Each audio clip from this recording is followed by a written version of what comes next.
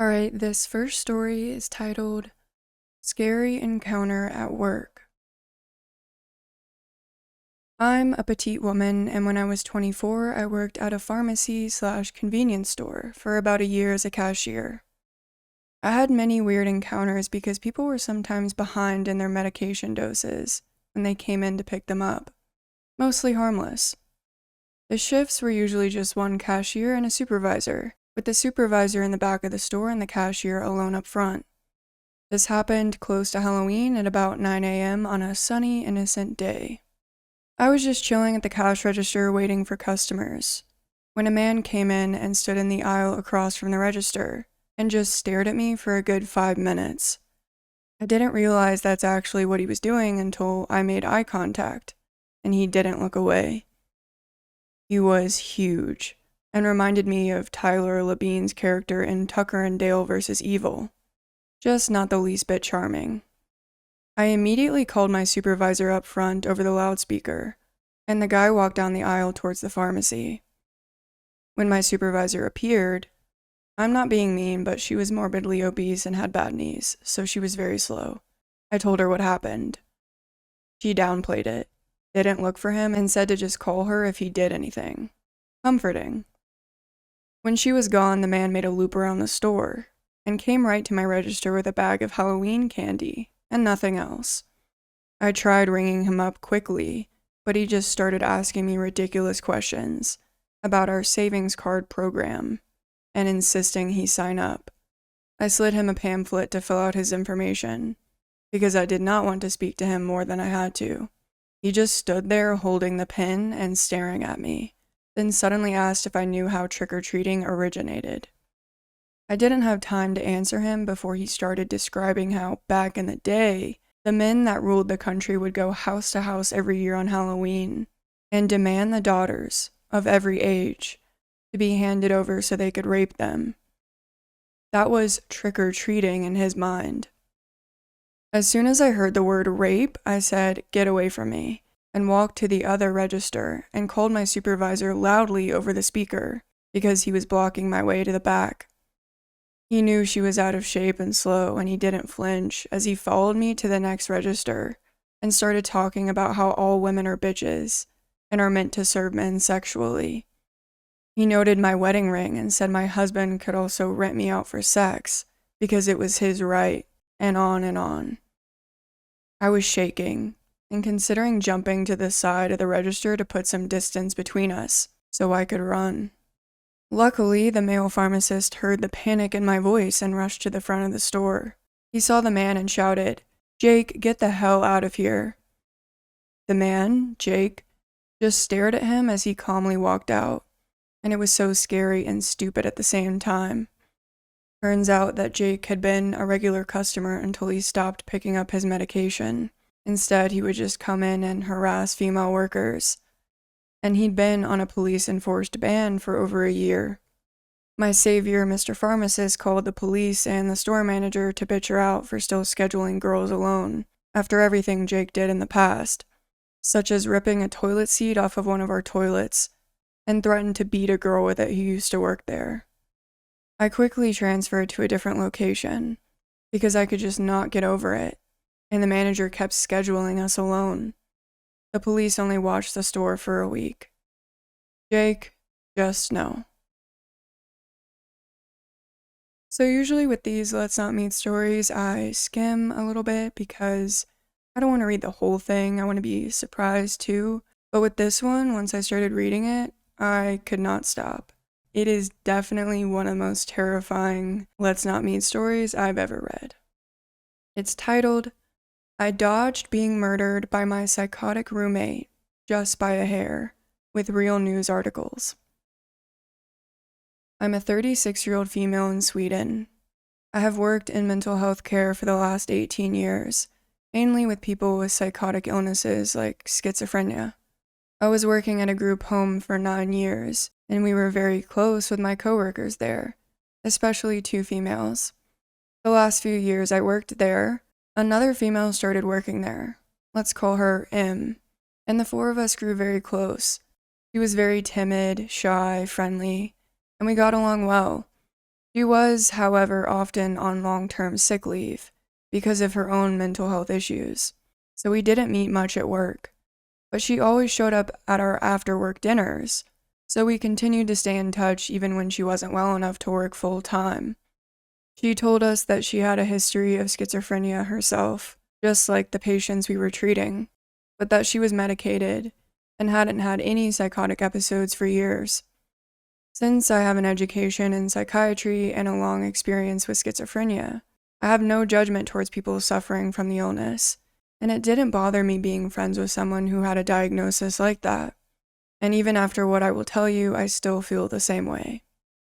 In the summer of 2023, I had moved on to work at a new place, also within mental health, but this time forensic psychiatry, like a halfway house for mentally ill murderers, etc. The four of us stayed in touch and still met every now and then for dinner parties. Em told us that she had been evicted from her apartment because of an incident, where she had accidentally entered her neighbor's apartment in the middle of the night. She told us that in this huge apartment complex, the doors all look exactly the same, and that she simply walked in the wrong door by accident, and that the neighbors had created a scene out of pure drama and reported her to the police. I somehow felt that while that sounded out of proportion to evict someone just from that, perhaps the landlord took that kind of action because he judged her based on her medical history, and I feel bad for her. I questioned her if something else happened, and she claimed that it didn't, and that this was the full story. In Sweden, it's very difficult to get a contract for an apartment when you have gotten evicted. You pretty much get blacklisted. Em asked if she could move in with me. Since she was literally on the street, literally homeless, I said, of course you can. I've always gotten myself into uncomfortable situations by saying yes instead of thinking about myself. And I had no idea how severe this situation would get when I said yes to Em. I live in a pretty small apartment. It's one bedroom that pretty much only fits a bed and a desk, and a living room that fits a couch and a TV. No room for an extra bed. A small kitchen and a small bathroom. I have 2 cats. We decided that Em was going to live in the living room, and I offered her to throw my couch out so she could have a bed there. But she said she was fine with sleeping on the couch, since it was comfortable enough. I insisted on giving her a bed, but she declined. There's a door between the living room and bedroom, but between the living room and hallway there's just an open arch, so she wouldn't have total privacy.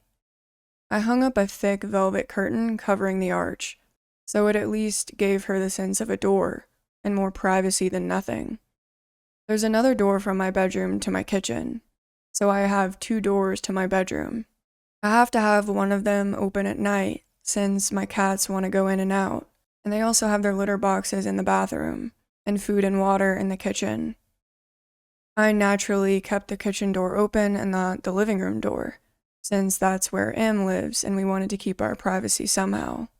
She wasn't working at this time because she was on one of her long-term sick leaves, while I was working shifts. So sometimes I had to get up at 6 a.m., and sometimes I didn't go home till like 11 p.m.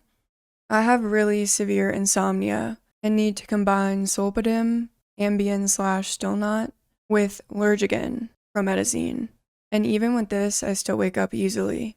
I told her that I would appreciate if she could try to stay quiet those nights when I have to get up at 6 a.m., but that it's fine if she's loud when I'm off work or when I do the evening shifts. She was a heavy smoker and a coffee drinker, so I bought her a coffee machine to make her enjoy her living situation more. Yeah, I know. I'm a weirdo who doesn't drink coffee very often, so I didn't have one. The coffee machine and the sink is placed right outside my bedroom door. The kitchen is very small. So the first night together, I had to get up at 6 a.m. for my shift. As usual, I had a hard time falling asleep. Em had been up several times that night to go out to smoke, and I woke up every time.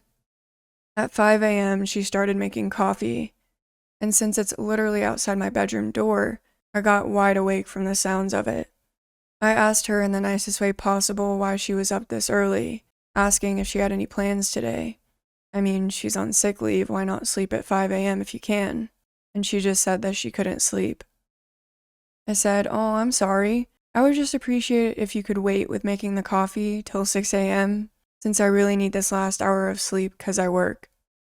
Adding to why I need my sleep is that I have epilepsy that gets really bad when I don't get enough sleep. I usually get a lot of seizures when I don't get at least 4 hours of sleep. I knew that I would probably get seizures at work now, meaning that this day would be both stressful and potentially dangerous for me, since there's a huge risk that I fall and I hurt myself. And it's not a good thing to get cramps and seizures among mentally unstable criminal clients who you are supposed to care for. I know that it's not an ideal situation to work in that field with my condition, and I can confirm you all that I did quit after only 6 months. She said that she really wanted coffee with her cigarettes, but she said that she would try to wait the next time I have to work. I accepted it and went on with my day, but things did not get better.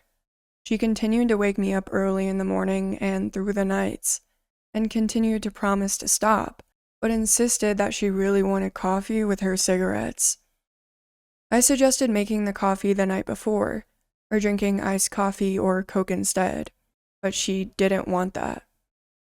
I may add that she demanded for me to be silent at 10 p.m. because that's when she wanted to sleep, and I respected that. She used to get these moments of binge eating where she would empty my fridge and pantry from everything I had. I remember this one time when I had bought a big loaf of bread, and she texted me 30 minutes after I left the apartment saying, "Hey, I'm sorry, I ate your loaf of bread. I will buy it back once I get money." Like, an entire loaf of bread in 30 minutes. I had told her when she moved in to feel at home and what's mine is yours, so I couldn't really get mad. But it started to annoy me for 2 reasons. It was getting kind of expensive since it was such a huge amount, and it was always in inconvenient times of the day, like after an evening shift when the store was closed, and I came home hungry, and she had emptied the kitchen from everything I had bought the same day. Em also had long black hair that was everywhere, all over the sink, the floor, the bathtub.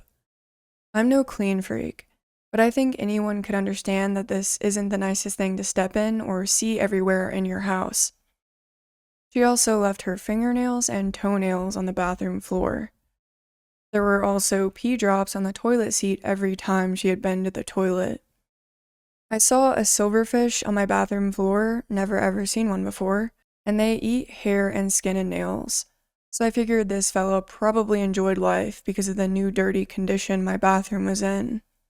So for those of you who don't know what a silverfish is, it's an insect that looks like this. Fucking terrifying, honestly. At first, I didn't want to say it straight out because I thought it would hurt her and I didn't want to make her uncomfortable. So I just put a broom and shovel in the bathroom to imply that we needed to sweep the floor more often. This didn't seem to work, so after a while, I told her in the nicest way possible with a smile on my face, "Do you think we could try to clean the floor in the bathroom more often? We tend to lose some hair when we brush it, and I'm afraid we may get pests. I saw a silverfish the other day, and I don't want it to get worse." I also made sure to say we instead of you, so she wouldn't feel attacked. She promised to think about it, but nothing changed. I started dating a guy and was head over heels for him. He was also in a roommate situation, so we had a tough time getting any alone time. I asked him if there was any chance that we could get one night to ourselves every now and then in the apartment, and that she, of course, would get the apartment to herself as well. She didn't like the idea and claimed that she had nowhere to go, no friends or family. Now, I wasn't asking her to leave for 24 hours, just a few hours so we could just get some quality time together. She could just go to the library or take a walk or whatever. I was at work for 8 to 10 hours, 5 days a week, so she got a lot to herself. One of our old coworkers realized that this was really tearing at my mood, to never get any time for myself, and I started feeling really suffocated. She offered that Em could stay the night at her place. After all, they were friends too. Em said she didn't want to bother her, but we told her that she didn't. They're friends. She's more than welcome. And I really just wanted one night to myself and my guy. I didn't understand why she made such a big deal over leaving me in the apartment for just one night. She eventually accepted and spent the night there, and I spent the night away the next week so she could get more alone time too. When I came home the next morning from my night away, I saw that my cat's water bowl was completely dried out. There was no spill on the floor, and it looked like it had been wiped out with a towel or paper. I had filled it to the brim just the night before. I asked her how this was possible, and she said that the cats must have tipped it out. But there was nothing on the floor, like I said. My cats are overly social, and usually cuddle up with strangers after just a few minutes. I noticed that the cats withdrew from her more and more over time. In the last couple of weeks, they never left my bedroom, except for when they ate or used the litter box. It seemed like they were scared of her, which I couldn't figure out since she was so timid. I had this old saucepan from the 60s that meant a lot to me. You probably wonder how a saucepan can mean a lot to someone, but it was my grandmother's, and it's the only thing I have that belongs to her. My mother used to cook for me with it when I was little, so it has a great nostalgic value to me. She burnt it one day and made no attempt to clean it. She just left it on the stove and went out to smoke. I found it ruined and cried. She didn't even say I'm sorry. She also broke dishes several times and didn't bother to replace them or apologize. This added to my frustration with her naturally. It had been going on for probably 2 months now, and she kept waking me up at night, kept binge eating my food, never cleaned, never left the house, scared my cats and ruined my things. I realized she stole my prescription sleeping pills, lots of them as well, and I only get one per night, not more or less. And as you already know, I really need them. I had 20 of them in my nightstand when I left for work, and when I came home, they were gone. She denied it, which is pretty hilarious since no one else could have been there. My frustration was getting heavy. The summer heat was strong, and I felt locked up in my tiny bedroom with my 2 cats, never getting any time to myself, never alone with the guy I was dating, except for once every 14th day. My apartment was messy and she was stealing from me, etc. Out of nowhere, my old elementary school classmate texted me on Facebook asking me how I know Im. He had seen that I had posted on Facebook that we were roommates now. I told him that we were old coworkers, and that she needed a place to stay because she got evicted. He said, I know. Do you know why she was evicted? Yeah, she accidentally went into her neighbor's apartment. He said, that's not the full story. She broke in and snuck up to their sleeping baby with a knife in her hand. But luckily, the father woke up and wrestled her down and managed to save the baby. I felt sick to my stomach. Could this be true? It would certainly explain why she was evicted, but it just sounded so horrible. And she is such a timid, nice girl. I had so many questions. But my friend had the full police report. Apparently, the couple that Im had broken into was his ex-girlfriend and her family. It seemed that Im had a psychosis during the break-in, but those parts weren't public. It was, however, clear to me that she had been lying to me about what had happened, and about how long she had been mentally stable. I started getting quite paranoid now, and I was already frustrated with everything, and really wanted her to move out. We did, however, have a contract that she had 30 days notice. I knew that if I asked her in a harsh way, it would mean 30 days of chaos until she moves out, so I wanted to handle this as nicely as I could. I started looking for cheap hostels for her that I could suggest to her, so she wouldn't be on the streets. I sat down with her and told her that I loved living with her, and I feel really horrible for this, but I just miss my alone time, and that the apartment is too small for 2 people. I said it wasn't personal, and that I wouldn't want to live with anyone right now, and that I wish it would have worked out, that I'm really sorry and hope we will remain friends. She looked crushed and said that it wasn't possible. I showed her the hostel I found and said that I understood that it wasn't the ultimate situation, but I really needed her to move out, because I felt suffocated, and also the summer heat was making it tough to always have the door to the bedroom closed, and that it was tough for me to not get my sleep, etc. She said okay. She was gonna try to move out, but not until 30 days had passed. And I said of course. The first night after our talk, she got up and made her coffee at 2:30 a.m. I nearly had a mental breakdown. I was gonna get up at 6 and couldn't go back to sleep. I asked her in the morning for probably the 10th time to not make coffee till I get up, but she didn't even answer me. She just sat on the sofa and stared out the window. I said, "Em?"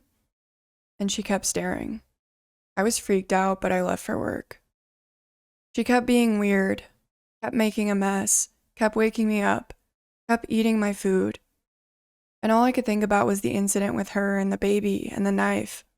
I eventually got so pissed off about being woken up by the coffee maker, I unplugged it and stored it in my attic, which she had no access to.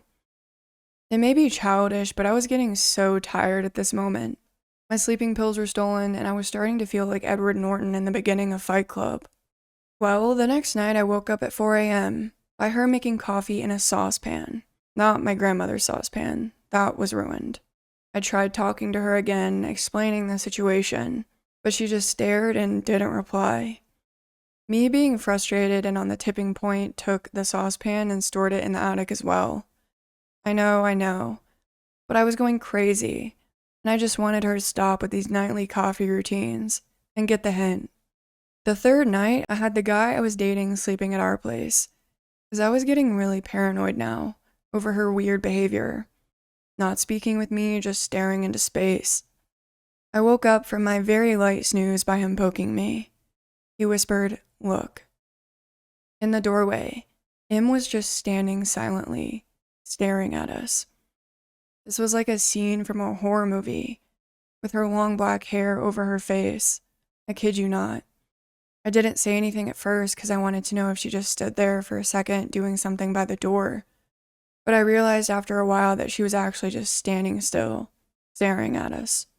It reminded me of the ending of Paranormal Activity, when Katie just stares at Micah in the final scene. So I sat up and said, "What are you doing?"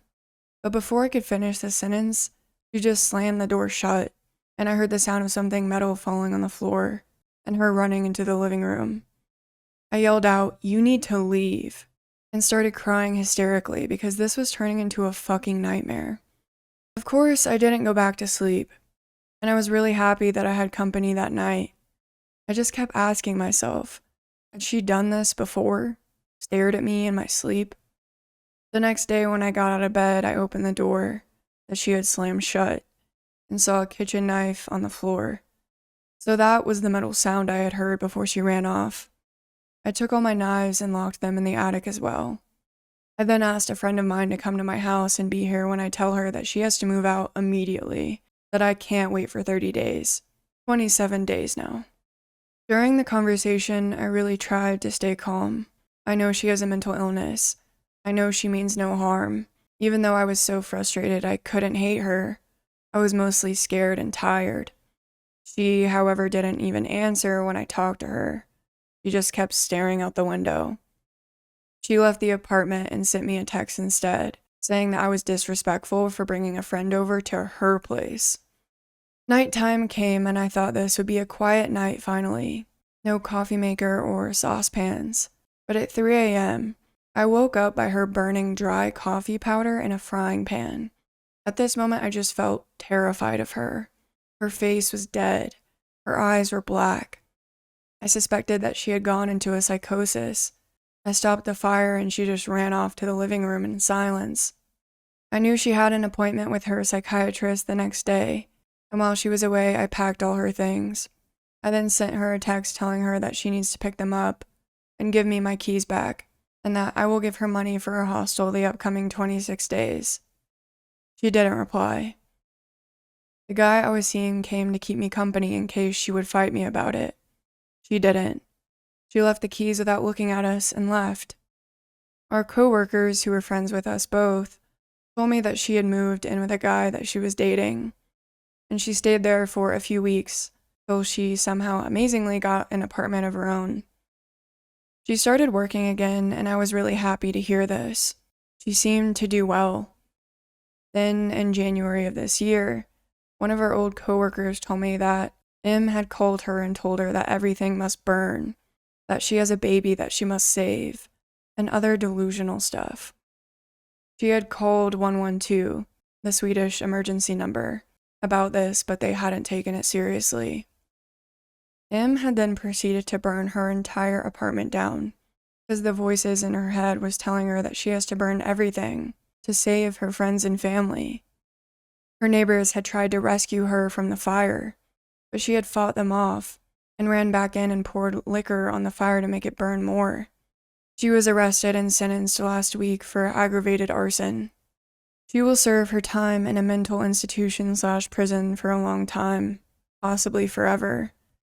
What's ironic is that she will probably be in the facility where I used to work and end up where she used to work herself. My old coworker was a witness at the trial, and apparently she had stopped taking her medication, Abilify, because she thought that it made her feel numb, and she thought she was stable enough to function without it. Apparently not. She had also stopped taking her medication the last few weeks when she stayed at my house, so when she stared blankly into space, she was going into psychosis. When she stared at me with the knife in her hand, when she burned the frying pan that last night. It's disturbing to think about what could have happened to me and my cats if she would have stayed, or if I had been a heavy sleeper. I also think about what would have happened to that baby that she snuck in before she was evicted. And yeah, I know it's crazy that I didn't just throw her out by then. It was complicated.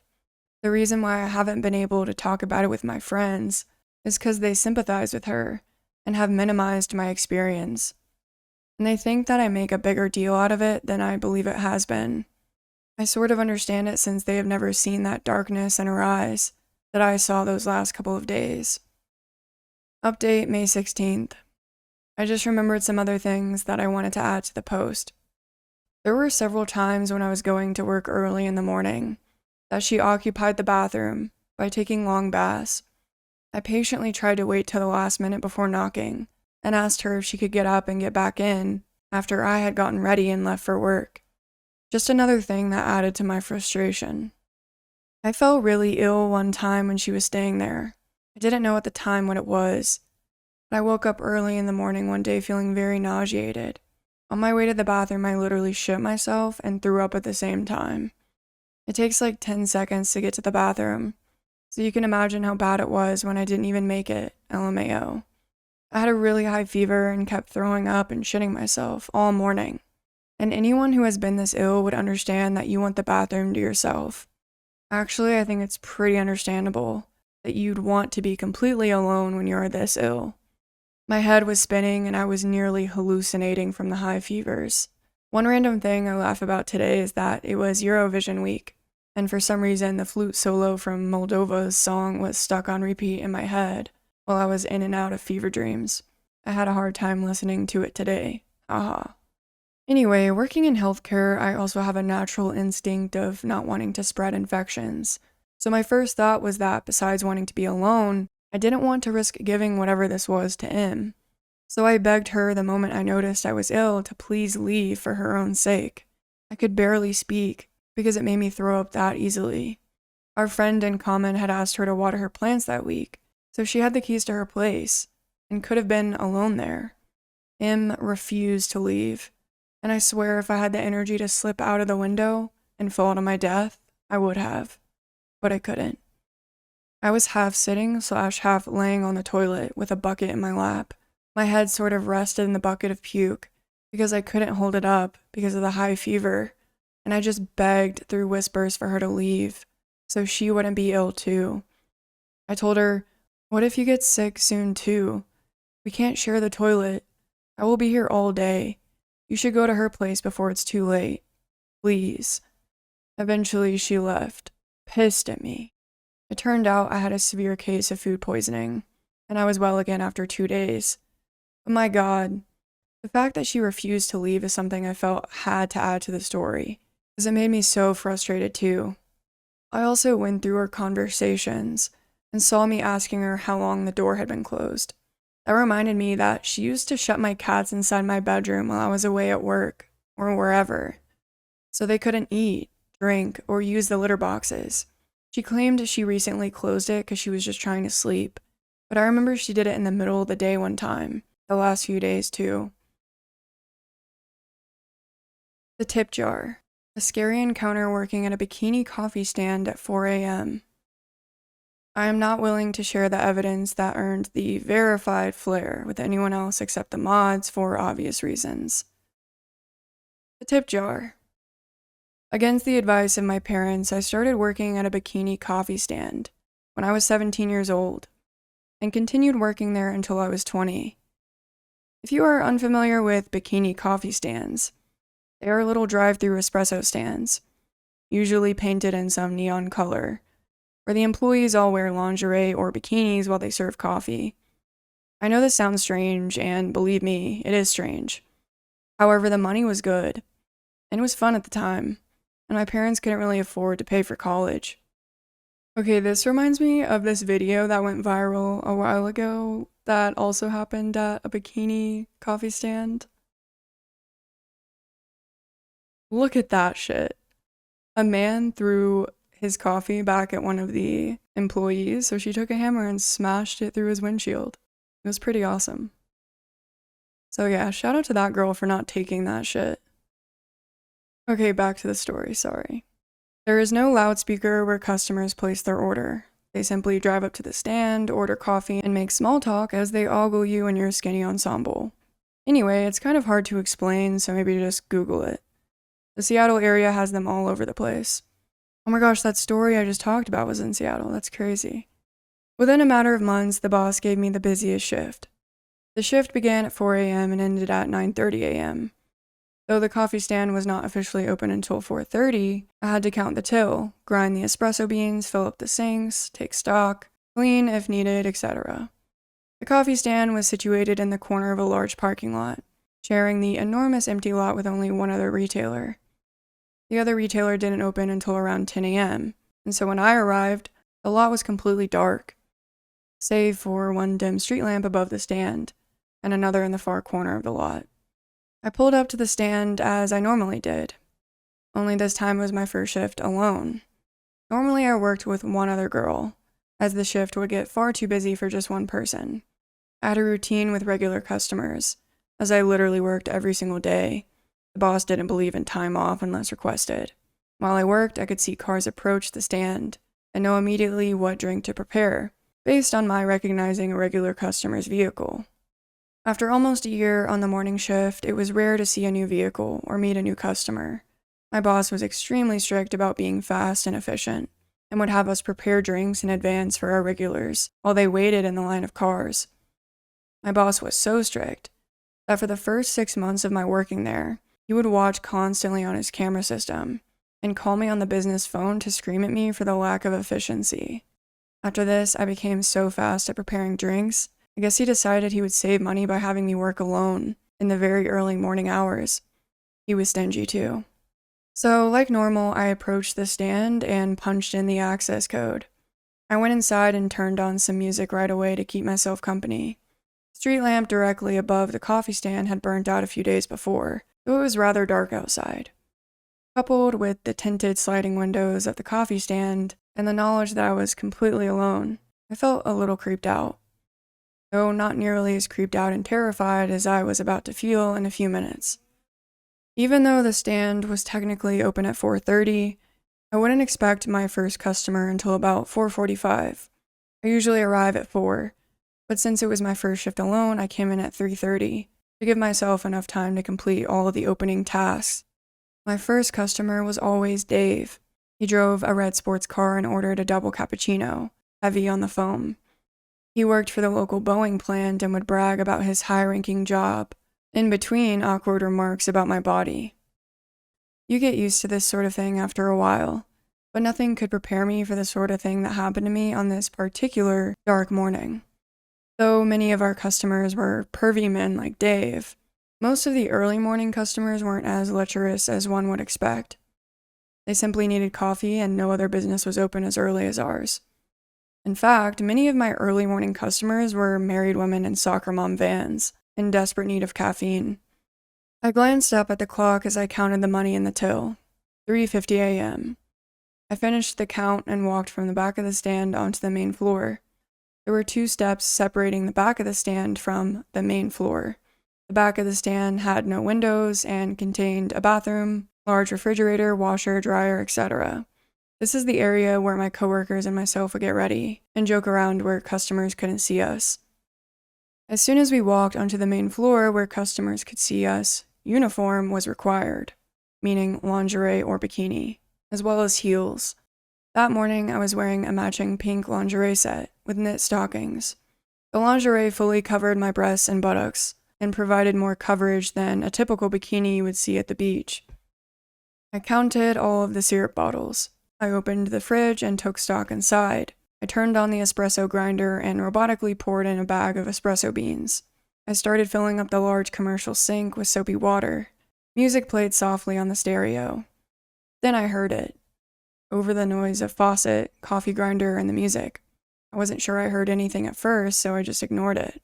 Then I heard it again. Tap, tap, tap. Someone was tapping on the sliding glass window of the stand. I wiped off my wet hands and grabbed my cell phone. 4:15 a.m. We weren't open for another 15 minutes. I checked the light switches to make sure I didn't accidentally flip on the open sign. Along with an open sign, the stand was equipped with bright floodlights to illuminate the presence of the stand.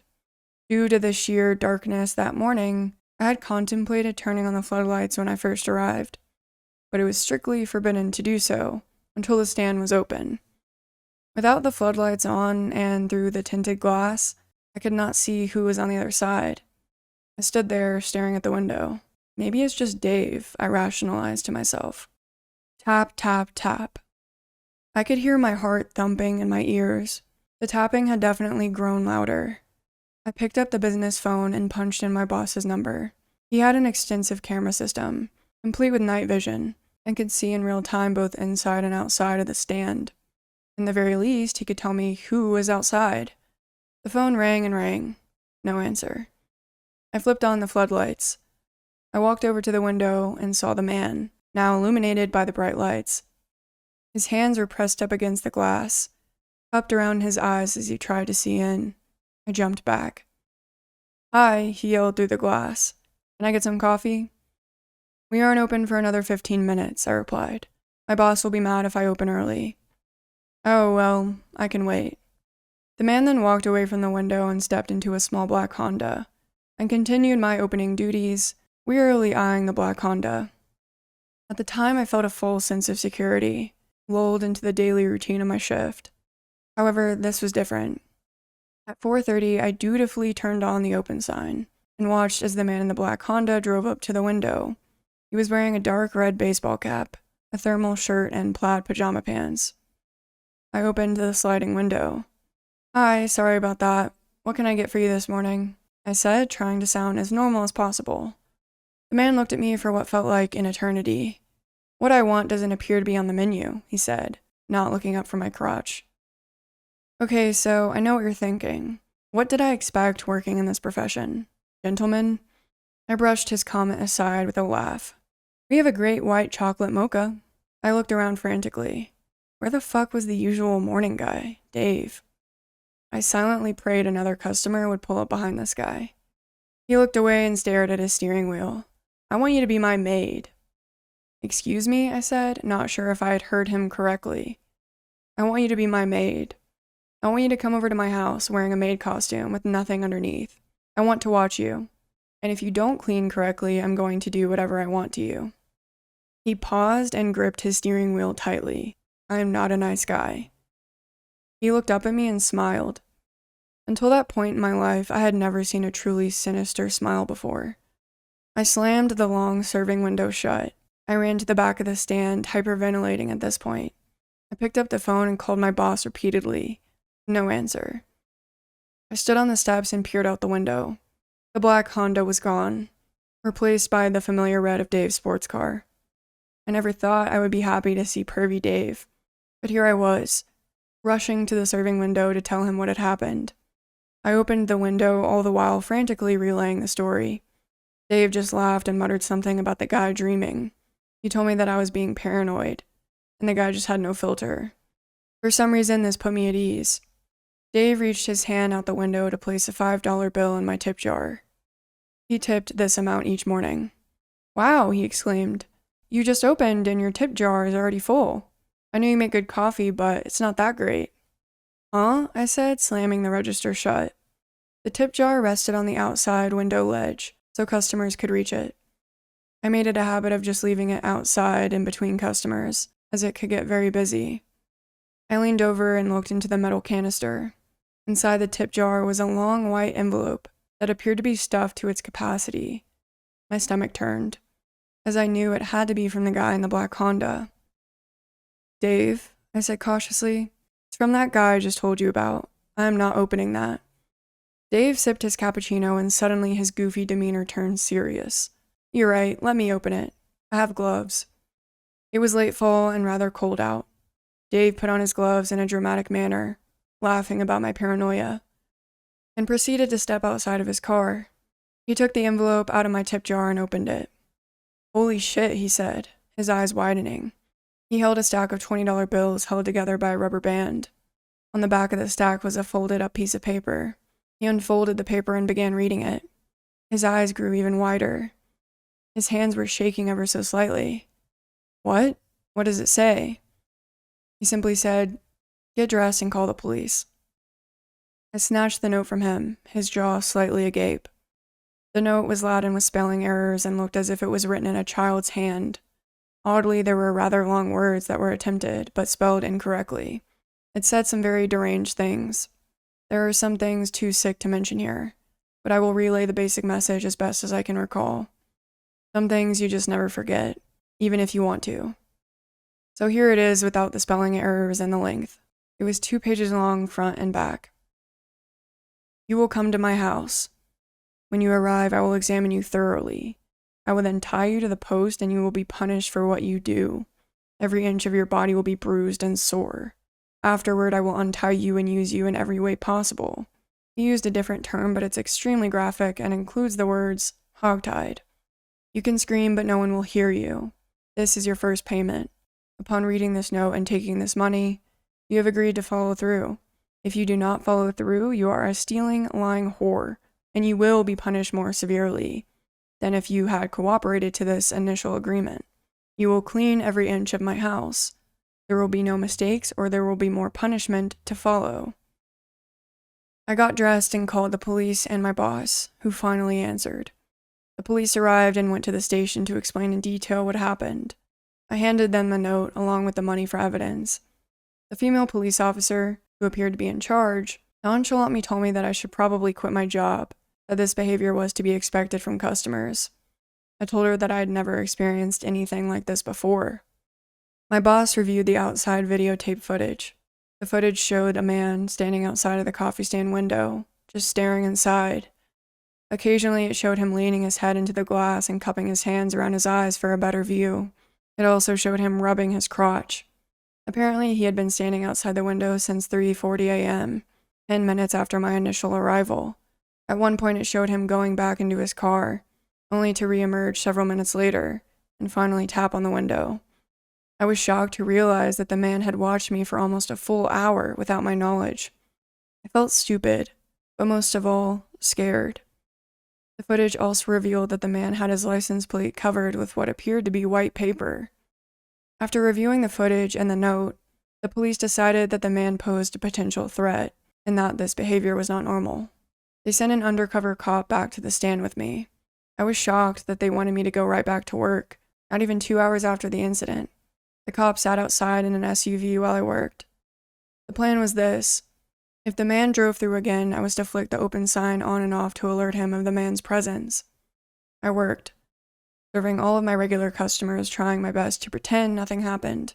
I was told not to recall the incident to any of my coworkers or customers that morning, in case they knew the man and warned him of police involvement. The man did not return that day, but he did return. Little did I know that day was only the beginning of a year-long nightmare. Edit number 2. To all of those who asked, this happened well over 6 years ago. Final update and conclusion. I have been inundated with messages for a part 2. Unfortunately, I am unable to post the rest of the story on Let's Not Meet because series posts are no longer allowed. I posted part 2 on No Sleep, but unfortunately the guidelines do not allow users to continue stories from L&M over on No Sleep. I'm sure you can find part 2 in a pastebin somewhere, but I will keep it simple and relay a short version of the conclusion. I fully intended to complete this series. Unfortunately, I no longer wish to invest the time or the energy to keep posting the rest of the story, only to have it removed by moderators. So I will end this with letting you all know that I'm fine now. I will give you a quick synopsis of how things turned out. The stalking continued for a while, about a year. The stalker left endless creepy gifts for me both at work and at my place of residence, all of which he signed off on as Turner. It got to a point where I couldn't prove it was him, because it would often be sent by a courier or a third party. He continued to come by the stand and at one point even promised to leave me alone. My coworker was there and we actually managed to have a very brief discussion in which he apologized and agreed that his behavior was inappropriate. However, he resumed his creepy behavior just days later. The police were of no help and kept insisting to me that it would all go away if I just quit my job. I had his license plate, which was out of state, and a vehicle description, but apparently the car wasn't even registered. I didn't even know that this was a possibility. Despite taking a leave of absence, the stalking continued. I didn't want to quit my job as this was shortly after the recession. My mom, the sole provider for a family of 5, had lost her job. I wanted to chip in and help her so they wouldn't lose the house. Other bikini stands in the area were not hiring due to being embroiled in prostitution scandals, all of which were heavily covered by the national media. You have no idea how hard it was, and maybe still is, to get a normal job. After having worked as a bikini barista, employers don't like it on your job history too much. A few of the scariest incidences were being assaulted at an ice freezer outside of the coffee stand. Thankfully, he didn't harm me physically, just grabbed me and touched me inappropriately. Turner coming through the drive-thru completely naked and jacking off into a pair of women's underwear. I'm not sure if I'm allowed to say all of this on L&M. I have previously omitted this from my story due to the explicit sexual assault nature. If this is in violation of the guidelines, please let me know before removing my post. I will remove it. Another incident occurred when my friend gave me a joint a customer had left for me on her shift. Crazy as it may sound, my regulars fairly often would leave joints in my tip jar instead of money. I liked to smoke a lot at the time. I asked my coworker for the customer's name, but she didn't get a chance to ask for it. I was told by my friend coworker that he had long hair and looked like a hippie. This fits the description of a customer who would regularly leave joints in my tip jar. I smoked the joint before I went to sleep one night, only to have a massive freakout, full of hallucinations, hysteria, etc. I literally thought I saw ghosts, demons, and fire. I ended up in the hospital. I found out in the hospital that, in addition to having marijuana in my system, I also had a bunch of PCP in my system as well. Later on, Turner would take credit for this joint by sending a text to my phone, letting me know that if I wanted him to smoke me out, that we could get together sometime. I guess he thought that this weed would be enjoyable. Of course, I gave his number to the police. I feel like I gave them enough information to get this guy, but I was just never taken seriously, or they had bigger fish to fry. They did find out, however, that the phone he was using was a burner. Again, I did not plan on and did not previously include this in my story. Just typing this out is giving me horrible flashbacks to that time on PCP. I do my best to never think about this or bring it up. In this period of time, it was evident that one of my coworkers was sharing my personal information with Turner in exchange for money. Or maybe just because she didn't like me. This coworker was later arrested on prostitution charges. I ended up relocating and changing my last name, which is surprisingly easy to do. I did this primarily to get away from Turner, but also so I could get a fresh start with a new employment history and get away from the negative energy that had encircled my life. I had taken nude photos of myself for my boyfriend at the time, and after we broke up, he leaked them to everyone on my contact list, including my coworkers. Of course, this meant Turner most likely got a hold of the photos as well. It may seem strange to you, but after a while, the stalking becomes part of your life. It's kind of like living around a bunch of rattlesnakes. You may feel constantly on guard and on edge, but eventually you work your daily routine around trying your best to avoid the snakes so you won't get bitten. When it happens, you do your best to move on. I have recently found out within the last few months that a man fitting my stalker's description was incarcerated some time ago for doing something even more frightening to another barista in the P&W. There were also similar incidences and reports of a man driving through bikini stands naked, or with women's underwear. I suspect that this man was most likely Turner. I cannot be sure it is the same person, as I never was able to find out this person's true first and last name, but I am hopeful that it is him, and he will be locked away for a long time. Alright, this next story is titled, I was assaulted by a friend who was in love with me. This happened over 10 years ago, but I still think about how close I came to dying. I was already with my future husband when I met his cousin. We had a lot in common. We'd both struggled with addiction and anorexia. We'd talk on the phone and met up to eat and see a movie, but he kissed me in his car, so I decided it was best if we stopped talking. I told my future husband about the kiss, and he was understanding. I didn't tell him that his cousin got extremely upset over me turning him down. Some time passed, and we started meeting up as friends. Since we were both starving ourselves, we always went to the same place. But after a couple of times, I felt like it wasn't healthy for either of us to meet up. He asked me to meet up one last time, and I stupidly said yes. We went to our place, and during dinner, he was talking about his apartment and job. How happy he could make me. I got uncomfortable and asked him to drive me home. It was really late, and instead of driving me home, he drove me to the forest preserve. It was pitch black, because all the lights were off. I immediately felt uneasy. We were alone in the parking lot, and I had a horrible feeling at this point that something was going to happen. He parked and turned off his car, then looked at me and said we were meant for each other. I didn't want to upset him, so I just said that he knew I was engaged, and that we were just friends. He had a history of violence, so I was terrified. He started getting really upset and almost crying. He said that he loved me. Then he put his arm around my neck and held his arm down really hard on my right side of my neck. His arm was around my neck, and I'd been looking straight ahead, when suddenly I woke up to a police officer at his window. He was asking if I was okay. I was really scared and confused. I had some vomit on my shirt and I'd wet my pants. He'd pressed it down on my carotid artery for long enough that it knocked me out. He was a wrestler in high school. He was telling the officer we were fine and that I was drunk. He got a ticket, but I was too afraid to say anything because if he was arrested, my now husband's family wouldn't have blamed me, but that's what I thought. I said it was fine, but that I wanted to go home now.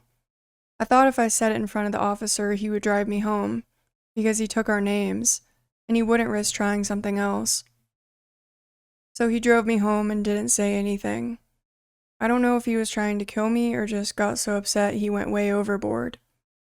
Regardless, he almost did kill me, and it really fucked me up. A person doesn't vomit and wet themselves after a neck compression unless they almost died. I told my now husband, but not right away, because I felt like it was partly my fault for meeting up with him. I only saw him a couple more times at holidays, and then he stopped coming. But he didn't dare speak to me after what he did. If that officer hadn't shown up, I don't know if I'd be here.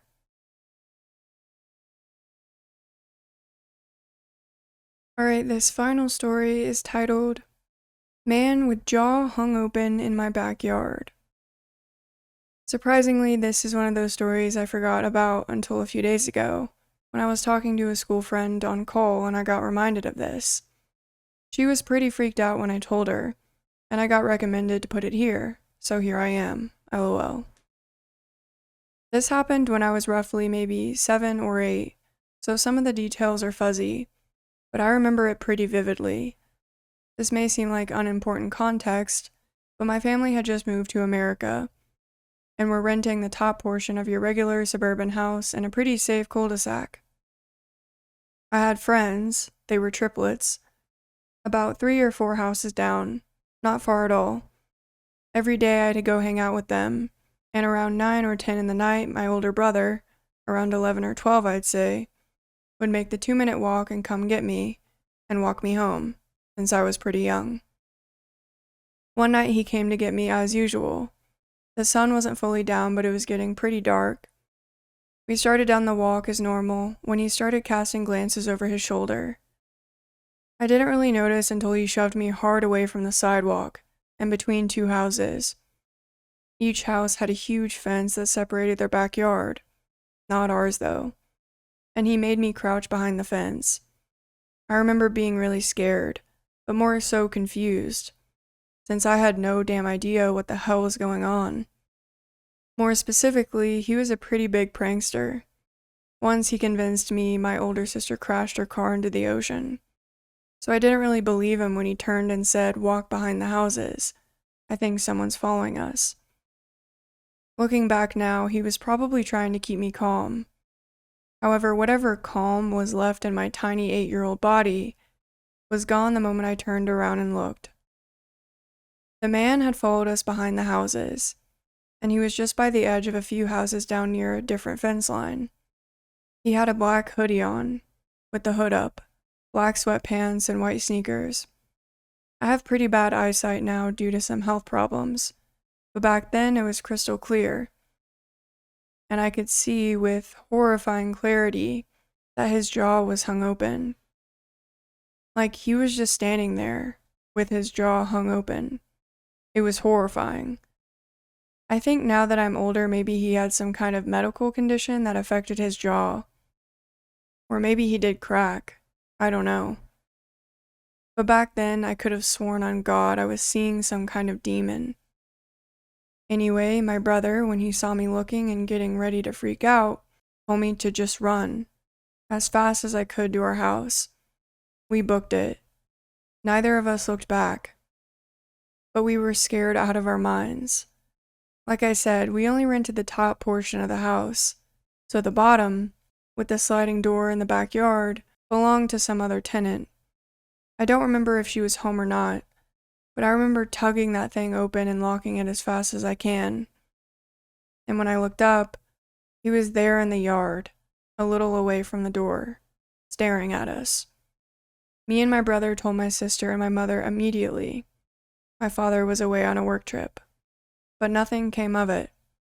Not until the day after. We went to go meet my dad at his warehouse, which had a small live-in portion above it, where we lazed around until he was ready to head home with us. Around dusk, he came up and told us we might have to wait since the police were here. He walked us around to the back window of the small area to show us police all around the backyard area of the warehouses. There are a few in a line, to a white van parked on the grass by the edge of the woods. Like I said, I was pretty young, so I don't remember many details of what actually happened. But I do remember my dad, who hadn't been told about the day prior, telling us that they found a man and a woman in the van. The man, he said, had his mouth hung wide open. He seemed really disturbed telling me about the whole thing, and wouldn't answer any more questions about the woman. Maybe she was dead. I've got zero idea. I do know they were arrested on trespassing charges. I don't know anything else, and I haven't asked about it, and I doubt he'd remember. It's been over a decade and he's pushing 70, but it freaks me out to this day. I still can't believe it happened, and I don't have any answers for it. I talked to my brother briefly about it in hopes he remembered more than I do, but all I got was a long tirade about whatever medical condition the guy probably had, for his mouth to be like that. He's an annoying medical student now. Sometimes I think maybe he didn't mean any harm and was just drugged out of his mind. But this was like in the world's safest neighborhood, and doesn't explain why or how he showed up at my dad's workplace. Edit. If anyone is curious, I asked around a little for more information. I wasn't able to find a lot, but I found out why my father moved away from that warehouse. The police found a dead body in a car near us. I'm not sure if this is the same van or not, or when it happened. But take that as you will. I found out my neighbor used to watch me shower when I was a kid. I am 22 years old now. We used to have a neighbor who was around 60, 70 years old. He died a few years ago. When he was still alive, he would cause us so much trouble. Scratched our car, poisoned our apple trees and grass, blew up a firework near me to cause me to go temporarily deaf on one ear when I was 4. All kinds of things. His son was a judge in our city, so pretty much everything we took to court was against us. I remember Dad often called us from work to tell us to not be alone at home, and we would have to stay at Grandma's. When I was little, I think around 6, 7, I would frequently have nightmares about seeing a face outside of the bathroom window. The window is above our bathtub. It's high enough that no one can actually see in unless they climb the roof of our shed, which is underneath the bathroom window in our garden. Coincidentally, the shed is directly next to a fence that separates our garden from the neighbor's one. I still remember the dreams. I remember having them pretty much every other night. I never told my parents when I was little because we never really talked about anything. So I didn't really share anything that was happening to me. Well, I grew up thinking they were just dreams and that was it. I did mention them to my therapist last year because we were discussing some personal problems, and I felt like this was kind of connected. After coming home, Mom asked me what I talked about with my therapist. So I finally shared I used to have such dreams. I never really thought about them being real, but she told me I actually did tell her I saw our neighbor on our shed's roof. I don't remember telling her that, but she said I did mention it several times, and even my friends told her they saw him there when they came over to our house, and it creeped them out. Apparently I never mentioned him watching me shower, but after she told me that, it really clicked for me. And it was as if suddenly I remembered that, yeah, I do think it was him. It would make sense, and the fact that it happened still creeps me out. There was another incident that creeped me out. It happened when I was around 9 or 10. I went to the balcony in the evening. The balcony door was in my room, and I often went there to call my cat home in the evening. But this time I saw a person standing in the middle of our garden. It was already dark out, and I couldn't really tell who it was. I waited for a little bit to see what this person does, but I didn't really see him move. It was as if he was just standing and staring in front of him.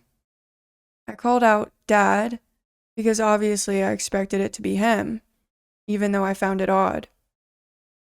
But the person looked up at me, and even though it was dark, I could tell it was someone else. I think it was partly because my eyes just adjusted to the dark, and I could make out the silhouette of the person better. I went to tell my dad, who was downstairs, but when he looked, there was no one there. When I went back upstairs to my room and I went to the balcony again, I noticed my neighbor's back door closing just when I looked there. I don't remember if it was directly the next day or a few days later, but our grass turned brown, and we found out it was poisoned, most of the grass being out of reach from his property.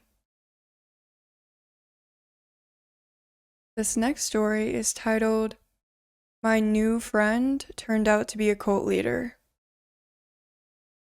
So this started on one of those Meet New Friends apps. I'm not just a huge loser, I swear. I moved to my current city during the pandemic and have a work-from-home position, so it just hasn't been the prime circumstances for a social life. I matched with this random girl. We'll call her Annie. I can't remember if I saw her first or vice versa. Honestly, I was paying more attention to the profiles than the pictures, and she seemed okay. Spirituality came up somehow. I can't remember how this happened either, and to be fair, it could have been either of us. I've recently been more seriously following Norse paganism, but it wasn't something I was seeking to explore with other people. It's mostly a private thing, not to mention my own beliefs are more metaphorical. But that doesn't mean I'm closed to the experience entirely. So when she mentioned having a LGBTQ neurodivergent pagan femme coven, I was like, okay, wow. That's either very specific or very broad. But hey, why not? Maybe it'll be fun. So we agreed to meet first before I went to the event. One weird thing that stuck out in our text conversation was that her partner was in some bizarre Scientology rehab. At first, I assumed this was a place where one recovers from Scientology, LMFAO, but I did ask her if her partner was a Scientologist. I didn't get an answer. We only met for an hour to have coffee. I think more red flags would have popped up if we'd had more time, because the little things that went off on my radar were things that weren't that weird. Like there were explanations, or I decided to give her the benefit of the doubt, and my dumbass didn't ask again about the Scientology thing. I kept meaning to Google Scientology rehab, but kept forgetting to do it.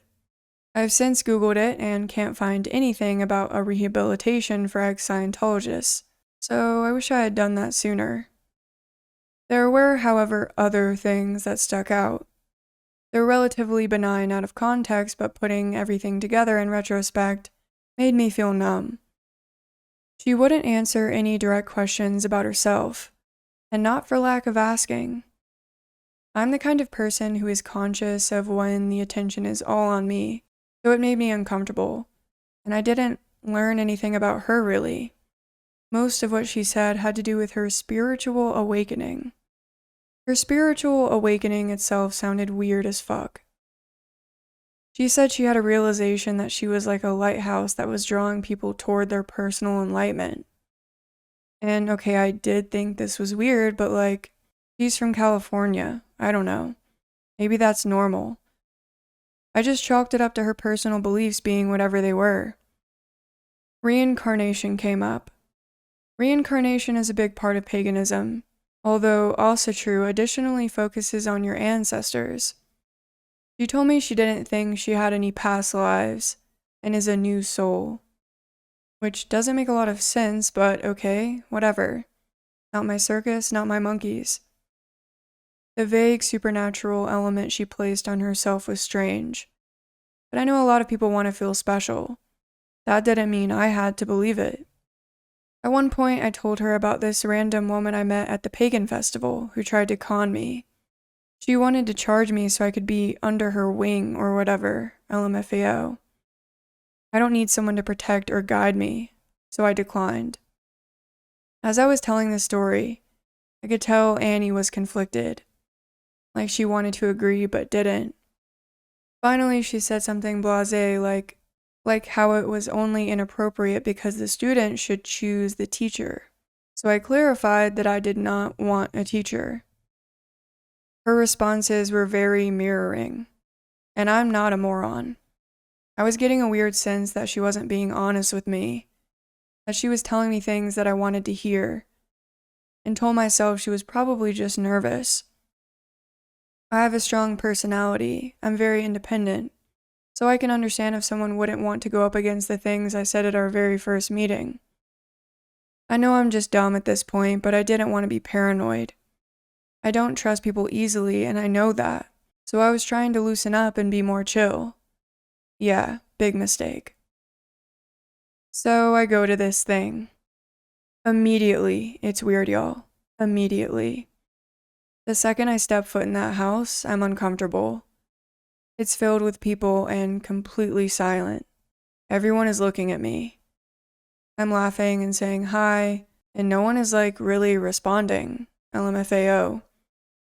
And here I am awkwardly dropping my keys and phone, while everyone is just watching me. Eventually, I take a seat on this short couch, because there's no room in the large circle.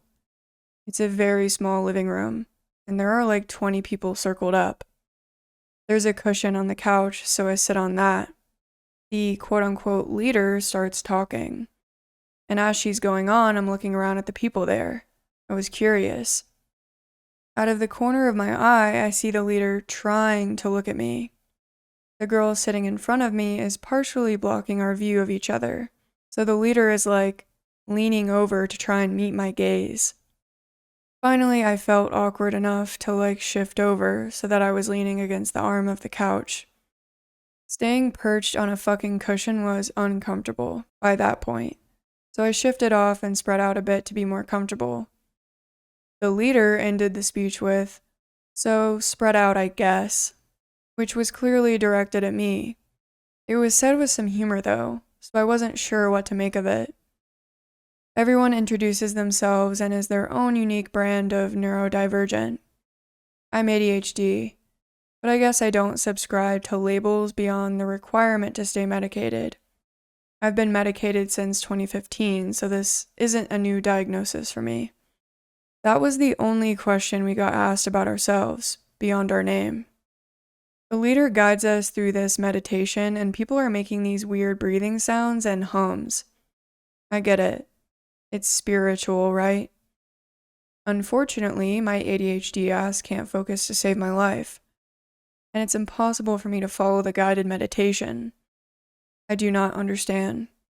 How can anyone with actual attention issues listen past trills and deep noise breathing? So I'm sitting there with my eyes closed and barely paying attention, because I can't. But I do hear the leader say that we should think of anything we'd want to ask her, or need from her, and that got my attention. What the fuck did I need to ask her, other than where the snacks were? Because I paid $8 and didn't see a single snack. Once the meditation ended, Annie and the leader walked around to give us material for an activity. Annie gave me 2 long pieces of twine, and the leader gave me 2 sticks. As the leader was handing me the sticks, I asked her where the snacks were. She was like, in the kitchen, on the table, where snacks tend to be. I'm a dry, sarcastic person, so I thought it was her brand of humor. I laughed and played along all, "Oh right, I think I'll find them." Literally, she was deadpan, unsmiling. And then she walked away. So stupid me thought she might just be like that. But then I saw her laughing with the other girls, and realized something was off. As the activity commenced, she went back over to Annie and started stroking her back, kissing her hair and giving me this creepy smile. Yeah, it was weird. I was so uncomfortable. I wanted to get up and go, but I couldn't. Why? Because of this damn activity. The activity was the last straw. They wanted us to think of something we wanted to discard that brought us pain. Then they wanted us to feel how bad that thing made us feel, as we slowly twisted the piece of twine around the stick. That's shit I would only ever do with my therapist. Obviously, people were emotionally melting down before long. I wasn't comfortable doing the activity for obvious reasons, so I sat there awkwardly with the sticks and the string in my lap. I was the only one not doing it, and it was obvious. But because I wasn't doing it, I had the opportunity to watch Annie and the leader, and it was chilling. Annie was doing some weird pyramid thing above her head with her arms. There were a lot of references to her as being a lighthouse, or some sort of guiding figure throughout the meeting. She was the only one who wasn't doing the ritual other than the leader. They were both running it. Suddenly, it occurred to me, as it probably did to y'all already, that Annie had been using this app just to bring people into their group. She was the only person who seemed to know everyone, yet no one there knew each other. Even the name of the group now made sense.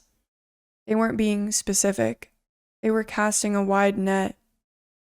And I had this big realization in a handful of seconds. It made my stomach turn. So yeah, I was done. But I couldn't get up, because people were sharing their experiences and shit, pouring their hearts out. This was the most fucked up part of it, in my opinion. There's no reason to do a releasing ceremony that forces people to feel their trauma, especially at the very first meeting. It's also inherently manipulative, because it requires people to let their guard down. Then they can save the day by showing people how to release the very same pain they just inflicted. But that isn't the fault of the people there, so I didn't want to disrespect them. Like, people were sobbing on top of my shoes I left by the door. I had to wait for the best time to ask someone to pass them to me. Finally, I got up and told everyone I had to go to the car, then took off. I texted Annie and told her I wouldn't be back and that I hoped she found her people, LMFAO. Just make sure you're not her people. Be really careful of any spiritual ceremony or practice that demands vulnerability from you, especially directed by people who don't know you beyond a name. Annie, let's not under any circumstances ever meet again. And if you'll ever hear the term neurodivinity, run. If ADHD made me divine, then I'd be on my 94th incarnation by now. Edit. Y'all, there's been an update. The girl who ran it texted me and I have the receipts. Don't worry, she's got them certifications. It's also extra hilarious that she accuses me of projecting my trauma and insists that's why I took issue with her method. Then she had the audacity to apologize for the imaginary trauma she assumes I have. Also, I don't know why she thinks I actually did the exercise, because I left behind the twine and sticks untouched. I did not participate or even try to think of a trauma to release, because to be honest, although there's some trauma in my past, I'm not haunted by it, and have worked through a lot of it with a licensed therapist. The ad hominem attacks were just silly to me. Edit. Oh my god, I'm shaking this time, y'all. I went back on the app because I had new matches and messages. One of them seemed normal at first. We were talking about video games. And she asked me about Zelda. Zelda is my name on a lot of social media. People typically assume it's about the video game, but I'm actually weirdly obsessed with Zelda Fitzgerald, LMFAO. I'm a lit nerd, okay? Anyway, she said, I would love to get together and hear more about what Zelda means to you. Okay, seriously, who talks like that? I'll give you 2 guesses, but you're only going to need 1. So I looked at her profile. 0 mention of spirituality. Finally, I asked, dreading the answer, and she is a part of Annie's group. What's particularly hilarious was how vehemently the leader denied getting her members from that app. And yet the very next person I encounter on the app is in her group. I swear, y'all, I swear. I'm getting off this fucking app. I'm deleting it off my phone. I'm getting an entirely new phone. I'm changing my number. I'm going to space. Fuck new friends. Edit. For fuck's sake, someone throw me into the sun. Annie responded to me. There's nothing like waking up to a bunch of deflected personal attacks in, quote, the form of love. The funny thing is, the essay she sent me is responding to things I said in the post, not to her. My text to her makes no mention of a lot of things addressed, as you'll see. I honestly don't know why she thinks I feel slighted by her, as that's not something I ever said. Also, can someone Peruvian tell me if that ritual is a real thing? I don't want to discount it offhand because that's disrespectful, but I also want to know if this is a more white woman shamanism. But a lot of her message is an outright lie. There was no sharing of rituals or personal ideology. They just wanted to know our neurodivergent label. Do I have ADHD magic? I don't get it. Then she launches me into some sort of spiritual lesson out of nowhere, so enjoy that. I refuse to suffer alone. Also, the message was so fucking long that my phone had to open a whole new window. A lot of what Annie shares relates to her partner, which I don't feel right sharing, so I'm going to be redacting a lot. But seriously, the certainty she has in her gifts is ironic, because turning the blame around on me indicates a lack of integrity. Demanding respect for your shamanic rituals isn't how you get it. But guys, I am pretty sure they found us. Edit. Hi. Another update. I was contacted over Reddit by someone in my city, and here is the conversation that transpired. Apparently, they're also advertising the group at networking events, not just through friendship apps. It's disturbing that the only 3 names I can recall are the same people this user encountered. The leader, whose house it was, Annie, and then the second leader, who was rude. All 3. This was shared with the user's permission, by the way, with names redacted for privacy. There's something rotten in Reno. Okay, this next story is titled, Man Tried to Grab My Baby from Me on Flight. I've flown with my 1-year-old solo nearly a dozen times. Usually people are understanding and kind about me having a baby on my lap, and overall he's a happy, easy baby. He's also very cute, so it's not uncommon for strangers to talk to him. Usually I don't mind. The last trip I took, I sat alone in my aisle, with a man sitting by himself directly behind me. My baby was tired and fussing. I knew he was tired, but there's not a lot I could do until after we took off. Right out the gate, the man behind was talking to my baby, saying, "Oh, hi, baby. Why sad, baby?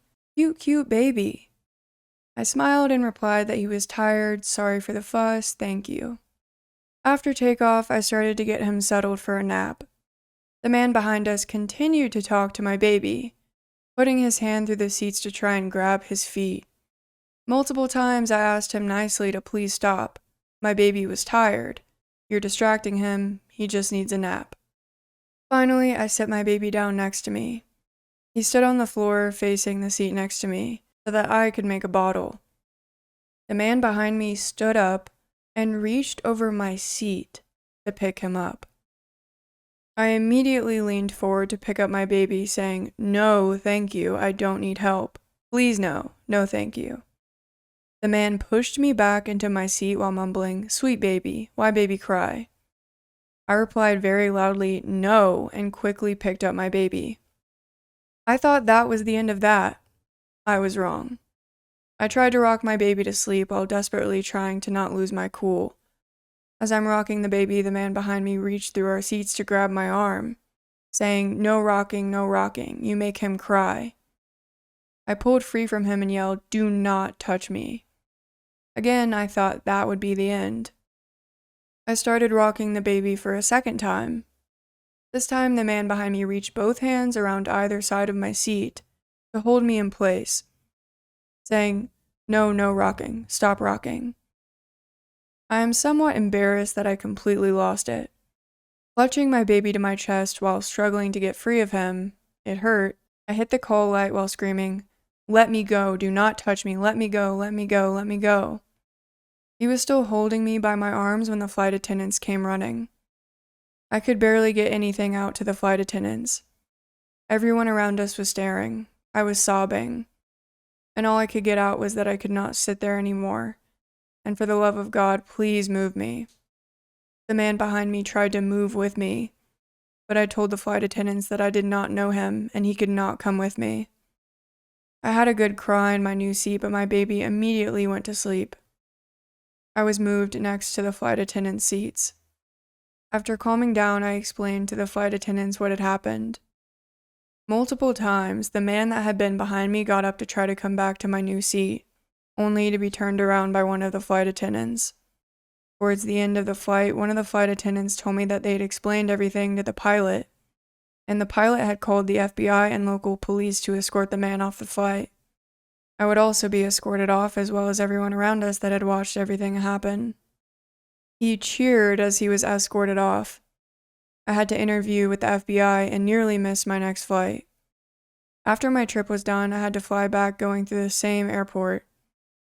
It was stressful and emotional, to say the least, even knowing that he was banned from the airline and the airport. I haven't flown since.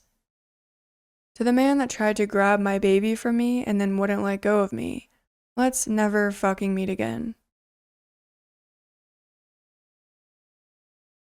Alright, this one is titled, That Time I Accidentally Stole from a Michael's craft store to Avoid a Serial Violent Predator. Okay, so I want to preface this by saying this is my first time visiting this sub, and my writing skills are mid at best. I learned about this subreddit from a YouTuber who made a video on best Reddit subreddits, and my first thought was to make this post, because I genuinely still can't believe this happened to me. This happened in 2013, when I was around 12. My mom moved me and my siblings in with my grandparents, because we did not have enough money for rent at the time and she needed to save. It wasn't a big deal though. They had plenty of room, and I got to spend a lot of time jewelry making with my grandma, which in my little eyes was such a win that I didn't even realize we were that poor. It was our little pastime after school. And one of my favorite parts was the trips we would take to Michael's to get beads and materials occasionally. Michael's, for those who are unfamiliar, is a craft store similar to Hobby Lobby, and walking around in it is a little girl's dream when it comes to DIY stuff. One day in the late fall, we realized we had run out of wire for a bracelet I was making for my mom, so we headed out to our local Michael's to get more. This particular day was in winter, so it had already begun to get dark by 5 p.m. My grandma, having vision problems and a bad hip, entrusted little me to run in and grab the wire and pay for it, as we had done so many times together before. I was stubbornly independent, so she wasn't very worried about me. She parked right in the handicap spot in the front of the store. Sun was setting, and the light from the big storefront windows illuminated her car behind me as I walked inside. As I was standing by the display at the front entrance by some Christmas decor or something, a man walked in through the sliding doors. I noticed him immediately. It was hard not to. He was tall. I think. I may have just been short. Maybe in his mid-30s with dark hair and wearing all black from head to toe. His clothes were a bit dirty, and I distinctively remember a big red D1 logo on his hoodie. He had his hands shoved in his pockets and walked briskly into the store, almost frantically. I just watched him.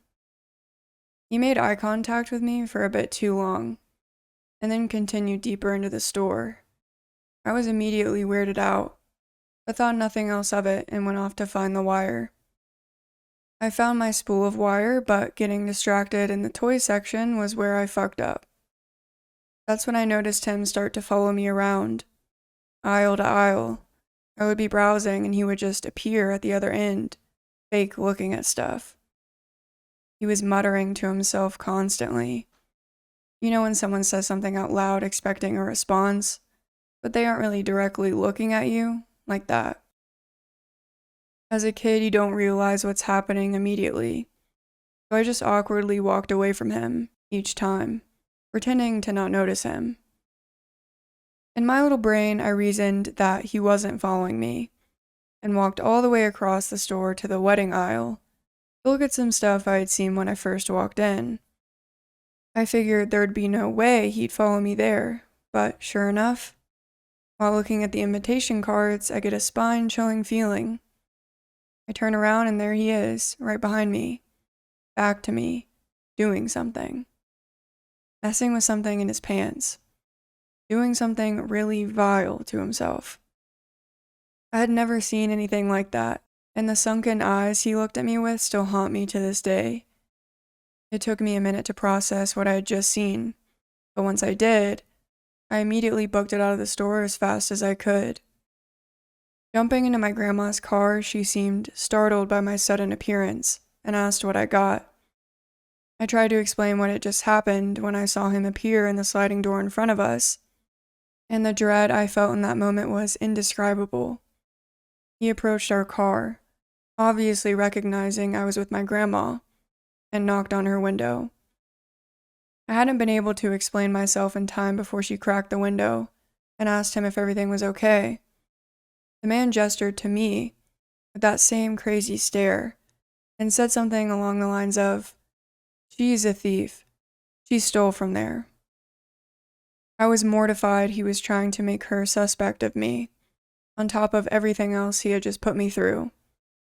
Thankfully, my grandma got the same vibes I did, because she politely told him to back away and rolled the window up while locking the door. He suddenly yanked at her door handle, then swung both his arms up and started banging down hard on the car's roof, causing us both to jump and me to start crying. My grandma slammed on the reverse and peeled out of there. I've never seen her drive so fast. I don't remember much after that, just the crying.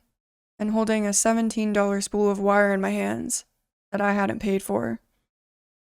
We called the police as soon as we got home, and luckily they immediately took it very seriously and requested the videotapes from the Michaels. A few weeks later, my grandma told me that they had found him. They mostly left me out of the investigation besides taking my statement, as to not traumatize me further, I guess. She got the dent in her car fixed, and that was that. It wasn't until a few years later that my mom finally told me what had happened to him. It turns out, he already had 1 battery charge, and 2 sexual assaults on his record. One even being from a minor relative of his, like his niece or something. He had just gotten off work from the gas station across the street when he must have seen me walk into the Michaels alone. I don't know what would have happened if my grandma hadn't locked her door, or if she had been in there with me, vulnerable to that man as well. So, scary freak from Michaels, let's please not ever meet again. My ex hired people to come in my house and hurt me after I got him arrested for DV. I dated this man for about 2.5 years and he nearly killed me. Very physically abusive, emotionally, sexually, all of it. The last time he hurt me was because I told him I was moving and I was going to have a roommate. He didn't like that. He strangled me twice and punched me in the face. I escaped and called the cops. He got arrested a few days later. Until then, though, he was coaching me on how I needed to go back to law enforcement and state I hit myself and he didn't really strangle me. That I stopped taking my psychiatric medication and was having a psychotic break that night. At the first hearing, I recanted and told the judge all the lies my ex told me to. The judge believed me and he was set to get released from jail, but he was still under state county hold or something like that. Before he was supposed to get released, I went back to law enforcement after gaining some clarity and told them the truth again, in which another hearing was scheduled. Undoubtedly, my ex was notified the reason why another hearing was being scheduled. He was a gang member. Obviously, I will not be saying which one. And as previously mentioned, by now I had moved into a new house with my roommate. But before he got arrested, he asked me where I was moving and I told him which street corner the house was on, very stupidly. Well, my roommate's boyfriend at the time was affiliated as well. We were some real winners, huh? And he was apparently notified that my house had been marked by the gang my ex belonged to. And that showed true. One morning around 6 a.m., my roommate and her BF were sitting in the driveway in her car with the lights off. I was inside the house asleep. A car then pulled up in front of my house, blocking the driveway, preventing my roommate from pulling her car out. We are still unsure whether or not these people initially knew there were people sitting in my roommate's car. The mystery car sat blocking the driveway for a few minutes, before a man got out of the passenger seat and began walking directly up the driveway to my porch. Luckily, my roommate's boyfriend had a gun on him, and once he saw the man walking towards the front door, he got out of my roommate's car and flashed his gun at the man. The man saw it and ran back to the car, which then sped off. Maybe a few weeks later, I had driven to the gas station a few streets over after the sun had gone down. I was getting a vape or something. When I walked back to my car out of the gas station, the man in the same car that was in front of my house pulled up next to me and started yelling something. I couldn't tell what he was saying before I just yelled back, "Shut the fuck up and leave me alone," thinking I was just being randomly catcalled. I got in my car and went to pull out of the gas station, noticing his car was sitting in front of the exit I was going to take and not moving. So I went out a different exit and turned back onto the street my house was on. I looked behind me and saw him following me. He waited for me to leave before he pulled out behind me and followed me. Started going down different streets and he kept tailing. So eventually I freaked out and sped up real fast and made a quick impulsive turn that threw him off my track. I didn't go home. Another day I came home from work and saw that the window in our dining room that looks out to the backyard, the only window on the first story that doesn't have iron bars guarding it from the inside, had been tampered with from the outside. It had a screen secured to it so that the window may be opened, and the screen had been ripped off. We reattached it and tried to rip it off ourselves, and it was hard. My roommate's boyfriend was able to, but we weren't strong enough. It would have taken a lot of effort to get that screen off. Last instance, my roommate's boyfriend and his friend had left our house to go on a walk. When they came back, as they were walking back up to my house, they saw two men peeking through the other dining room window, trying to see inside. They noticed my roommate's boyfriend as he started yelling at them, asking what the fuck they were doing, and they scurried away. Me and my ex's final hearing happened a few months ago, and I have gotten him locked up until 2036. I think maybe his fellow gangbangers have realized that a man locked up for the next 12 years is not worth risking their freedom over anymore, and I have since been left alone. This story is titled, "My Best Friend's Boyfriend Turned Out to Be a Murderer." When I was about 19 or 20, my very best friend in the world was dating this guy. He was really cute, funny, and sweet. I stayed with her at her apartment a lot, and he used to always come over and hang out. He lived with his great-grandmother, who was really super strict. Even though he was 18, she gave him a curfew, and if he was late, she would lock him out or call the law on him. So he always had to be home by at least 10 p.m. Anyways, one night I was at her house and we were drinking and playing cards and stuff. He came running through the door at like 9 p.m., saying he had gotten into a fight. We didn't think anything of it really because he wasn't exactly a golden boy, and it wasn't all that surprising. But after 12 a.m. rolled around, we were all like, "Damn, your grandma is letting you stay out this late?" He ended up telling us that she was asleep and had locked him out. Again, we didn't think much of it. Happened all the time. Later on the next day, I ended up going home. My friend called me that night, crying her fucking eyes out, telling me to look on Jail Tracker. I got out there and looked, and underneath his mugshot it said, "Murder." I was literally shocked, like, what the fuck? Who the fuck did he murder? I was just there. Turns out, when he came and busted through the door, he had just mangled his great-grandmother to death with a hammer. He sat there and drank with us, playing cards with us, and acted like nothing had ever happened. After everyone had left, he ended up telling my friend what he had done. She acted like she was going to run off with him. She went in her room and acted like she was packing her bags up, snuck in the bathroom and called the police. It was really scary and traumatizing for all of us, for real, but especially her. Ended up getting sentenced to like 50 years or something like that. He tried to escape about 4 years after his sentencing, and they added even more time. So I doubt I will ever be seeing him again. Anyways, that's been years ago, but I randomly stumbled across this sub and it made me think of that. Alright, this is the last story, and it's titled, "Airbnb Owner Acted Weird. I left when I saw a chair with ropes in my bedroom." Was watching a YouTube video where the YouTuber tells Let's Not Meet stories of weird encounters with landlords or in hostels. Reminded me of this one that happened to me a few months ago. Disclaimer: this might not be as scary as other stories in this subreddit, but watching those videos made me paranoid, which is why I decided to leave that Airbnb rather than risk being the victim in a true crime story. As I said, this happened a few months ago. If I remember correctly, in January or February 2024, I was visiting family in southern France and did not want to stay at their place even if they offered, for personal reasons which I won't share here. Note that I visit them quite often and usually last minute, so I would never book the same place, and I would sometimes book a hotel room, which was more expensive but better for me, as I don't necessarily want to socialize with the hosts.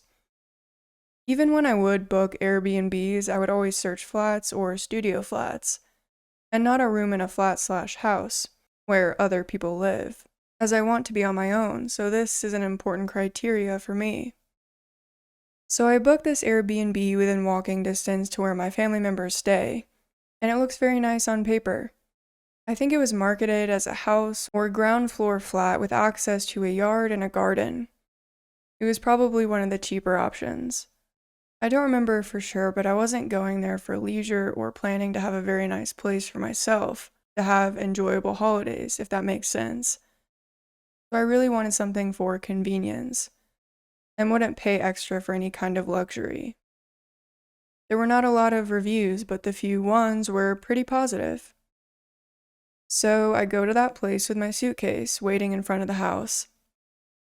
I contact the landlord who should give me the keys, but he's late.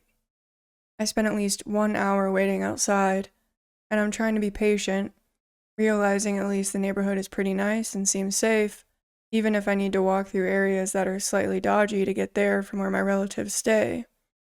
The landlord finally arrives. He seems like a good man and apologizes profusely, saying he was in another town visiting his cousin or friends, and time flew by. First red flag. He says they were drinking and didn't have time to sober up, so he had to speed on the highway on his motorbike while being tipsy/drunk. He stops and asks me, half-jokingly, not to say that in my review. I get a bit serious and tell him he shouldn't drink and drive, but he says he really didn't want to make me wait further. I tell him I won't flag that in my review. Spoiler alert, I will, but didn't want to start off on the wrong foot. The guy is nice otherwise and seems trustworthy, very chatty and open to socializing. And frankly, I was just happy I could finally get in and drop my stuff. Second red flag is when he tells me I will be living in a small flat adjacent to the bigger house he lives in. But I shouldn't worry because I would have my own place, own bathroom, own kitchen, etc. I don't like that too much, but I actually think it might be good, because I am not super comfortable being on my own in a ground floor accommodation, knowing anyone can get into the yard and access the front door. Again, I'm paranoid. So knowing that someone I know is close by in case something happens gives me a sense of safety. God, was I wrong. He shows me around, all seems okay. It's pretty old, but as I said, I wasn't looking for a luxury stay. The part where I would stay in is on a lower level than street level. Not exactly like a basement because there is access to a garden, but I need to walk down a set of stairs outside and get into the flat through the backyard. This shows mostly when I'm in my bedroom, as I see through the windows that it's clearly at a lower level. Next red, or rather yellow flag, is when he shows me a door close to the bedroom, which is the connecting door between my part and his house. I was kind of expecting that, but thought he might need to at least cross the yard or access through the front door to get into my part of the house. He says this door stays closed and it's locked anyway. Not as a warning for me not to try to open it, but more like, you'll notice there is this door. It's useless for you and what's beyond it is not part of what you're renting. We chat a little bit, too long for my taste because I was tired and also still annoyed at his lateness, and not in the mood to socialize. He gives me his phone number because Airbnb chat feature is not good. It's easier to use WhatsApp. And then he leaves. I start to settle down, open my suitcase, and get changed before leaving to visit the family. I then go back to the place in the evening and decide to have a shower. If I remember correctly, what I'm saying next happened before I took a shower, because I remember locking the bathroom door, which I never do when I know I'm on my own, and I recall being quite anxious when taking the shower. So, biggest red flag before the last drop. I'm sitting on the bed and hear a knock, and someone saying my name. 2 seconds later, before I get the chance to answer or even understand where the noise came from, I hear the keys turning in a lock and a door opening. As you might have guessed, it's the connecting door, next to the bedroom. The guy enters and says he can't find his phone, and he might have left it downstairs. I'm a bit shocked, probably because if he had come 10 minutes later, I would have probably been naked, ready to take a shower, or maybe walking around in a towel since I'm supposedly alone. I know it might sound like I'm a pussy, But keep in mind, I'm a relatively young woman alone in a house with a man in his 40s or 50s who has control over when he can get into quote-unquote my place at any time. I stay polite and try to tell him that no, I haven't seen his phone. I would have noticed there's literally nothing except my open suitcase on a couch in the bedroom. He still gets in, speaking a lot and very fast while I'm sitting there, not fully realizing what's happening and not having a chance to tell him to leave. He looks around the flat and obviously doesn't find the phone. Then he says sorry and probably asks if everything is fine, if I had dinner or something like that, and then leaves again. At this point, I'm really wondering if I should stay or not, since I know you get refunded only if you cancel 2 nights in advance. I just thought I would lose the money for the night that has started. It was already after 11 p.m., and the following one, knowing I had booked at least 4 nights. I really needed to take a shower, but questioning if I should. I try to see if there are available hotel rooms, but it's already too late to book, or already fully booked. I decide to take my shower real quick, wondering if he could hear the shower and decide that he forgot something else to get in again. Nothing bad happens. I then go back to the bedroom, get dressed as fast as I can just in case, sit down, and think. I decide that I will just stay for the night and I'll probably be less paranoid in the morning, if I'm still alive. That's when I notice the chairs in the bedroom. There are 2, and one of them has ropes tied around the armrests. The chairs are in good shape, and the rope is definitely not there to keep the armrests fixed to the chair, as they are just loose.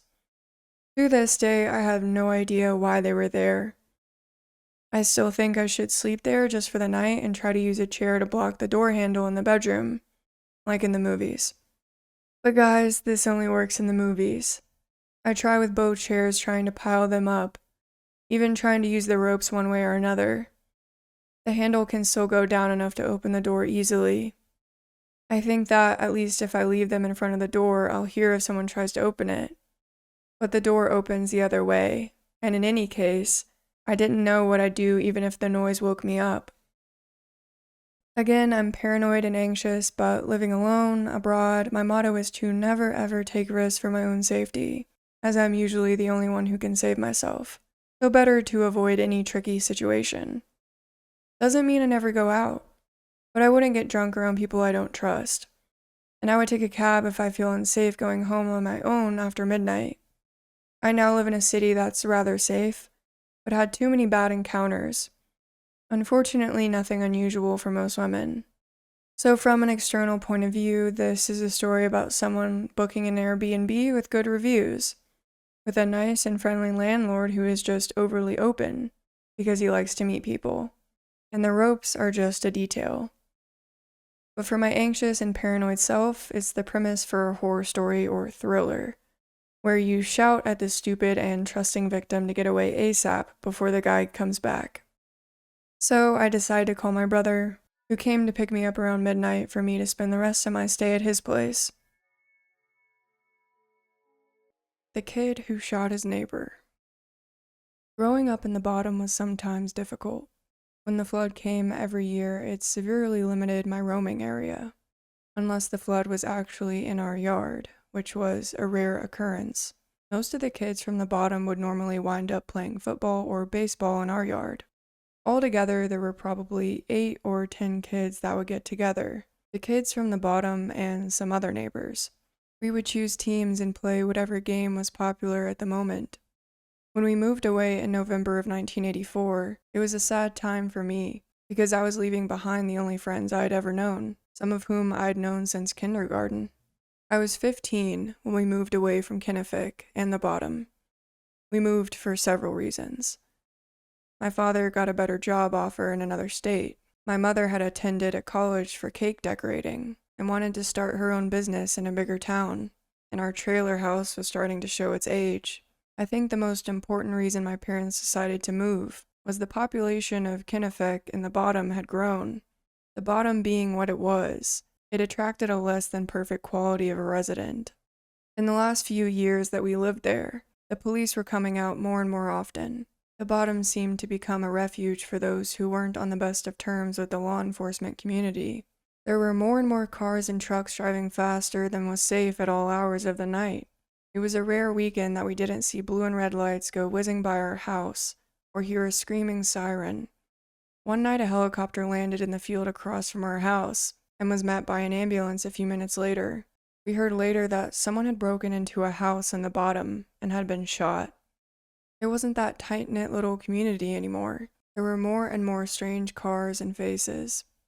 The summer of 1984 was eventful for me on several levels. I turned 15 in July and got my first razor, amongst my other gifts. My voice had finally stopped squeaking. I grew to 5'10". I'm 6'1" now. I was a cornerback on the high school football team. Dad was teaching me to work on cars by fixing up an old '73 Cougar for me to have when I got my license. And I was in love with a girl who lived down the street from us. Her name was Heather, and she consumed my every thought, wish, and desire. We'd known each other since her family moved in about a year after us, and we'd ridden the school bus together for almost 9 years. She was my first crush, my first kiss, my first love, my first heartbreak, my first everything.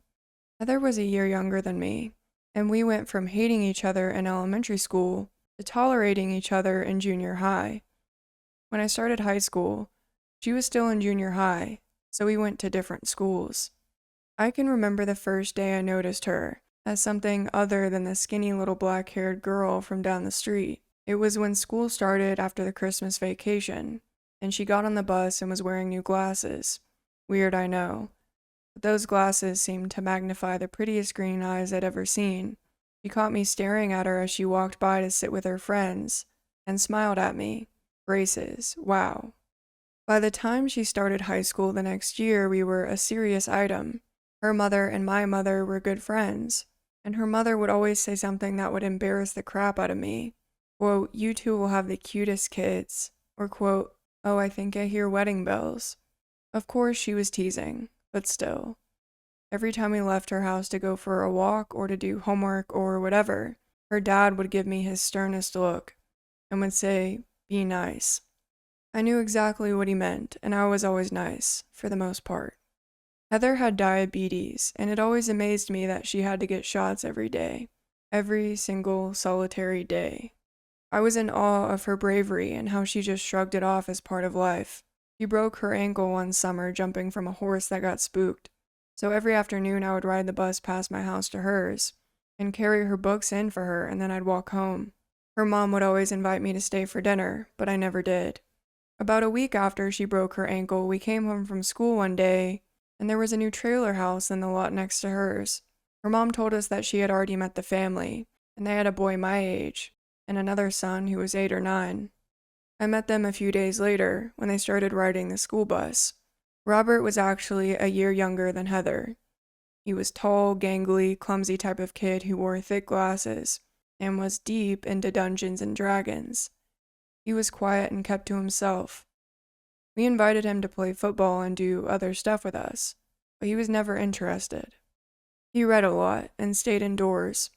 Heather had already told me that he watched her whenever she was outside, but whenever she waved, he'd act like he didn't see. He was an okay guy. We got along and he taught me to play Dungeons and Dragons, and another game I can't remember now. His younger brother was named Jason. Jason was an odd duck. His head was too big for his body, and his teeth and ears were too big for his head. He was mouthy too. Anything anyone had ever seen or done, he or someone he knew had seen it or done it better. It got so bad that we would actually make up words about things to see if he would take the bait, and he never let us down. He knew all about the Chevrolet Z56 12-cylinder 6-wheeled car that was coming out the following year. He knew all about the new bullets that the Army was developing that could shoot someone around corners and go through tanks. He was also a klepto. Pins, rulers, Hot Wheels, baseball cards, ball caps, and anything else that wasn't guarded was fair game. The bad thing was that whenever anyone called him on it, he'd insist that his aunt or a teacher gave it to him. Robert and even his mother would always validate his story. Jason was always the instigator. He would tell one kid that another was talking about him just to see the reaction. Whenever we played a game, he would always want a do-over if things didn't go his way, and if we refused, he'd say we were cheaters and liars. It didn't take very long for Jason to become unwelcomed around us. One day, Heather caught him behind their well house bent over something. She asked what he was doing, but he didn't hear, so she walked over to see. He'd found a dead bird, and was pulling the feathers and skin off of it. Heather said that she screamed and asked what he was doing. He said that he never moved and just looked over his shoulder at her with a spooky grin and said he wanted the skull. About a month later, Heather's father caught him inside the well house putting wrenches into his pockets. He grabbed Jason by the arm and took him to his house to make him admit to his mother what he was stealing. When Jason's mother opened the door and saw her baby being held by the arm, she went crazy and started yelling at Heather's father, telling him that she was going to sue him. As Heather was telling me all of this at their kitchen table, her dad walked by and said that Jason was a damned creepy little kid. One day, a week or so later, Robert showed up at my house and asked if I had seen Jason. He was supposed to be home for dinner and it was almost dark. I hadn't seen Jason and I relayed this to Robert. My mother heard Robert asking me about this and told him that she had seen Jason over in the field across the road. She said that he was playing with a dog in the door of an old abandoned barn about an hour earlier. Robert and Jason missed school the next 2 or 3 days, and the next time I saw Robert on the bus, he told me that he had found Jason in the barn with the dog. Jason had killed the dog and was skinning it. He told me that he had blood all over him, like he'd played in it. Robert said he ran home, leaving Jason there, and told his dad about it. He and his father went back to the barn, and Jason was still inside with the dead dog. Robert said his father grabbed Jason and was dragging him out of the barn when he saw all of the skulls. He told me that there were skulls of all different kinds up on a shelf. He didn't recognize a lot of them, but he did see little bird and mouse skulls. He said there were a lot of bigger skulls there too, probably 15 or 20. He said that they were black and brown and still had some skin left on them. Flies were everywhere and it smelled bad. Of course, I went straight to that old barn after school that afternoon, but someone had taken it all away. It did smell horrible in there, and someone had spread sawdust all over the dirt floor. Robert told me that his father and mother had a huge fight the night they found Jason in the barn. Robert's father was planning to take Jason to a doctor, and his mother kept insisting that he was just a little boy doing normal little boy things. Jason wasn't on the bus for 3 or 4 weeks after that. When he did go back to school, he wasn't the same person. He didn't speak to anyone or respond when spoken to. Obviously, everyone had 1,000,001 questions, but he ignored them all. He just stared out the window with his mouth open and never said a word. I realize now he must have been medicated. Eventually, the attempts to get his attention turned to ear flicks and swats to the back of his head, but there was never a response. Robert made everyone leave him alone. Then one afternoon, it was raining, and we were almost home, when Jason started hitting himself. At first, no one noticed, but then Bobby Burrows turned around in his seat and told Robert that Jason was hitting himself in the face, and that he was getting blood all over his clothes. Robert ran up and sat with Jason, holding his wrist so he would stop. This was the last time I saw Jason before I moved, 2 months later. When we moved, I called Heather as soon as I knew our new phone number. We'd already said our goodbyes, but promised to keep in touch. Heather and I kept in touch through letters and cards mostly. This was before cell phones, and the long-distance charges cost too much, so I was limited to an hour on the weekend. Heather told me most of the important news through letters. This was before email too, whenever she didn't want to be overheard telling me any gossip that was good and juicy. This is also how I found out that she had gone on a date with someone else, through a letter. Sigh. Anyways, Heather told me about how Jason was back in school, and how he'd get into a fight at least once a week. She said that he was talking now, but only when someone talked to him, and then it was only a one-word response. He always had a scowl on his face, and walked around with his hands clenched into fists. He said that someone visited his house on Tuesdays and Thursdays, and stayed for about 3 hours and then left. Sometimes she could hear Jason screaming at whoever it was. She told me that he was getting weirder by the day, that he was up all hours of the night, standing at his window and looking outside for hours. Heather also told me that she thought Jason's mom was on drugs. Evidently, she'd spoken to Heather and called her Stephanie one time, and Sandra the next. Over the next few years, Heather and I continued to keep in touch. She told me about her prom, and even sent pictures. By this time, I'd met my next love and wasn't so bothered by someone else kissing on Heather.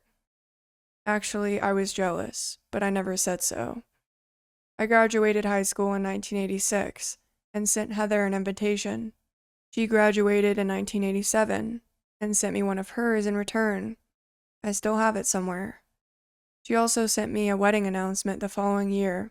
That one hit me pretty hard, but by then I was able to be genuinely happy for her. They didn't get married though, and I cried with Heather over the phone when she told me about their breakup. I got engaged myself about 6 months after that, and joined the army 2 months later.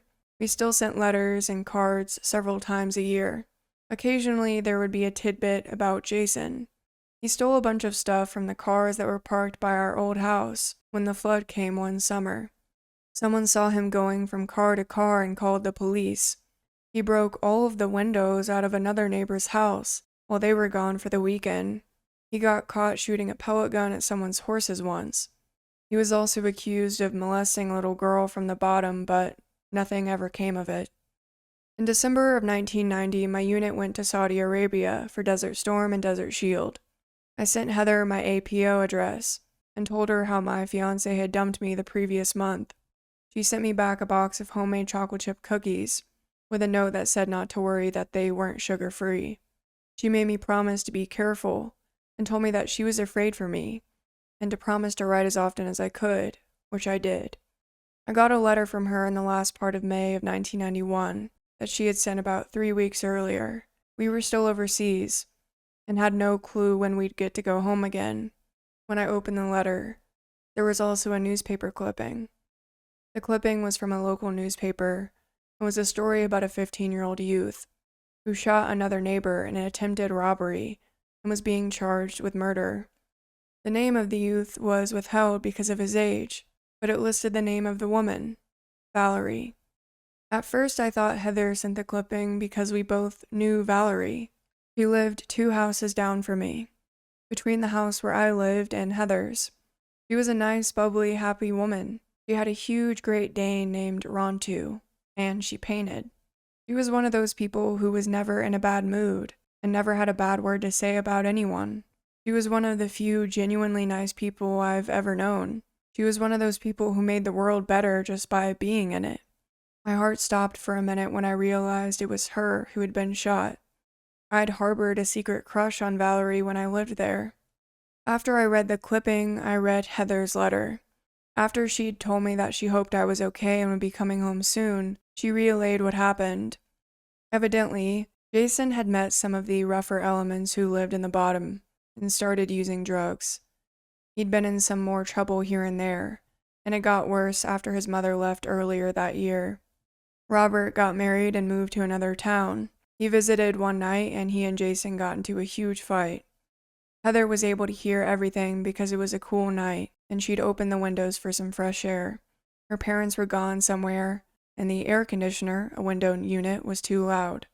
She went on to say that she heard them fighting and crashing into the walls and breaking things. She told me that one of them got pushed into a window and broke it. She said that Jason was screaming so loud that his voice would crack. After about 15 minutes of this, it got quiet, and then Robert left. Heather said that she could hear Jason crying and ranting and screaming to himself. Then she saw him walking in front of her house towards Valerie's place. Valerie's husband worked at a grocery store called Brookshire Brothers in Dayton during the day and went to college at night. He was also in the National Guard and was gone 1 weekend a month and 2 weeks during the summer. Instead of getting up early on Saturday morning and driving to wherever he went for his National Guard weekends, he would leave on Friday night. Whenever he was gone, Valerie's niece would stay with her. Jason was in love with her niece. I can't remember her name now, and I never knew her when I lived there. Heather told me that she didn't give it much thought because she was just trying to concentrate on her books.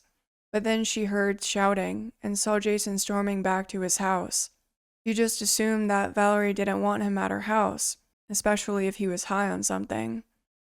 Heather, who was a junior in college at this time, was studying and forgot all about it until she heard shouting again from Valerie's place about a half an hour later. She said she could hear crying too. She also heard Jason shouting. She turned off her desk lamp so she could see outside better, and when she looked, the front door of Valerie's house was standing open. Heather said that she was just getting ready to call the police when she heard the shot and saw Jason run out the door and head back to his own house. Heather said it scared her so bad that she couldn't move. She sat in the dark watching and listening, but afraid to draw attention to herself by moving or making any noise. Heather said that he was home for about 15 minutes and then got into his car and left. When he was out of sight, she ran over to Valerie's house. Mr. Votaw, who lived between Heather and Valerie, was already there and was calling the police. Valerie's niece was sitting on the sofa, with her legs pulled up to her chest, hugging her knees. She was hysterical and crying. Mr. Votaw wouldn't let Heather go into the bathroom. Heather said that he told her in a voice that was much older than it should have been to keep the door closed, that she didn't want to see anything in there. Then he told her to care for the little girl. They waited until the authorities arrived. Heather went on to tell me that, according to the niece's statement, Jason asked if he could sit and talk for a few minutes, but Valerie didn't think it was a good idea. The niece said that his nose and lip were bleeding, and that he had cuts or scratches on one arm that were bleeding. Valerie asked him to leave, and when he didn't, she got up to call the police, and that is when he started shouting and left. The girl said that about 20 minutes later, something hit the side of the house, and Rontu started barking. When Valerie opened the door to see what happened, a man in a black ski mask forced her back inside with a pistol in her face. He made her lock Rontu in the bathroom, and threatened to shoot him if she didn't do as he asked. When he talked, the niece recognized his voice and recognized the cuts on his arm. After the dog was in the bathroom, he made them go into the bedroom and lay face down on the bed. He wanted to know if they had any money, and they told him that there was money in their purses. The niece said he was silent for a minute, and then she heard a gun shoot and felt the bed jerk. Then she heard Jason run out of the house. The police found Jason a few hours later at a friend's house, where he was arrested. Jason was later tried as an adult and sent to prison. I don't remember the length of the sentence. As far as I know, he's still incarcerated. I remember him being a weird little kid. I can remember talking about him to some of my new friends after I had moved, and telling them that he was the type of kid that would grow up to be a terrorist or lead a cult. I guess I had pegged him from the start. Here's a link to a story about the incident. I guess you're wondering about me and Heather. We eventually got married, but not to each other. She married a man she met in her senior year of college, and they live in Conroe, Texas with 2 girls now. I married a woman from Argentina, and have been happy ever since. It's funny sometimes how life works out for the best in spite of some bad times. So all the articles linked in that Reddit post were deleted, but I did manage to track down reporting about this case in the newspaper archive. And this is dated November 18th, 1990. A teenager accused of killing a Kennebec woman has been certified to be tried as an adult in the shooting death. Jason Rich, 16, of Kennebec, was transferred to Liberty County Jail Friday from a juvenile facility in Beaumont. Authorities say prosecutors will seek a murder indictment against Rich from a Liberty County grand jury. Rich is accused in the April 28th shooting of Valerie Collier, 35, at her home. Sheriff's Detective Robert Dunn said Collier died of a shot to the back of the head with a .357 caliber Magnum pistol at close range, as she lay face down in her bed beside her 14-year-old niece. Rich was a 15-year-old sophomore at Dayton High School at the time of the slaying.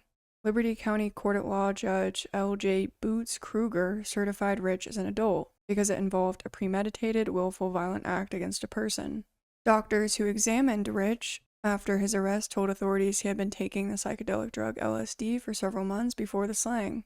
On the day of the killing, Collier went outside to investigate after hearing a piece of plastic pipe hit her house. A gunman wearing a black ski mask forced her back inside and ordered her and her niece to lie face down on a bed. The assailant asked the two for money. When they told him they only had a few dollars in their purses, he shot Collier and fled without taking anything, officials said. The niece, whose name has been withheld, identified Rich as the assailant. She said he had been to the house earlier in the day, inquiring about the muddy condition in the road. Rich lived about 400 yards from the Collier's home. Okay, I'm actually not going to read this article because it's the exact same as the other article. But every time I tried to search this person's name in Google, I could not find a result of anything. So I have no idea if this guy is out on parole or still in prison. Butterfly effect. How German engineering saved me from being murdered.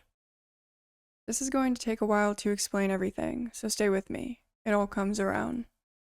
My very first car was a dark green 2000 Volkswagen Jetta.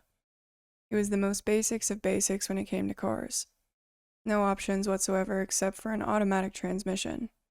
It was $300, slow, dumpy, no right headlight, drove straight with the steering wheel practically sideways, let out a cloud of smoke when it started. Every stereotype of a poor high schooler's car you can think of. My car was no exception. Despite it being a piece of German crap, I loved that car. I drove it every chance I had. I don't think a day went by that I didn't drive it. I named it Thunder Bunny. She was my baby, my beautiful green baby. But Volkswagens from that generation, Jettas especially, had a pretty bad flaw in the automatic transmission. I'm not sure exactly what causes it, but essentially the transmissions gradually get worse and worse until the car will not shift into third gear, and there's not a thing you can do from there. So a couple of weeks after Halloween 2019, I was going about 30 miles per hour when the engine suddenly roared, and the car wouldn't speed up. I feared the worst, and my fears were justified. My dad, a mechanic, didn't even have hope for my baby. She was gone already. And so, much to my dismay, we started looking for a new car. It only took about a month for us to find her. A dark green 1999 Volkswagen Jetta. Exactly like my old car, but absolutely everything. She was faster, had heated leather seats, auto windows, auto sunroof, everything. All except for an automatic transmission. I knew how to drive manual, so it was perfect. I had a new baby, from the crackhead neighbor girl to Scarlett Johansson. At least in my eyes. I loved that car even harder, named it Little Boy, and it was happy. Okay, I'm about to get to the story, but I have a few more quick things to explain. You can skip this if you want. It's important but not vital to the story. First is for people that might not know, but when you have a manual car, you cannot leave it in gear and take your foot off the clutch. If you do, the car will stall, which is bad. So if you do leave your car in gear, you need to turn the engine off before taking your foot off the clutch. You don't want to turn the car off or have it turn off itself. You need to pull the handbrake or it will roll away. Guess what the only really broken thing on my car was at that point this story takes place? If you guessed the handbrake, you're right. And that was the second thing. No handbrake. Okay, now to the story. I started working as a pizza delivery driver in a smaller growing town in Michigan. It was good money, but every once in a while I delivered to an incredibly sketchy place, and have had a few shotguns pulled on me. One night, about 2 months ago, I was delivering on a Friday. Usually Fridays are very busy, but this day was a little slow. So when a delivery came in at 8:30, a half an hour before he closed, I jumped on it. I realized it was 7.1 miles away, so all the closing jobs would be done by the time I got back, and I would have been able to leave immediately. It was way out of town in a wood-surrounded neighborhood, but again, no work when I got back to the store seemed like a good deal to me, and I'm all about those sort of deals. And so I climbed into my car and went to drive 7 miles away. As I pulled up to the house, I began to get a bad feeling. This house was in a small trailer park type neighborhood, next to a lake. The kind that the houses are all a good distance apart with a likely drug problem, and was completely dark. No lights outside, none inside. There was a single car in the driveway, and an open window on the side of the house. I pulled in behind the car in the driveway and sat there for a moment. Something was off. By the house being completely dark, I mean there wasn't so much as a nightlight that I could see. Usually when I deliver to a dark house, there's at least a light on upstairs or something that would signal someone being awake, waiting for their pizza, but the house seemed dead. Nevertheless, I put the car in gear, turned off the engine, grabbed the small, cheapest pizza we had, and got out. Without my headlights on, there was nothing. I could barely see the house. The only light was the dim moon. I walked into the porch and past the big open window to the front door. As I reached the front door, I saw it. The door was slightly cracked open, just enough for me to see into the void of the house. Thinking of every single horror movie I've ever seen, I said aloud, "Fuck that," and hurried back to my car. I'm a tall, well-built looking guy, but despite my wide shoulders and baggy hoodie, I'm a frail thing, and hardly fight off a small dog. I got into my car and turned on the engine. My headlights illuminated the house, and almost simultaneously, the living room light behind the big open window lit up, and a single guy looked out and walked to the front door. I cussed to myself and weighed my options. If I went up to the door, I could die. If I noped out of there, I would 110% be fired. That meant no new car part, no gas money, no cute dates with my girl, sitting at home doing virtual schoolwork. It was a stupid choice, I know, but I grabbed the pizza and opened my door. Making a choice I'm damn glad I made. I took the car out of gear and climbed out. Mostly so my engine would still be running so that if I needed, I could run back and immediately take off. I walked to the door, where the man had opened it the rest of the way. As I got closer, I got a good look at him. I'm not one to judge a person based on their physical appearance, but this guy's head was cleanly shaven and was covered in tattoos. He was wearing a pair of gray jeans and a white tank top. He had a scowl on his face and was staring me dead in the eyes. I looked past him for a moment into the house, which was completely empty. As I got close enough that I started opening the pizza bag, he started to reach around his waist. I stopped. He was staring at me with the most evil grin I've ever seen. I knew in that moment that I was about to die. I had always heard, "Your life seems to flash before your eyes." I thought about my girl, that she wouldn't know what happened. My work would stop delivering upon my disappearance, assuming that my body wasn't ever found. My dad would regret telling me he was happy for me landing this job. God save thee. That's when I heard it. That distinct sound of gravel under tires. My only pathetically small chance of escape was rolling away. I didn't even look back at that car to know that. I just stared at the man and was about to say, "Fuck you," when he looked back to my car. I heard the sound of the car rolling. It was getting closer. The guy's eyes went from the driveway to behind me. Finally, I looked over my shoulder. My car had rolled backwards and had come to a smooth stop near the mailbox of the house. I looked back at the guy, who had a nervous look. He looked back at me and scowled again and took his hand from around his waist.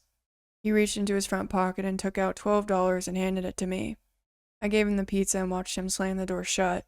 I ran back to my car and practically tore the door off trying to get in. I looked back at the house, and the man was standing in front of the window staring out at me. You better believe I nearly spun the tires on my way out of there. I kept glancing at my mirrors until I started driving under streetlights. It was easily the scariest moment I've ever had. As soon as I got back to the store, I told my boss about it and she called the police. We never heard anything about it. I assumed they went to the house and only found a small cheese pizza. Started carrying a knife on me at all times, and my boss is considering getting trackers for our pizza bags. Only recently I realized this is a sort of butterfly effect. Thought it was the worst thing ever that my transmission went out, and I cursed Volkswagen for designing such a terrible automatic transmission. But if that transmission was still working, then I would have still had that car when this happened. I would have to put the car in park, and it would have sat there while whatever would have happened to me happened. I have zero doubts in my mind that that man was planning on murdering me. So shitty German engineering saved me from getting murdered. Edit. I'm assuming that when my car began to roll, the guy assumed there was somebody inside, backing up to pick me up. The engine wasn't revving. But if you're about to murder a person, you probably don't focus on those details. Sorry for any confusion. So I also drive a Volkswagen Jetta, but it's 2011, and the transmission also went out years ago. It did not save me from a murder, though. Okay, this next story is titled Old Man in the Woods. Back in 2008, I was a student planning to go to university. I needed some extracurricular stuff I could put on my entry applications. As most UK students know, one of the best to have on there is the Duke of Edinburgh Award. As part of this award, you have to embark on an orienteering expedition, basically a long trek through woodland and rural villages, following nothing but a map and a compass, no GPS allowed. It's a teamwork experience, and you camp and overcome hurdles together, etc. Anyways, I was out of shape at the time, and so my uncle volunteered to take me out to the middle of nowhere to get me some idea of what orienteering was like. We didn't stay out overnight like what I would have to do during the real thing, but we hiked maybe 10 miles through the woods, in a small village in pretty abysmal weather. By the end of the journey, we were soaked to the bone and pretty miserable, looking forward to getting back to the car and heading home. For the last part of the journey, we were on a dirt trail heading uphill with bushes and trees either side. We were marching onward in silence at this point, when all of a sudden there was a rustling in the foliage to our left. From behind a large bush stepped an old man in a black suit, with a red bow tie and dress shoes. He looked like late 70s, early 80s, very pale, liver spots dotting his face, and a gray/white comb-over. I was instantly weirded out. Who dresses like that to go into the woods? The instant thought seeing a guy his age out here in those clothes and those weather conditions was, this guy has lost his marbles. There was something else that took me an extra moment to notice, though, that puzzled me. The guy was bone dry. Didn't even have mud on his shoes. We stopped in our tracks and just stared at the man for a moment, who appeared to be as frozen and shocked at seeing us. My uncle made the first move, taking a step towards him, asking if he was alright. The old man continued to stare for a moment, not moving even a twitch, then became suddenly very animated. It was like he was suddenly snapped out of a trance. He started flailing his arms wildly, saying something awful had happened, that a good friend of his needed help. He began walking backwards into the woods, motioning for us to follow him, which we did. We started off at a brisk walk, then escalated to running as we struggled to keep up with the old man. After maybe a minute, he disappeared ahead of us, but we could hear him, so continued to follow the noise, until we reached a huge slope. We stopped at the edge and looked down to see the old man standing at the bottom, motioning us, pleading with us to follow him. I remember looking down, and the slope was probably at a 40-degree angle, spanned for perhaps 50 feet or more, and slick with mud. It looked like an accident waiting to happen, especially given there were no shrubs or roots to hold on to or anything. I remember looking down at the old man on the other side of the slope and wondering, how the heck did he cross that so quickly and so cleanly? I mean, at that distance, it is hard to see fine detail clearly, but I swear he still did not appear to be wet or muddy at all. He and my uncle looked at each other, and I saw that he was getting as weirded out as I was. Despite my feelings, I made a step toward the edge and was going to try and make my way down, when my uncle grabbed me firmly by the arm and pulled me back. Under his breath, he said to me, "Something's wrong here." We took a few steps back from the edge at this point, and the old man at the bottom started getting irate. He began pleading with us, again to come down the slope, telling us he needed our help. His friend was in trouble. My uncle shouted down to the old man that we would head back to our car and call emergency services for him, that professional help would be on its way soon, that they would have all the tools to help him, etc. The old man suddenly got furious. He began jumping up and down, demanding that we come down the slope right now, or there would be hell to pay. His voice had changed drastically. He was practically growling his words. His hands bunched up into fists, pounding his knees like an angry toddler throwing a tantrum. I've never seen a grown adult fly into such a rage in my life. His eyes looked like they were on the verge of bursting out of their sockets, his skin gone from pale to red in almost an instant. We began to hurriedly make our way back to the way we came, his demands and threats getting less audible as we got closer to the trail. Once on the trail, we practically power marched the remaining quarter-mile or so to the car, all the while my uncle was on the phone to the emergency services, explaining to them that there was a possible mentally ill old man wandering the trail.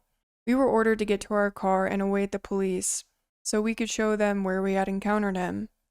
About an hour later, we met 4 officers, 2 of whom had dogs with them and packs of supplies, like first aid, emergency blankets, etc. We led them to the exact spot and then pointed the 2 officers with dogs in the direction he led us through the bushes. The search lasted all weekend. There was no trace of the old man. Officers said the only trail they could pick up had been mine and my uncle's. They didn't find any footprints or anything belonging to the old man we encountered. One of my weirdest experiences to date. The story I'm going to share occurred over the course of several years, and only recently ended. It affected almost all of the most important people in my life, affecting us even today, and likely for the rest of our lives. I wanted to share so everyone can understand just how out of control a seemingly harmless situation can become. Due to the length of this event, I'll likely break this story up into several parts. First, let me lay it out for you. My brother has always been my closest friend. He is easily the most loving and genuine person I have ever met, and is loved by pretty much everyone he meets. Despite this, he hasn't been in many relationships. I think it's partly due to the fact that he's a very all-or-nothing type of guy. When he falls deeply and blindly. A blessing and a curse, I guess. Anyway, the few girlfriends he's had, I've known quite well, despite being nearly 8 years younger than him. Most of them have been nice, normal, pleasant girls, with the exception of a few. We had high hopes that he would settle in with a long-term, wonderful girlfriend as he entered his adult life. We had no idea we'd spend 6 years sharing a hell with him, our family and our close friends, all by the hands of one girl. I'll call her Pam. I met Pam when I was 11, my brother 19, and she was 17, graduating high school. I remember being surprised to have him introduce her right off the bat as his girlfriend, since neither my parents or I had heard anything about her. But she was kind, warm, and an honor student, and beautiful. I admired her immediately. For the first year of their relationship, Pam never seemed off. She was always happy, always kind, and always had good stories to tell. She and I grew closer, as she seemed eager to bond with me, and it was like having an older sister. We shared many of the same interests, and friendship came easy between she and I, as I was mature for my age, and she was so inviting. But halfway through their second year of dating, I started noticing things about Pam. Just small, odd habits she had. If someone was having a conversation with my brother that did not directly involve her, or that she wasn't a part of, she tended to insert herself as best as she could, sitting closer to my brother, laughing a little louder, calling him away, etc. If any of our family or friends would ask my brother questions about college or future aspirations, he would grow increasingly uncomfortable, and sometimes made comments like, "I hope you have it all planned out, because I'm going wherever you're going." My parents and I would chuckle about these behaviors, assuming that Pam just loved my brother and was a bit protective. We liked her a lot and had high hopes for their relationship. I hate to think now how blind we were. One night, my brother came home late from a party. I was 13 at the time. He was about to turn 21. He walked in the door. Our parents were already asleep, but I was up in the living room. I could immediately tell he was upset about something. I asked him what was wrong. As he walked into the kitchen, I realized he had a large welt on his cheek. I asked, "What happened to you?" He said, "I got in a fight. It's cool." This immediately raised suspicion, as my brother was as far from the fighting type as you could be. "A fight over what?" I asked. "Pam," he said simply, and went to his room. The next morning, he was driving me to my soccer game, and I pried again about what had happened. He didn't answer at first, but then he said, "Pam is kind of weird." I asked, "How so?" He said, "I don't know, she likes to start things." Pam was a pathological liar. Apparently she did it all the time. Looking back, the constant news stories of places she'd been and things she'd done didn't seem to be truthful. That night at the party, Pam had told my brother that another man at the party had attempted to rape her. My brother, being the man he is, confronted him, and he said, "I've never even seen her before." And a fight ensued over the accusation. On the car ride home, Pam said that my brother must have misinterpreted her words, and that nothing close to rape had occurred. The lying seemed to be a detrimental bump in the road, and my brother broke things off. After several weeks, Pam contacted me asking if I wanted to go shopping with her. Having had a good relationship in the past with Pam, I agreed. My parents thought it was strange that a 20-year-old wanted to spend time with her ex-boyfriend's 14-year-old sister, but they let me go anyway. The day started pleasantly. Pam caught me up on her life and asked how I was / how my family and brother were. Nothing seemed strange, until she began to bring up uncomfortable conversation. She explained to me that she had had a sexually traumatic childhood, and that's why she lied so much. But she also aggressively defended herself, saying, "Whatever your brother told you was a lie. He was the one telling lies. That's why I had to break up with him." She seemed to jerk around the conversation from normal to deeply personal and strange topics. She explained in detail a lesbian experience she had after ending her relationship with my brother, and told me that I should try it when I came of age, of course. I became increasingly uncomfortable with the conversation. She noticed and immediately apologized, saying that she really liked being my friend and that she loved my brother, and that's why she was acting so crazy. I told her I liked being her friend too and that I understood her feelings. This was a mistake. This is when the phone calls began. It started with just one. She called me a week after we had hung out at 10 p.m. She was sobbing and saying that she was so sad without my brother and that she needed to get him back. Then they happened nightly, later and later each time. I'd be dead asleep at 2 a.m. and receive a sobbing, hysterical, and desperate phone call. I felt so much pity for her that I continued to answer. One call was different than the other, though. She wasn't hysterical. She wasn't crying. I picked up the phone at 1:30 in the morning and heard a leveled voice. Monotone Pam. She said one sentence. "Tell your brother I'm going to slit my fucking throat tonight." And then she hung up. I felt numb. I had never experienced that before. No one I knew had ever behaved that way. I texted her over and over again asking if she was okay and telling her to not do anything. I panicked. I thought I had done something wrong and that since she told me I would be responsible in some way. The next day, I told my brother what had happened, and he said he'd go to her house to check on her. A week later, Pam arrived at my house, arm in arm with my brother. They had gotten back together and seemed as if nothing had happened. She smiled at me and never once mentioned the phone call she had made to me. The next month is when things escalated again. I came home from school to my entire family sitting in the living room. They told me to sit down. I thought someone had died. My mother told me, "Your brother let us know how you're feeling." I had no idea what they were talking about. "Feeling?" I asked. My brother looked at me with pity in his eyes. "Pam told me that she wasn't the one who called you. You called her. And you're the one who wasn't feeling well." "What the fuck?" "No, that's not what happened. She called me every night for 2 weeks crying and saying she wanted you back." "That's not what she said. She said that you called her with your problems and that she wasn't sure what to do."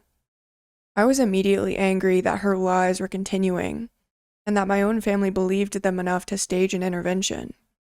I showed them the text messages she had sent me, played them voice messages, and showed my call history. That put an end to that lie. After that, I wanted nothing to do with her. My brother broke up with her again. She called him hundreds of times and sent hundreds of messages. She showed up at our house a few times with baked goods, wanting to apologize, but we ignored her. Eventually, she left us alone, and we didn't hear from her for almost a year. On my last day of class before winter break during my sophomore year, I walked out of school and I was met by an incredibly unwelcome surprise. This is where things got scary. Pam was pacing in front of the school, biting her fingernails and scratching her head. Her face looked sunken in, and she had bags under her eyes. I almost didn't recognize her. I began to cut across the front lawn with my friend Liz to avoid her, but she saw me and walked as fast as she could in my direction. She outreached her arms for a hug, but I stopped. The first thing she said was, "You're mad at me?" I asked her what she was doing there, and she laughed quietly. "I wanted to apologize for whatever your brother told you. I'm sick, Elle." She used a nickname only my brother called me. "I know. Please don't talk to me anymore." I started away, knowing my brother was parked waiting for me around the corner. Pam reached out and grabbed my shoulder as I did. I quickly pulled away and said, I'm serious. Leave us alone. I think you need some help, Pam. She immediately began to cry, but I turned away and left. My brother pulled into the front parking lot of the school and opened his car door for me. Is that fucking Pam? He looked through his front mirror. Yeah, I don't know what she's on, but she's crazy. That night, around 1 a.m., there was a knock at our door. My dad went to it and looked through the peephole. He said, surprised. What the fuck? I think it's Pam. Don't open it, I think she's doing drugs, my brother said. My mom wanted to call the police, but my brother and my dad said we should just wait until she went away. A few moments later, she rapped on the door harder and more violently. We heard her wailing and yelling, I hear you, fucking let me in, as she cried. She has a baseball bat or something, my brother said, coming from his room where he'd looked out the window. I looked through the den window. She looked like something out of a horror movie. She was wearing a grubby dress. She had wiped her makeup down her face like a ghoulish movie character. She looked even thinner than she did in daylight. And she swung a metal baseball bat around as she stumbled about our yard. I'm calling the police. She must be drunk, my mother said. No, it's fine. She's just giving a show. She'll leave. We didn't know people actually behaved like this. It was all eerily entertaining for a moment, like watching a true crime show. But just as she had been manically stumbling around, she stopped. She stood still, staring vacantly up towards the upstairs bedrooms, tilting her head side to side, up and down, and licking her lips. What is she on, heroin or something? My dad asked. Pam began to shift back and forth between laughing and yelling and crying. We all sat down as my brother tried her phone and her mom's phone to try and get her to leave. We sat there and listened to the frightening, animalistic sounds of her outside. But then they stopped. We checked the windows and she was gone. We all sat in silence for a moment, taking in the strange encounter. My father just chuckled and shook his head. My mother shook hers, pitying the girl for being so disturbed. But I was frightened. No one, except perhaps my brother, had seen just how quickly her demeanor, her mental state unraveled. From overprotective nature to small lies to pathological lies to full-blown maniac outbreaks. But this was her worst, and we didn't expect anything more to come of it, that she would fade away from our lives, since now she knew we weren't giving in to her desperation. But in the next 2 years, we learned how wrong we were. Part 2 begins at the beginning of my junior year of high school. After the wintertime incident at our house, Pam stopped coming around. She was still very present, however. Every member of my family endured daily text messages and phone calls. They ranged from apologetic and stable to incredibly distraught or outraged, cursing and making threats. I remember wanting to sleep with the lights on for several months after the incident, afraid that she would climb the fence of our backyard, and I'd find her standing at my window with the same vacant, crazed look she had that night in our front yard. All 4 of us eventually decided to have our phone numbers changed and block her from our devices and social media accounts. She still had our home phone number, however. Pam left some of the most frightening and haunting messages I had ever heard. I can remember standing in my kitchen with my family, my brother playing these messages back to us. One stood out. It showed us just how unstable and potentially dangerous she was. My parents and I had returned from an early morning indoor soccer game in February of 2015. My brother asked us to come into the kitchen because we had to hear the new crazy Pam had become. The first message was about 30 seconds long and received at 12:30 a.m. the night before. Pam sounded mildly angry and demanded that we return the batch of cookies she had brought to a 4th of July party some years ago because she didn't want us to have them anymore. We all exchanged humored glances at how ridiculous of a request that was. My mother turned to leave, amused, but my brother stopped her, saying that wasn't the crazy part. My brother played the message received at roughly 3 a.m. that day. We were confused at first because the first 15 seconds was that white noise, the kind you hear when a device plays the sound recording of an empty room. if you know what I'm talking about. But all of a sudden, in a deep, animalistic, and enraged voice, she screamed, "Stop fucking playing with me. You're gonna get it," and abruptly ended the call. We were all startled by this. I want to call the police. They need to know. That girl isn't all there, and who knows what she can do. My dad decided that if anything physical happened again, we'd file a report with the police, but that they were just phone calls. My brother assured that she was all talk and wouldn't come around again. At this point, I agreed with my mother. I no longer felt safe. I had never been around someone who behaved like this. I was constantly anxious, and I had no idea what I'd do if she came around again. Felt like I was stuck in a Lifetime movie, because I didn't think that things like this happened. That someone I knew so personally could be hiding such a deeply withheld, violent, and manic side. It had always been there, but we set it in motion. After disconnecting the landline, the personal phone calls stopped. We didn't hear from her ourselves, but some of the friends my brother shared with Pam would come to him, saying that Pam wanted to speak with him, and that she would call and message them regularly wanting his phone number. Luckily, none of them gave it. Just before summer, Pam disappeared. No one got any messages. No one saw her in town. Nothing. Nothing until my brother received an email from Pam's mother, who my brother continued to speak to occasionally. She informed my brother that Pam's family had moved her to the East Coast to undergo treatment for a drug habit. Pam's mother had given us more information about the mental state of her daughter. Her mother had not spoken to or seen Pam much during the time she unraveled, when she came to our house or when she'd made the phone calls. Pam's mother had been under the impression my brother was still in a healthy relationship with Pam, and only learned about their breakup and the incidents following it. She explained that her daughter had always been a white liar, making up stories that didn't make sense, blaming others for things that she had already been caught for, arguing the truth of things that were already proven facts. I don't think she ever thought that anything she did was wrong, even when it was. I don't understand, because she was not raised that way, she had explained to my brother. Pam's issues were something that had always been present, but settled comfortably beneath the intelligent and attractive exterior. She had fooled us, and maybe even herself. Without Pam to worry about, our lives seemed to go back to normal. I still looked over my shoulder every now and again, but I was preparing for 11th grade. My brother was beginning a new career and dating a new girl, the daughter of a close family friend, who he had grown up with. Pam started to fade away in our minds, for a while. As myself and my friends began to drive, I remember noticing a car quite a bit.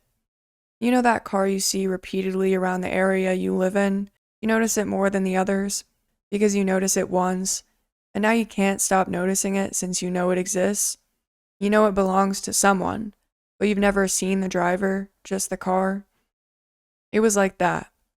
I'd notice it out the corner of my eye at a stoplight, or out the window of a restaurant as it drove past. I didn't think much of it, but I noticed it pretty much every time I was out, walking, driving, and many times with my brother. I didn't understand how often I'd seen it until one day it clicked, and it startled me. It scared me. I saw it parked in my neighborhood, and I remember thinking, that's that fucking car. What is it doing here? We lived in a smaller, older neighborhood. Most of the people who lived there had been there for a long time. We knew a lot of the neighbors, and houses were pretty much never on the market. New people showed up maybe once every 5 or so years, and when they did, most people knew about it. So an out-of-place but oddly familiar car came as a huge surprise to me. I pointed it out to my brother, who had been in the car with me at the time. He said, "Oh yeah, I've seen it a few times." I didn't feel right about it, but I assumed I was being paranoid. A few months later, I was well into school, had a job, and was too busy to let myself worry, even though I did. One day at work, I was wiping down tables in the front of the restaurant, as it was a pretty slow day. Only a few people in the store. I remember seeing someone standing outside the front doors, just barely visible out of the window. I was busy and assumed they were deciding where to have lunch, as another restaurant was directly next to ours. People did this often. They weren't there anymore, and I assumed they'd gone next door. I went out to clear dishes off the front patio and clean up, and I saw them walking away from the store, down the strip of businesses in the plaza. Back inside as I worked, I noticed the same person walked back and forth several more times. I was wary at this point as the person seemed to linger for about an hour. I didn't think anything of it afterwards, though. I was a theater student and had to take some time off for a play I was in. Come opening night, I was so burnt out I didn't notice anything, even if it was out of the ordinary. My family came opening night, the fourth show, and closing night.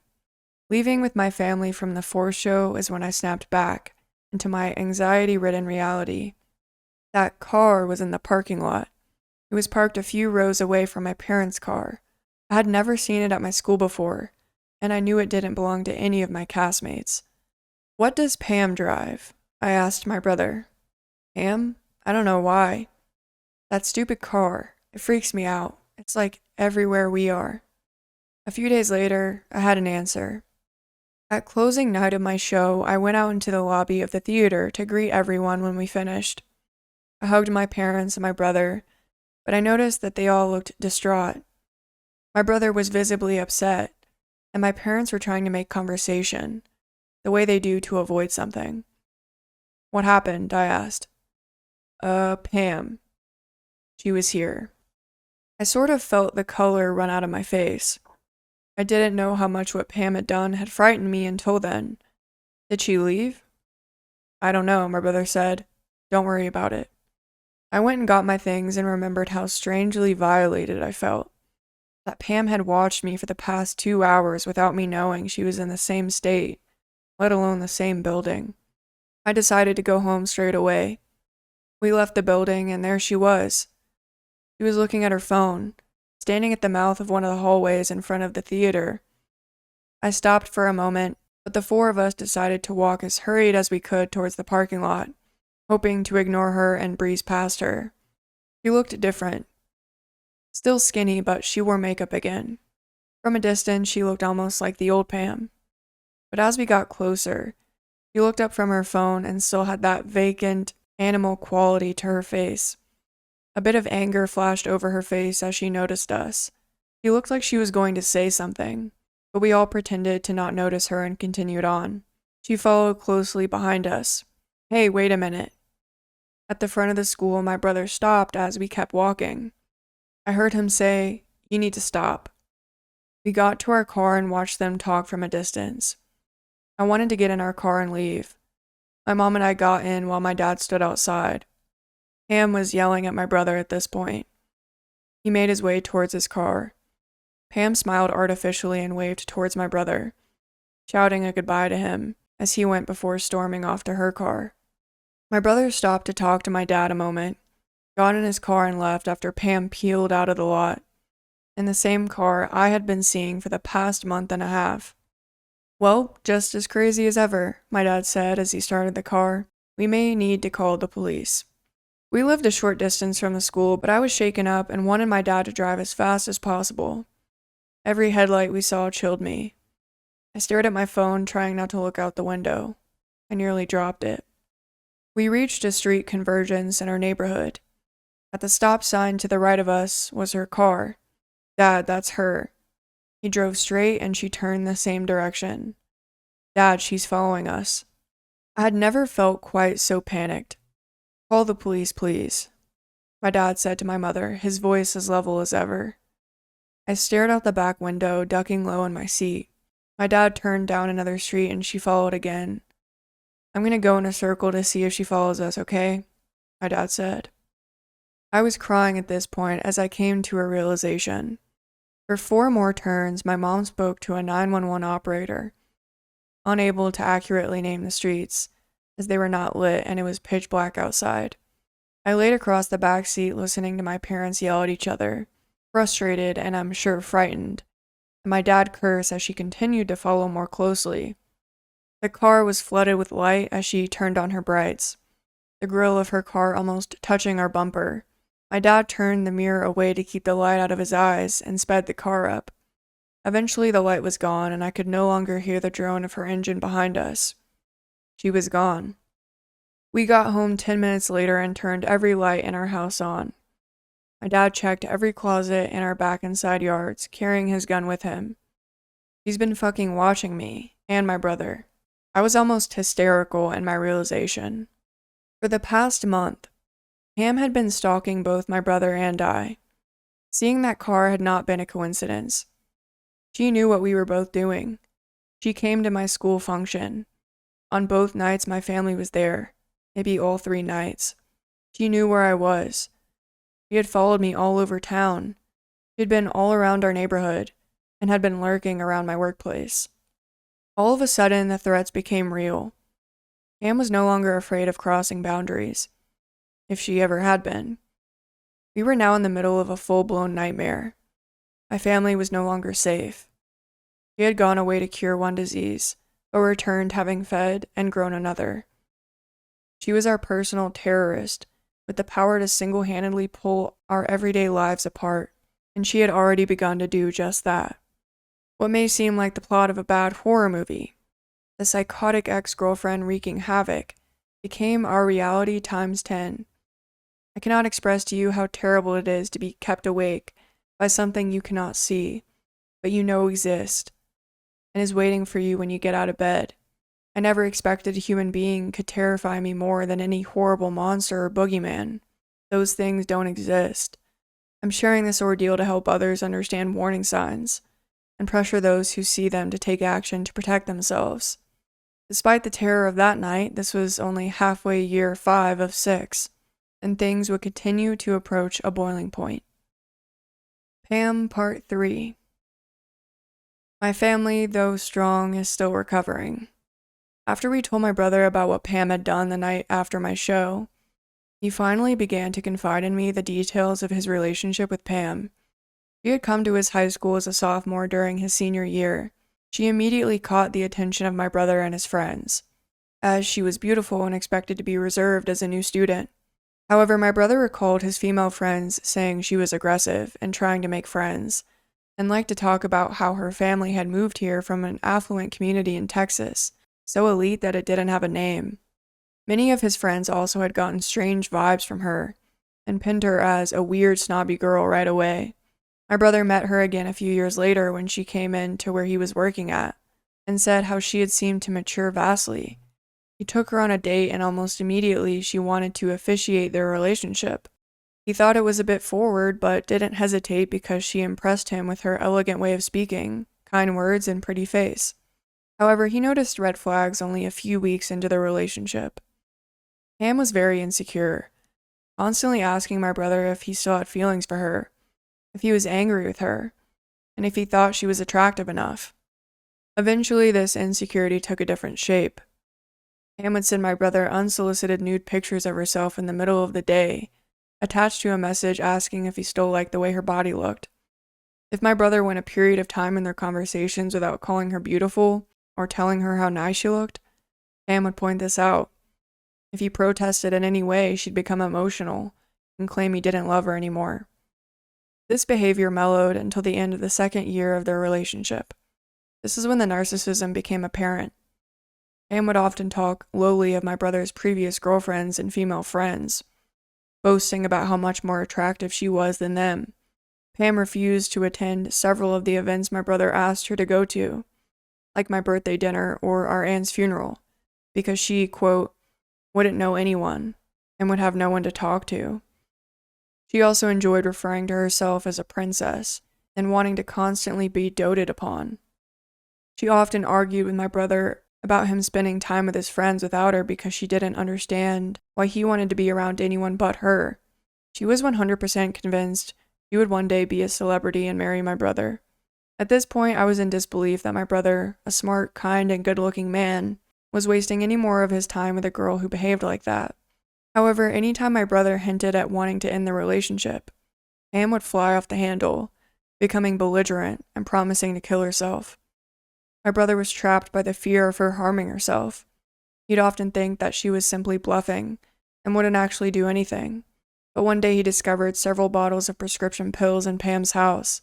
He asked her about them, and she told him that they were antidepressants prescribed to her after the death of her brother. a brother who he later found out never existed. Eventually, Pam became angry when my brother would want to spend time with his family without her around. He also told me that Pam fixated a lot of that anger on me. Once she proceeded to refer to me as a slut, and made comments and theories about how my mother must have had an affair of which I was the product, because I was so ugly and my brother was not. So my brother decided it was time to end it no matter what.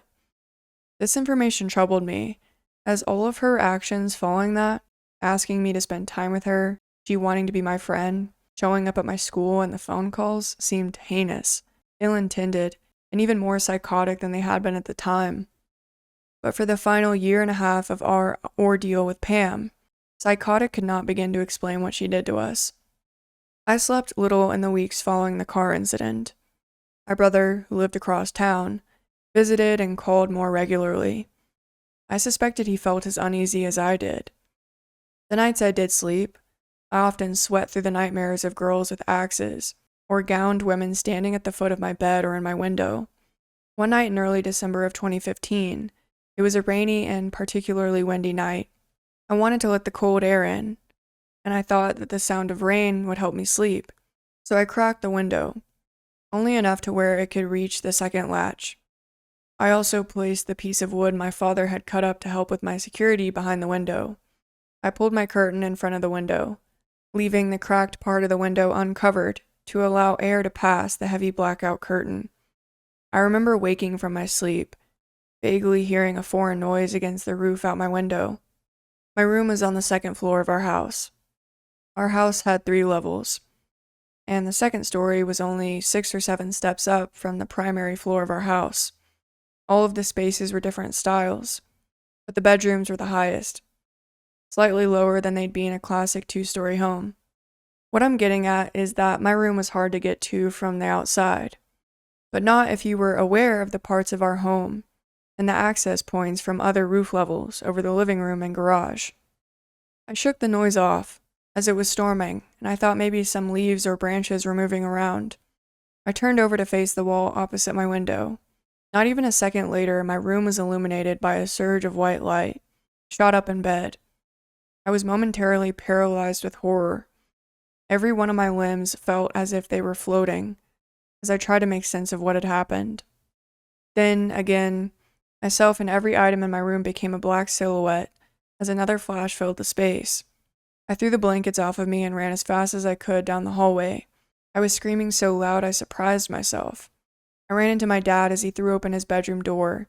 He was panicked and held me by my shoulders in the doorway to their bedroom and yelled at me to tell him what was wrong. Someone was taking pictures of me through my window. The roof and house was checked, and they, of course, found nothing and no one. My mother sat up with me and asked every basic question a parent asks. Were you dreaming? Are you sure it wasn't lightning? There was no thunder, and I was sure that there had not been at the time it happened. The flashes did not have the same hue as lightning did. I had taken enough cell phone pictures in my life to identify the flash of a camera. I don't know if they believed me then, but I would eventually have proof that would astonish them. My brother adopted Ike in January of 2016. Ike was a 2-month-old Chesapeake Bay Retriever, with 1 gold eye and 1 green eye. He had a very distinct white marking on his chest that looked like an hourglass, and a white sock on his front left paw. Ike was the love of my brother's life, aside from his now fiancée, Kara. Ike would end our torture just 3 months later. The holidays and my brother's engagement to Kara, who was amazing, beautiful, and whose family we had known all our lives, had lifted my family's spirit immensely. My brother was starting his family, almost done with the police academy, and seemed untouchable by any memory of Pam. We felt optimistic for the first time in a long time. Pam hadn't been around, to our knowing, in several weeks. All was normal and things were looking up, but that again didn't last. A month or so after bringing him home, after letting him into the backyard for a few minutes by himself, Kara told us that Ike had escaped from the yard. She panicked and ran around the neighborhood looking for him. She got in her car, called me upset, and drove around the block looking for him. She picked me up and I helped her look in the creek area behind where my brother's house was. We couldn't find him. However, when we arrived back at my brother's house, Ike was sitting on the front porch. We were relieved as he was unharmed and seemed to be as happy as ever, despite missing his collar. I helped Kara check the yard for ways he could have gotten out. We both decided he must have shimmied through a small gap in the gate on the side yard. I couldn't help being confused to find no grass or burrs in his fur. We thought nothing of it. A few weeks later, both my brother and Kara were going on a weekend trip with some friends, and I offered to take care of Ike. They dropped him off on the Friday before the 3-day weekend. Ike was happy to play with our older lab, Des. The second night he was with us, I was out with friends. My dad had let both the dogs into the yard around 8 p.m. He sat in his chair in the living room watching a show with my mom. They say they remember hearing Des barking because he yelled for him to be quiet, but they assumed the puppy was riling him up. A few minutes later, Des came to the door to be let in. He ran inside and barked at my dad. My dad was confused, as our dog was not a regular barker. He called for Ike, but he didn't come in. My dad went out and looked around in the bushes and still did not find him. He became concerned and hurried into the house to get a light. He checked the swimming pool and still did not find him. My mother joined him and they both scoured the large yard but did not find him. When I got home, they had just finished searching the front and side yards. I told them that he had escaped once before, so we decided to take the car to look for him. As we drove around yelling for him, attracting the help of a few neighbors, I thought how strange it was that such a well-behaved puppy had suddenly become a master escape artist in the past 3 or so weeks. Our yard had seen 3 or so dogs grow up in it, some younger and smaller than Ike, and we had never had that problem. The fences were high and well built, and my dad had replaced the ones on the side of the house just a few summers ago. We did not find him. I hoped that he had returned that night like he did last time, but he didn't. I informed my brother on Sunday and proceeded to look all day in surrounding areas, the pound, shelters, vet clinics, and even looked to the sides of roads from bodies. We found nothing. My brother was heartbroken. I helped him make flyers to post in our neighborhood and his. A couple weeks passed and we heard nothing. My dad was doing yard work in mid-February. He came in after a few hours and he set something on the kitchen table. "What's that?" I knit my brow as I saw it. "It's Ike's collar. It was in our front yard. I almost hit it with the mower. You'll have to take it to your brother." It was Ike's collar. His first collar. Not the one he had been wearing the night he went missing from our yard. It was his puppy collar, which he had lost the day he got out of the yard at my brother's house. I called Kara and asked her if they had found it, and she said they hadn't and had bought him a new one. That's when it clicked. Someone had stolen my brother's dog not once, but twice. I told my brother, Kara, and my parents my theory, and it was not a difficult one for them to understand. It had to be connected to everything else. Right when we thought she was out of our lives, we decided to take it to the police to add to our case file on Pam. I also told them about the night I had been photographed from my window. The police, like many times before, told us they could not do anything, as there was no proof she had done any of these things. Frustrated, defeated, and frightened again. But a few short weeks later, in April of 2016, new developments would finally end it all. By complete God-sent coincidence, Kara was with her mother in a small town 45 minutes away from ours. We were planning for my 17th birthday that month, and so preoccupied we almost put Pam in the fact that she undoubtedly had been watching us for months, and had stolen, probably killed, my brother's puppy, and thrown his collar in our front yard to help us connect the dots, and give her credit for the crime.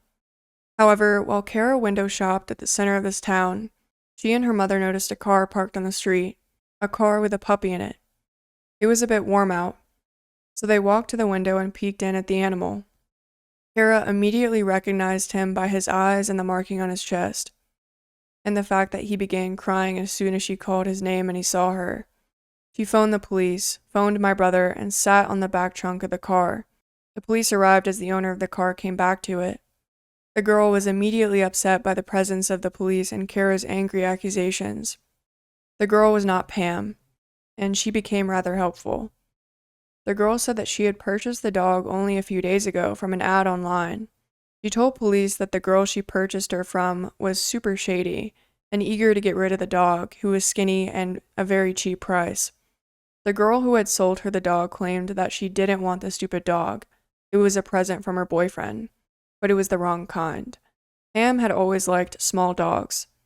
She told police that she had met the girl to purchase the dog at an apartment complex a few minutes away from where they were, but that she wasn't sure what apartment the girl lived in. The police, after Kara had informed them of our situation, used Pam's name to find out that she indeed lived in the apartment complex with 2 roommates. They interviewed Pam's roommates the next day, but Pam was not there. They told detectives that they almost never saw Pam. Her room was always locked and she was almost always gone. She didn't have a job, though she claimed to have one, and her mother was there a lot checking up on her and dropping off her rent to them.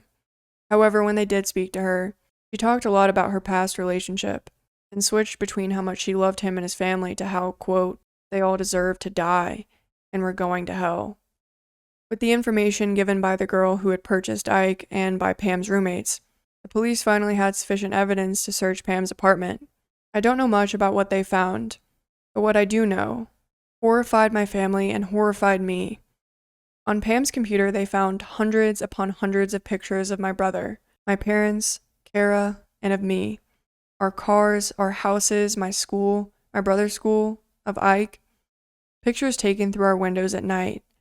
Pictures of us sleeping. Photos taken from our social media of vacations. The picture of my brother's proposal to Kara.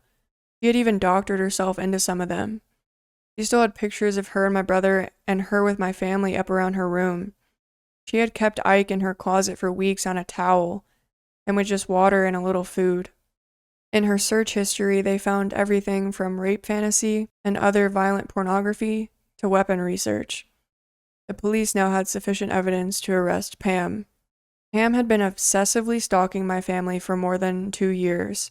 She had stalked us from her car, following us around town. It had been her snapping photos of me from the roof outside my window.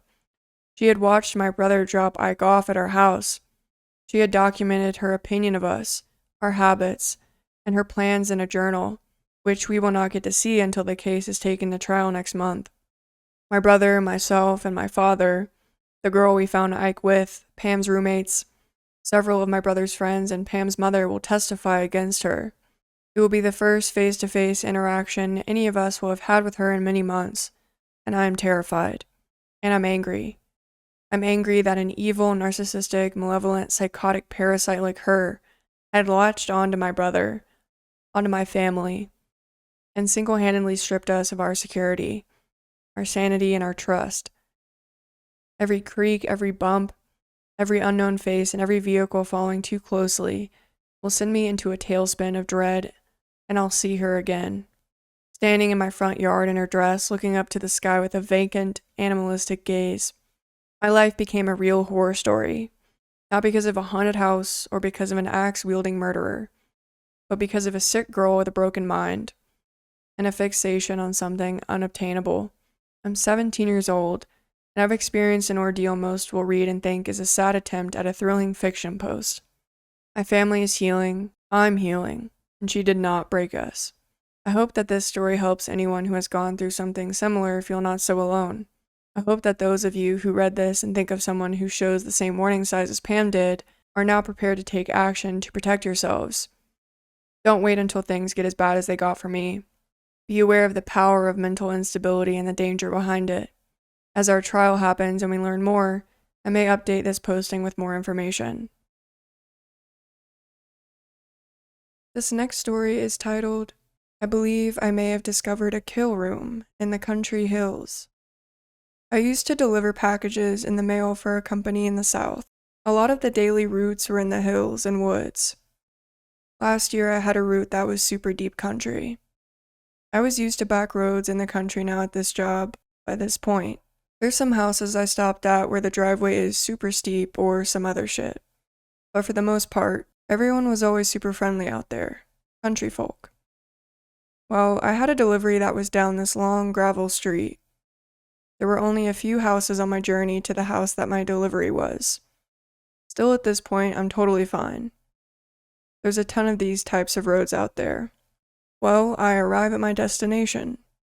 No mailbox, no driveway, no gravel. You could make out a little bit of a path that has been made from cars driving to the house, but I'm serious when I say a little bit. The driveway is maybe 250 yards long, with the house at the end of it. I'm only sketched out because I'm in the woods, and land is super unpredictable back there, meaning you never know when there's just a drop-off. I'm in a huge box truck, so if one of my tires was to slip off the side, the whole thing is going down. So I'm driving literally probably less than a mile an hour, taking my time, being extremely cautious. As I'm making this drive back to the house, I start kind of checking out my surroundings. I pass a real old broken down truck that the ground has started to grow around. Again, super common back here, no biggie. As I get further and further down the driveway, I notice that I've probably passed about 4 satellite dishes, like cable dishes. I start approaching the house. This house from the outside looks like it is Walter White Season 5 style cabin. It's a shack. I park and kind of just check out my surroundings. After about a minute, I was like, okay, I'm just gonna deliver it and leave. I walk up to the front door of this cabin thing, and the front door has a large glass window in it. Not modern. Think old. Like a cabin that was built in the late 50s with no repairs. As I sit the small package down in front of the door, I glance inside the house. The main room, which would be like a living room I'm guessing, is completely empty. The only thing that is in the room is 2 foldable metal chairs, both unfolded. Both facing a corner of the room, but nothing is in the corner. In the meantime, I'm trying to do my job with my right hand, where I keep making very quick glances inside. From what I saw, there was nothing in that house. Nothing. It was a shell. The kitchen may have had old appliances in it, but I wasn't really paying attention to that part. My sixth senses kicked in, and my brain obviously said, this isn't right. So I turn around and start walking back to my truck. Maybe 30 feet away. I take my hood off my head and take my hat off so I have a full peripheral view around me. I immediately start looking to see where the closest neighbor's house is. I see a building up the hill just a tiny bit, but it honestly looks like it was on this guy's property. I'm sure this was my head playing major tricks on me, but as I'm walking back to my truck, I just feel a presence. I feel like it's hanging onto my back, getting heavier and heavier, with every single step closer to the van I took. I jumped in my van, locked the doors, and checked the back to make sure no one was in there. Fuck. The driveway. I backed out of this entire driveway while checking my surroundings everywhere. I make it back onto the road. As I'm driving down the road, maybe 40 feet away from this dude's entrance of the driveway, there's a trash bag in the middle of the street. It's opened just a little bit. I slow down and it looks like there's a woman's sweater or something in there. Was that a kill room? Was someone or multiple people held hostage on that property? Something was up. I immediately contacted my buddy and told him about it. He suggested I go back and snap a few pictures. I agreed. About 5 minutes go by and I made it back to the address, and the trash bag is completely gone. I looked everywhere on the street and the side of the street. Completely gone. But get this, I always thought about how I never know what I'm delivering, or who I'm delivering to. When I first landed this job, I remember thinking how crazy it would be if someone was holding people hostage in their house, torturing them and ordering their food and house supplies online, because they are afraid of leaving the house with the kidnapped people alone. That's all I could think about when dropping off this package. I left that job not even a week later for different reasons, but I did tell my boss and he assured me that he would contact the local police department and take that house off of our normal route schedule. I never heard anything back about it. I'm aware that if the police went out there and found something or people, I would immediately be called in to tell them what I saw. So I'm just going to assume that they went out to check it out and found nothing. But in the same sense, it makes me wonder about the trash bag immediately disappearing after I left. Did they realize that they messed up and I was going to say something so they prepared for that? I don't know. I also have no clue what the address was or how to get there by memory to check it out myself, but I think about that very often. And every single time I do, I get chills down my spine just because of the thought of the unknown. The humming was the worst part. A friend of mine is on here and she loves going through all the stories. She wanted to post this one of mine, but conned me into signing up instead. Sadly, I have many stories, but this one was the most traumatic. So, my friends always say that if something unlucky is going to happen, then it will most likely happen to me. They also say that if there is a creeper around, then I will end up being the one creeped on. Both of these statements are unfortunately true. I've been stalked multiple times, some ending pretty badly, and I have the worst luck imaginable. This story happened 3 years ago, and I still have nightmares about it. My mother came to stay with me for a week, which I knew would be a nightmare.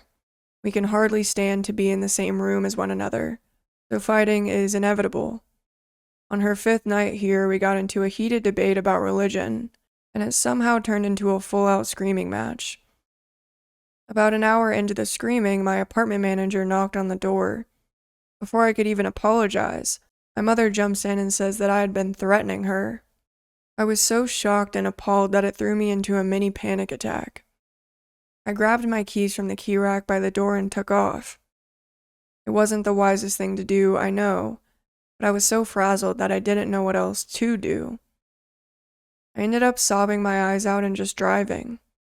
This went on and off for about an hour and 70 miles.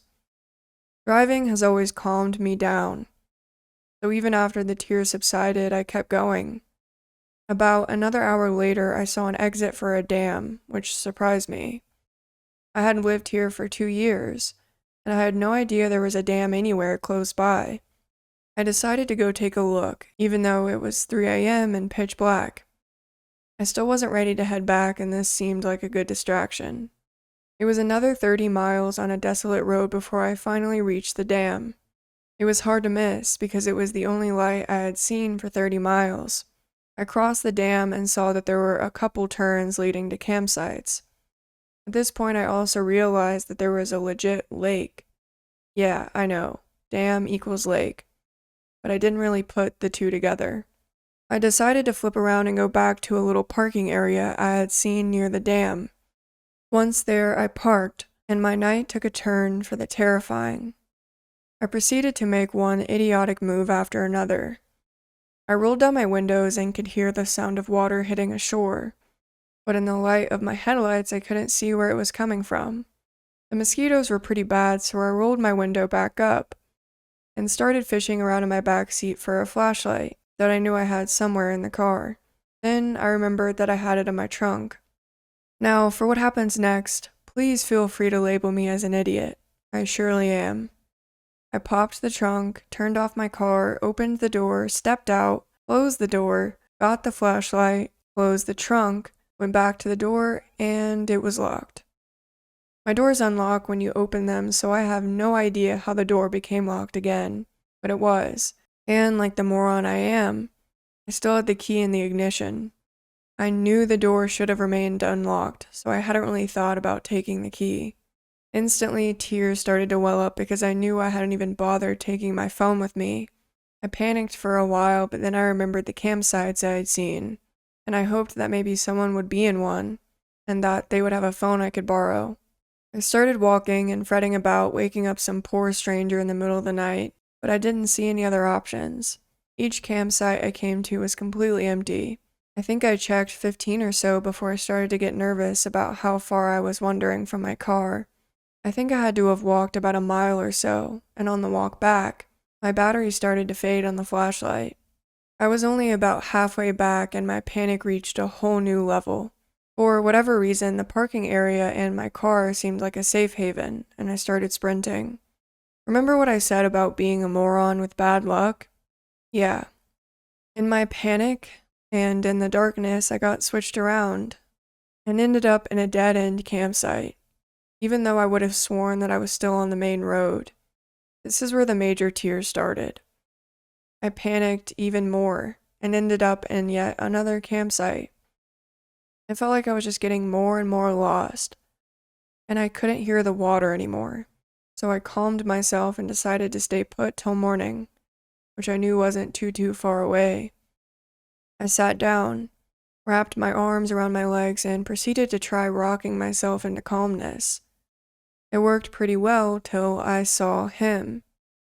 I had my eyes closed as I rocked, but then I heard a dull footstep. I looked up, obviously startled, and saw him standing only a few feet away. He was massive, probably about 6'4", and had a large but not fat build, like a football player or something. In hindsight, it's amazing that I hadn't heard him approaching sooner, or smelled him. For a second, all I could do was stare in horror and gasp out incomprehensible words. Then I screamed. It only took him a second to cross the distance between us, but I didn't even have time to properly get up before he had his hand around my throat, choking me. For reference, I'm not particularly big, 5'3", 132 pounds.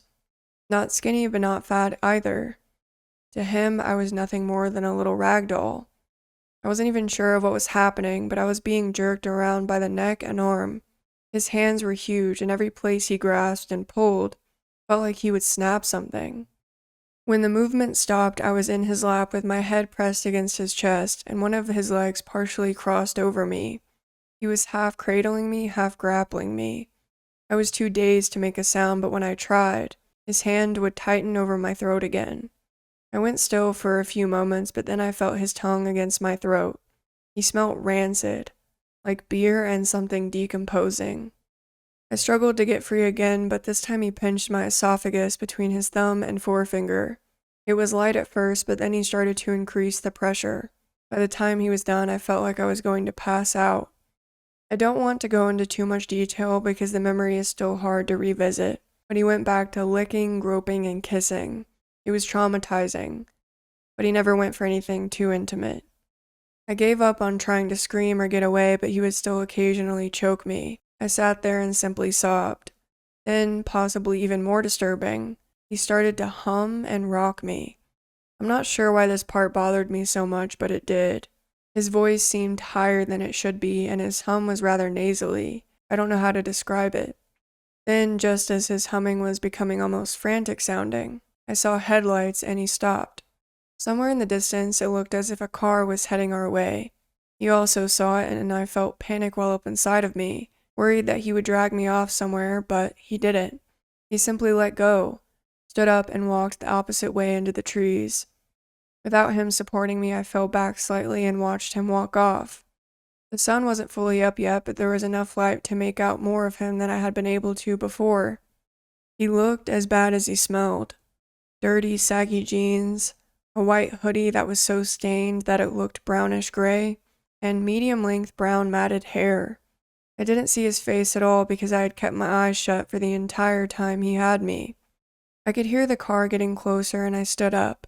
About 30 feet away was my flashlight and where I had been sitting, and I realized how far he had taken me while he pulled me around like a doll. I could see the car lights through the trees, but then they suddenly took a left and panic set in again. I worried that he would come back if he saw that the car wasn't coming to this campsite. I started to run. I didn't even care about staying on a path or road, just as long as I could still see the car. I caught myself on a few bushes and scraped myself falling a few times, but the pain didn't even register. I was too desperate to care. It felt like forever, and I don't know how long I actually ran, but I eventually ended up close enough to the car that the couple inside noticed me. They stopped and the guy got out. I remember not even being able to talk. For a long while, I was just shrieking at the poor guy. Even before I could tell them what happened, his girlfriend had called the police. Everything after that seems like a blur now. The couple drove to the parking area as told to do by the cops, just in case the man was still around. The sheriff's department showed up, took my statement, took me to the nearest station, asked for another statement, checked me for evidence, called my mother, and contacted the fire department to break into my car for me. Just as my mom and friend arrived at the station, a sheriff's car pulled up, and in the back seat was the man. I was promptly pulled back inside and asked to make a positive identification. It wasn't like in the movies, though. They literally just brought him up to me and asked, "This him?" Now, this part still leaves me extremely emotionally confused, but it is what it is. As I looked up at him, he wouldn't meet my eyes.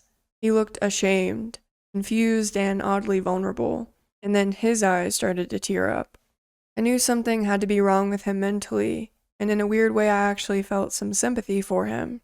I did confirm that it was him, but afterwards I actually worried enough about him that I asked about what would happen to him. This is where sympathy flew out the window.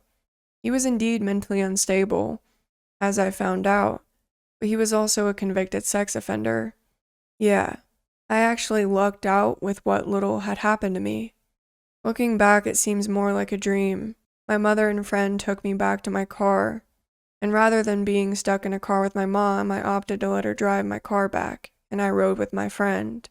The entire drive back, she kept drilling me for more information, but I couldn't bring myself to even talk about it. I still don't like talking about it, and I refuse to ever go camping again.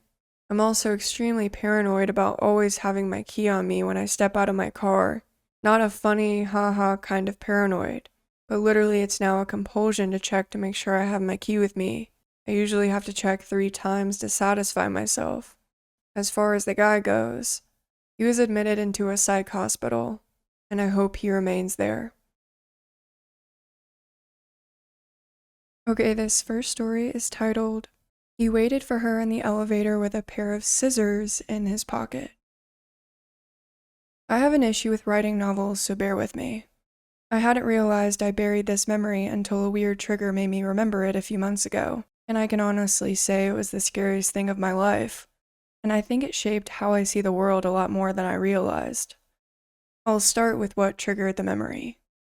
I was watching the first season of The Sinner a few months ago, and this happens in like the first 2 minutes and is literally the promo photo, so not a spoiler or anything.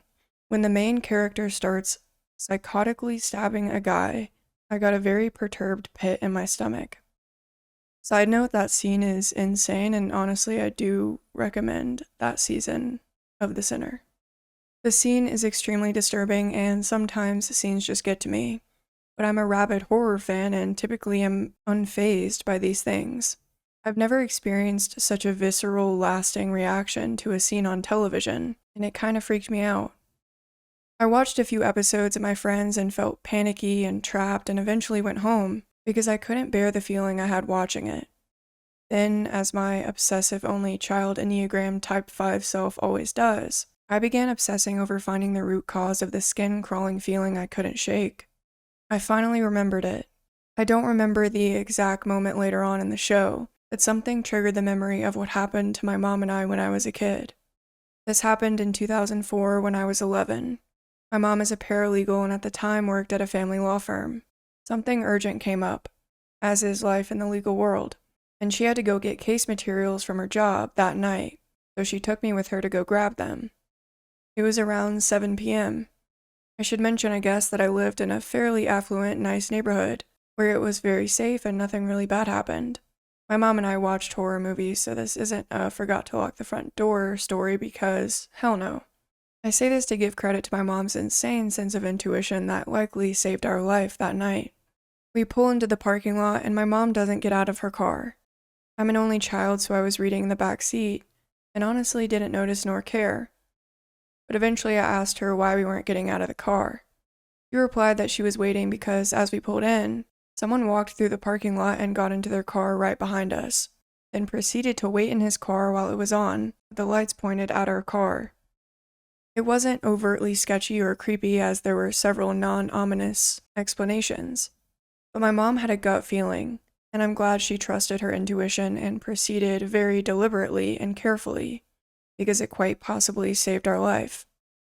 5 to 10 minutes later, eventually she turned to me and was like, "Okay, I have no idea what this guy is doing, so let's just grab the stuff and leave." I didn't know this at the time because I was at this point mildly oblivious, but he got out of his car and followed us. My mom told me to hurry up, quote, because it was freezing, and we jogged to the door. Her building required a card to buzz you inside, so once we got in, we figured we'd be fine. The parking lot we were in is giant, and random people hang out there all the time, including myself frequently as a teenager drinking Four Locos in the parking lot. Classic. And he came from seemingly nowhere, so the chances of him also having a car to buzz in were not very high. This was also something I wasn't really aware of or paying attention to at the time, but a few moments after we buzzed in, thinking we were in the clear, he came in right behind us. I asked my mom about this. I didn't learn what happened until years later. I can understand why she didn't tell me, and she said a few things ran through her mind. He could have been a total psycho who stole someone's card, which was the least likely, as it was just too fucking random. So he was either an employee or a client. They held late-night mediation sessions inside the building, so it was typical to give clients a temporary pass for convenience. I'm going to assume this practice changed after this event. My mom, knowing the ID card system, actually wondered if she was overthinking it at that point. But she just had that gut feeling and stuck to it, and truly taught me from the get-go to fuck politeness. I hadn't seen him follow us in, and my mom honestly played it so cool that I didn't even put two and two together and just thought it was another random employee. But I remember just having a weird gut feeling that I just couldn't put my finger on. And mercifully, I just shut up and followed my mom's lead. Before he came in, my mom was frantically pressing the elevator button just in case he somehow got in, but it hadn't come yet. So he came in and waited for the elevator for us. But my mom was fake polite and said hi. Then when it came, he got in and held the door open for us, waiting. My mom really fucking killed it thinking on her feet and pretended to get a call and kind of shooed me to the side and told him, "Oh, I have to take this, so we'll just wait for the next one. Thank you," and ushered us away. I followed without protest even though I saw that no one had called her. After getting the weird feeling and seeing her fake call, I knew something was up. That, and he was extremely creepy standing there holding open the elevator. The second it took off, she immediately pressed the button so the next one would come down, and grabbed me and said quietly, "That was the man who was waiting behind us in the car in the parking lot." He got out of his car and followed us inside. I was not letting us get into the elevator with him. "When the elevator comes, we're going to run to my office and wait a few minutes, then take the stairwell out." At this point, I'm freaking the fuck out, but stayed calm and quiet and followed her lead. He saw that his elevator went to the 3rd floor. He was on the 2nd floor, so we wouldn't run into him. Even if he somehow discovered we went to the 2nd floor on a different elevator, her office was right next to it, and he wouldn't have ever caught up to us. We ran into her office and locked the door and waited about 5 to 10 minutes, while she held her ear to the door to make sure she didn't hear anything. As I'm writing this, I'm almost laughing like a lunatic, because at this point we sound like paranoid freaks, as really nothing had happened, but I'm so glad we watch way too many horror movies. We then unlocked the door and quickly looked out, then ran to the stairwell and ran the fuck out of her office, got in the car and drove home. That was the end of the story for me at the time. I asked my mom when I was a teenager if she remembered that weird time at her office, when we hid in her office and ran away from a guy in the elevator, and her face turned white. And she told me what transpired while we were waiting in her office, and ran out the soundproof stairwell. The man in the elevator was there for a custody mediation session with his estranged ex-wife. He was against the divorce and was desperately trying to stop his wife from divorcing him. The custody session took place before my mom and I got there.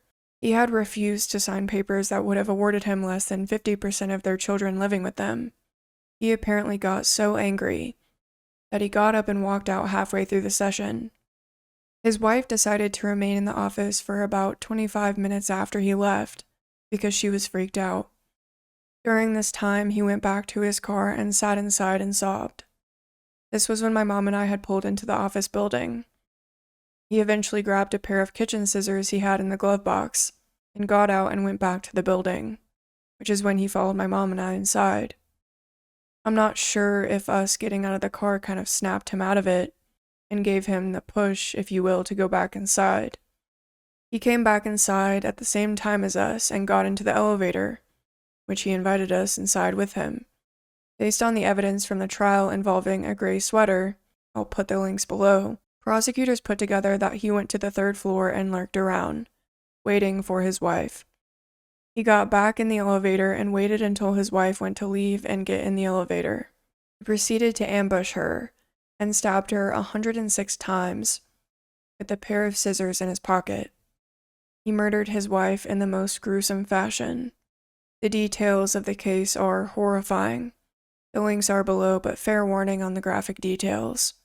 What chills me to my core is wondering what would have happened if we got in the elevator. It was clear he had an agenda and a direct target. It's highly possible he would have left us alone and went along with his plan. But the last detail is that while he was waiting in his car, he was snorting methamphetamines and was high as a fucking kite. The mediator was the key witness in trial, and her testimony is horrifying. Her husband also worked in the building, and she was walking to his office when she heard screaming. When she got closer to the elevator, she heard the wife yelling her name. She yelled out, "It's him." She found the husband dragging his wife inside the elevator, with blood everywhere, all over the walls. Then, in front of the mediator, he continued to plunge the scissors into his wife. When the police got there, they found him holding his wife, who is dead, choking her with his arm around her neck. This all took place while we were still in the building. We didn't hear it because we were in the cement stairwell and ran directly outside. All of the above is to say that he clearly went absolutely psychotic and lost his absolute mind. Someone who stabs their wife over 100 times with a pair of goddamn poultry scissors is clearly fucking insane, but him rapidly continuing to murder her in front of the mediator and choking a dead body when the police arrived is a horrifying level of insane. And he was high on methamphetamines. There's nothing to say that we wouldn't have set him off in the most random way, or that he had already entered his psychotic break, or that he wouldn't have wanted to get us out of the way. My mom's actions likely saved our lives that night. She had a gut feeling and trusted her intuition. I read stories on here every day and sympathize heavily with them, of people, particularly women, who are conditioned to be polite and end up in danger as a result. My mom knew the fake call might have seemed like bullshit, but she did not give a fuck, and was absolutely not getting in the elevator with him. She's not only my hero, but my best teacher. I learned that night to be hypervigilant, pay attention to every little detail of my surroundings, and to fuck politeness and never dismiss my gut. I will never forget the slightly too wide, toothy smile that didn't seem to reach his eyes, while he stood 5 feet away from my mom and I holding open the elevator. Now that I had this memory resurface, I think about it all the time of what would have happened if we got in the elevator. So I've pulled up an article here. Apparently this took place in Redwood City, California in 2004, like the OP said, and the trial officially concluded in 2006. A 50-year-old Daly City man was sentenced to life in prison without the possibility of parole for fatally stabbing his wife with kitchen shears in a San Mateo office building 2 years ago. He was convicted of first-degree murder with special circumstance of lying in wait, and the victim was Sharon May, 40 years old. He received the mandatory life sentence. And apparently this guy was just completely emotionless in the courtroom and was like, well, I've lived a good life, I'm 50, whatever. Sharon May's mother, Nancy Sulpizio, said in the courtroom that she was horrified by the brutality of the attack, quote, "You wouldn't do that to an animal," and worried about the emotional harm it has caused the couple's 3 young children. Quote, "How they will ever get over this emotionally, I don't know." And the victim, Susan, was just one of the best people in the world, according to her family. She was a counselor who worked with more than 1,000 children over the years in the county. The killer, Lawrence May, actually took the stand and acknowledged killing his wife on March 25th, 2004, but said he had taken methamphetamine and didn't recall how he stabbed her in a lobby elevator. And apparently he told jurors that before he stabbed his wife, that she was cussing him out and taunting him, but many of the jurors were skeptical of that, considering she was essentially trapped in a tiny elevator with him while he was high on meth, holding a pair of scissors. And they were also skeptical that the kitchen shears just happened to be in his car, because he claimed their children did art projects in there sometimes.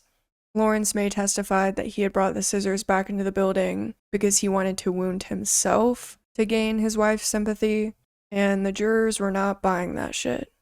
So yeah, the good news is he'll be in prison for the rest of his life, and if he's still alive, he's in his 70s right now. Okay, story number 2. The Australian House. Hello everyone, my name is Luke, I am French, I am 26 years old, and I currently live in Brisbane, Australia, since May of 2019. I met my girlfriend Mina, who is Japanese origin, 1 month after my arrival in Australia, on a strawberry farm where we both work. We worked over there for several months until the health crisis hit the planet. So no more work on the farm, we have to find something else. At that time we had 2 choices. Go back home and we split up or stick together and try to get through this event on our own. Spoiler, we chose the second solution. We then decided to leave our seasonal job in the countryside to go into town trying to find a new job. Bingo. Good news for me. An employer has agreed to hire me to work on a local Australian football team. The employer will be called Kathy, anonymity requires. Kathy explains to me that I can work for the football team, but that currently, because of the health crisis, a containment will be mandatory even if at this time Australia is rather spared compared to Europe. Anyway, I'm hired, but I'm gonna have to wait until the lockdown passes and the football season resumes. So I explain that it tempts me, but that it will be tens for Mina and me to remain unemployed during the confinement because we have a rent to pay, food, etc. You should know that Kathy has a heart as big as Australia. Sensitive to our situation, she explains that she has a solution for us. She has a holiday home several kilometers from Brisbane that belonged to her father, who is now in a retirement home, where we could stay for free while confinement is in progress. At this time, I do not believe it too much. I tell myself that there is something fishy, but in front of the situation, I agree, this is the best solution for us. We accepted this and moved to this house a few days later. Animal Crossing, Splatoon, MK, we enjoyed playing video games during this lockdown. Everything is going well. We feel a little lonely because this house is isolated in the countryside, but apart from that, we are well. We have a garden, etc., all this for free. I also point out that this house is like in the middle of nowhere. I just have a neighbor, John, who takes care of horses I've been friends with, and that's it. Other details that will have their importance. In this house, there is a main entrance door with a large fuzzy glass, so you can distinguish things through, and there is another wooden door behind the house that overlooks a veranda connected to the house. This house is a single story, so there are no floors, and to finish, no curtains at the window except in the bedroom. The context is given, the story begins now. 3 or 4 weeks after I moved in, Kathy calls me with good news. I can work. First day of work, everything goes smoothly. I like what I do, very good atmosphere, etc. The only problem is, we're still in Kathy's father's house, which is several miles from Brisbane, and I don't have a car, so I have an hour and a few trains to go, and the same one to come back. But like I said before, I have nothing to complain about. For the record, Mina was still looking for work. She wasn't as lucky as I was, so she was mostly at home while I'm working. Second day of work. Always at the top. 5 p.m. I'm about to finish my job when I get a call from Mina. She whispers, the voice trembling, and you have to know that we communicate in English both, and we are not necessarily bilingual, so sometimes we understand each other only half. First second I feel something's wrong. Here I will switch from her point of view to give you maximum of details. She was quietly playing Animal Crossing on the couch when suddenly she saw a silhouette through the blurred window of the main entrance door. Too small and too wide for me or even John, and she understands it very quickly. She stares at this figure that is now motionless facing the front door. It is at that moment when she tries to get up to gently walk away from the door, that this guy begins to frantically knock on the door. Her heart is racing, she doesn't know what to do. She tries to be as discreet as possible so this guy thinks that no one is there or will open it up to him. She finally decides to hide in the wardrobe of the room, because it is the only room where we cannot see what is happening from the outside. Snuggling between the hangers and our clothes and praying for him to let go, she suddenly remembers that there is a second door behind the house that is open, and she does not know if it's locked or not. Courageously, she decides to rush to the house to reach this door, and then during her run, she sees this guy sneaking past one of the windows of the kitchen. Conclusion: he goes around to check if there is a door at the back of the house. Panicked but already in her race, she decides to go to the end and try everything for the hole. She must close the door before he tries to open it. It is finally when she presses the latch that she hears the individual trying to push the door. Completely frightened, she goes back to hiding in this wardrobe, and that's when she calls me. As I said earlier, I struggled a little to understand what she was saying to me on the phone. Her voice trembled, etc., but I immediately tried to calm her down so that I could have clear information about what was going on.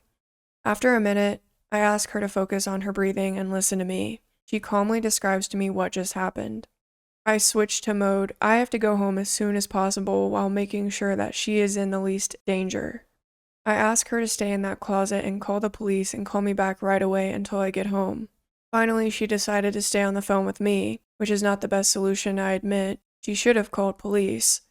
But I was in a state of total stress, and the fact of having her on the phone in continuous reassured me.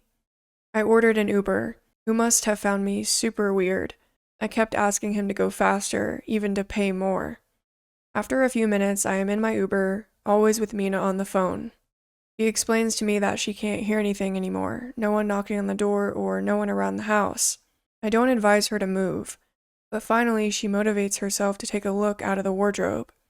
To finally, a few minutes later, confirm to me that the silhouette is no longer visible behind the door, and that no one seems to be around the house. I'm in front of my house. I go to meet Mina and give her a big hug by explaining that I'm here, she has nothing to fear. 6 p.m. It's night at this time of year in Australia. I check the locks and try to pass the ideas by playing a game and watching anime. Big mistake. In my relief to rush to find it without problem, I have omitted a detail of the greatest importance. Check around the house. Damn, Luke, why not check around the house?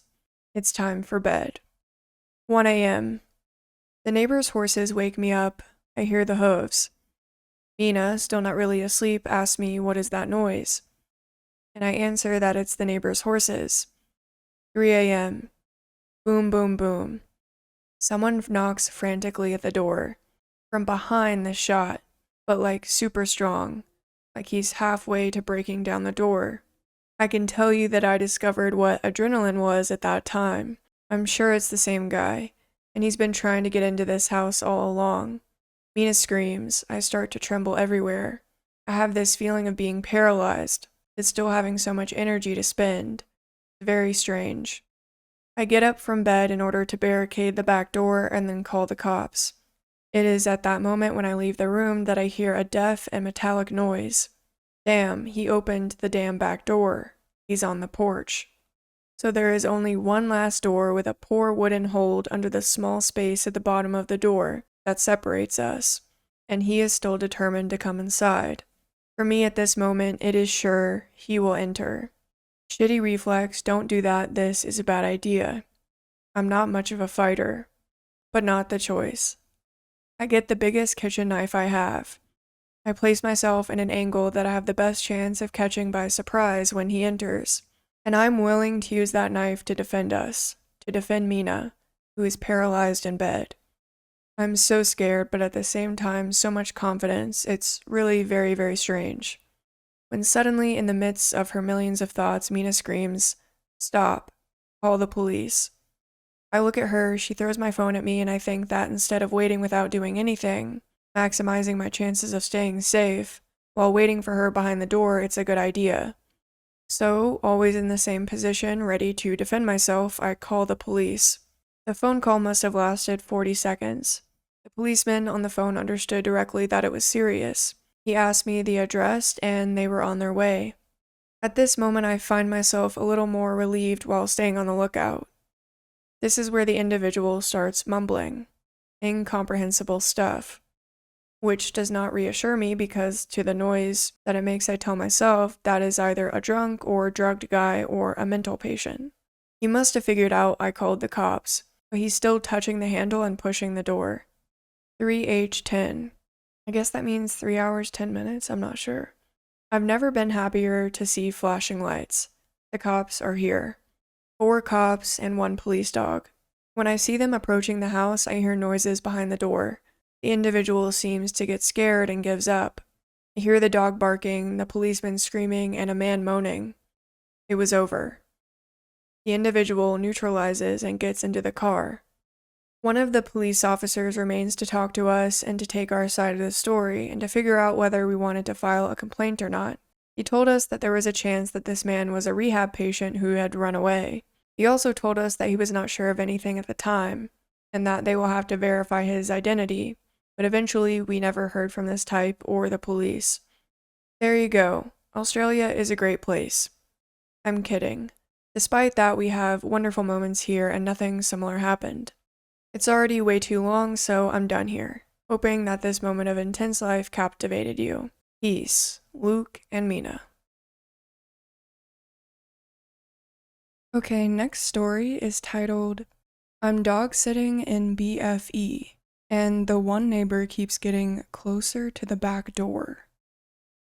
This is a true story, and I'm just getting into Reddit. Came across this sub, and I figured I would share. I dog sit for a family friend. They much prefer to have someone stay at the house with the dogs. I grew up in a town in the middle of nowhere, and I love the countryside. So for me, this is like a staycation, because I live in the city now and never have any time to myself. Anyway, their house is out in the middle of nowhere. When I say nowhere, I mean this place takes 2 hours to get to from my work, and is about 45 minutes to the nearest town/interstate. There is one neighbor within 5 miles, and he lives directly across the street. I'm used to this where I'm from.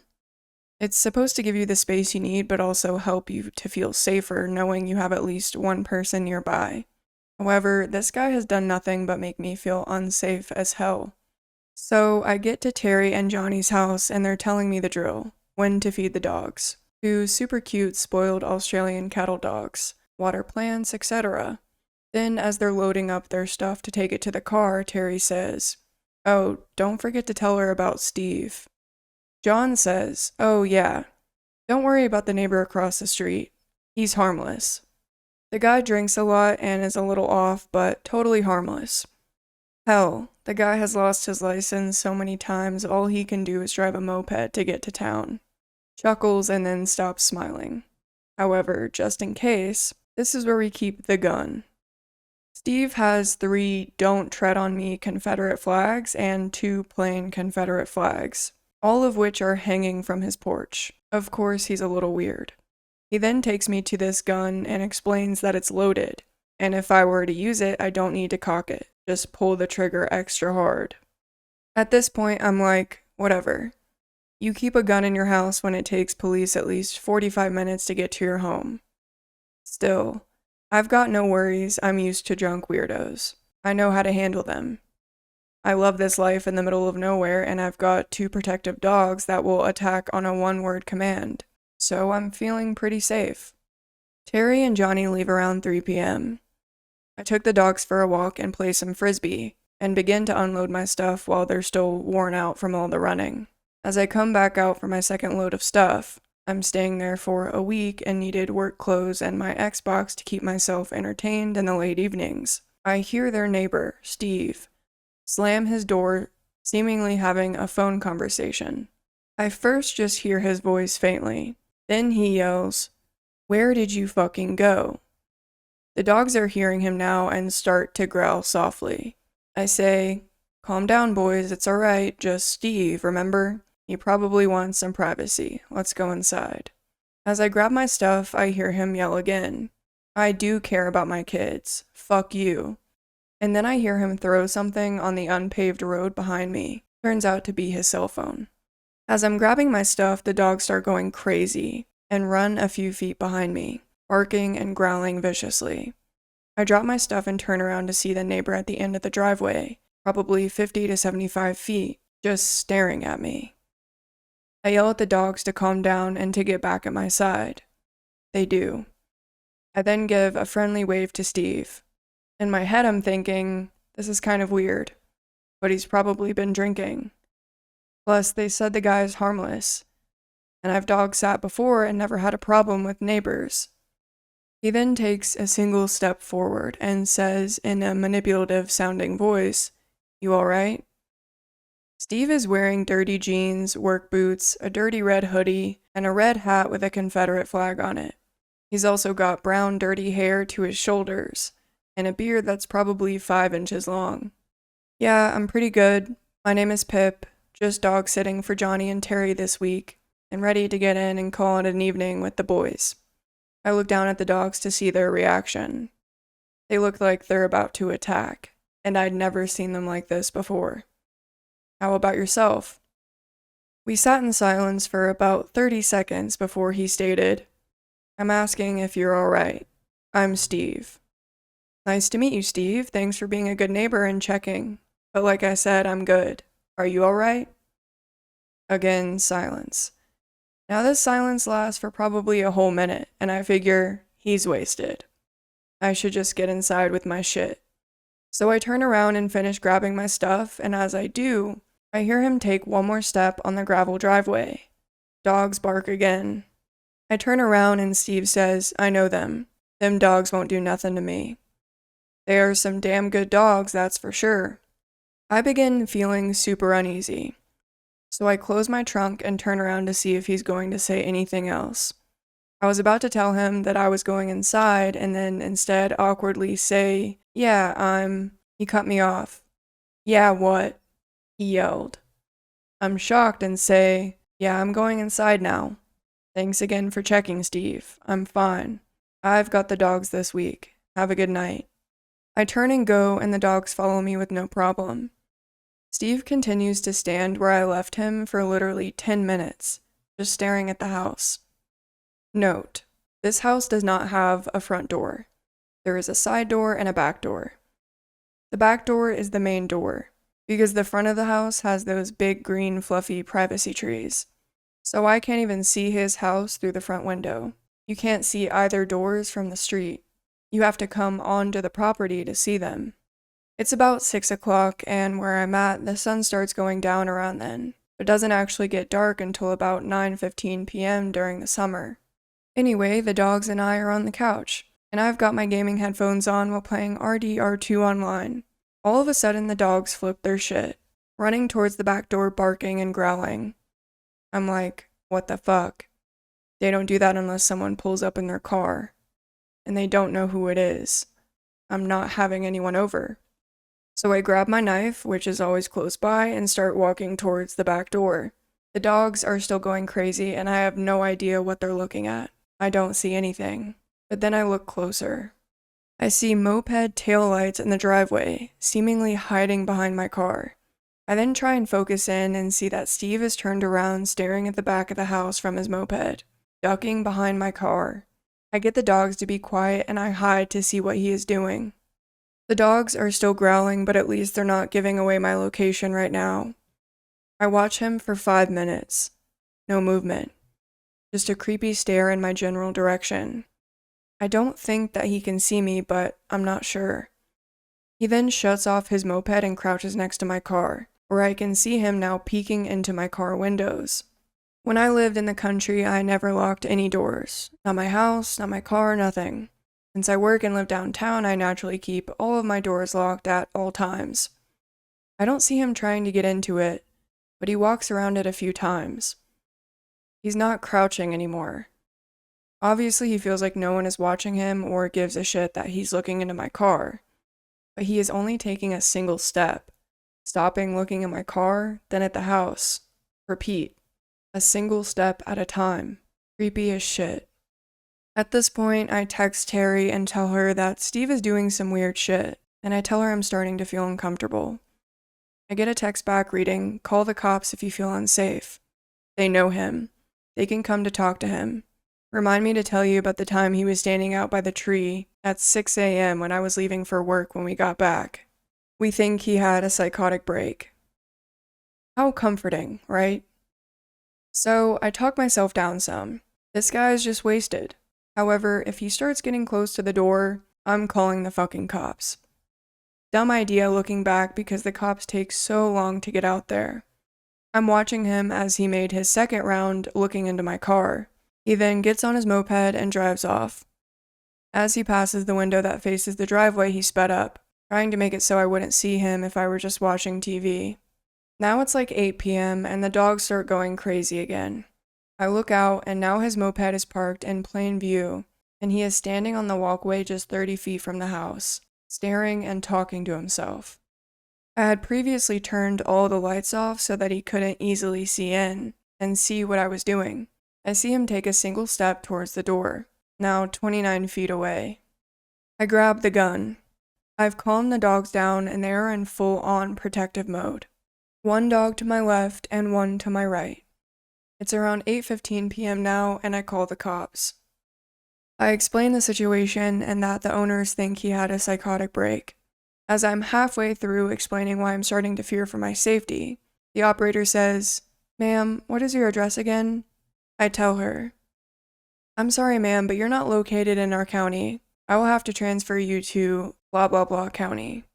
"Are you serious?" The owner said that the cops in South blah blah blah know him very well and how to handle him.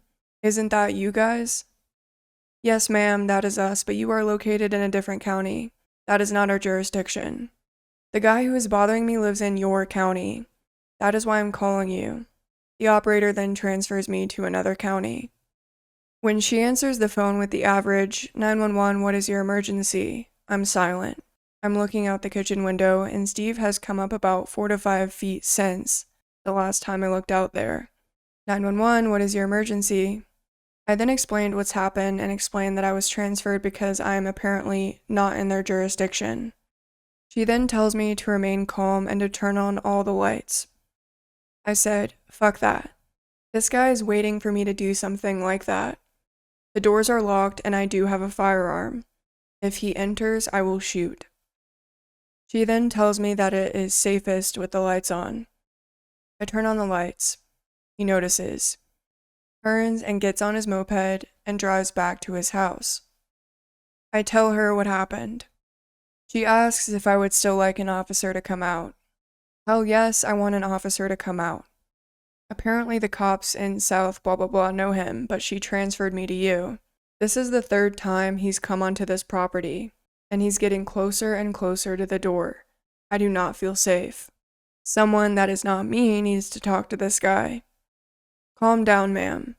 We will still send somebody, however, based on where you are located, it will take a while for one to get out there.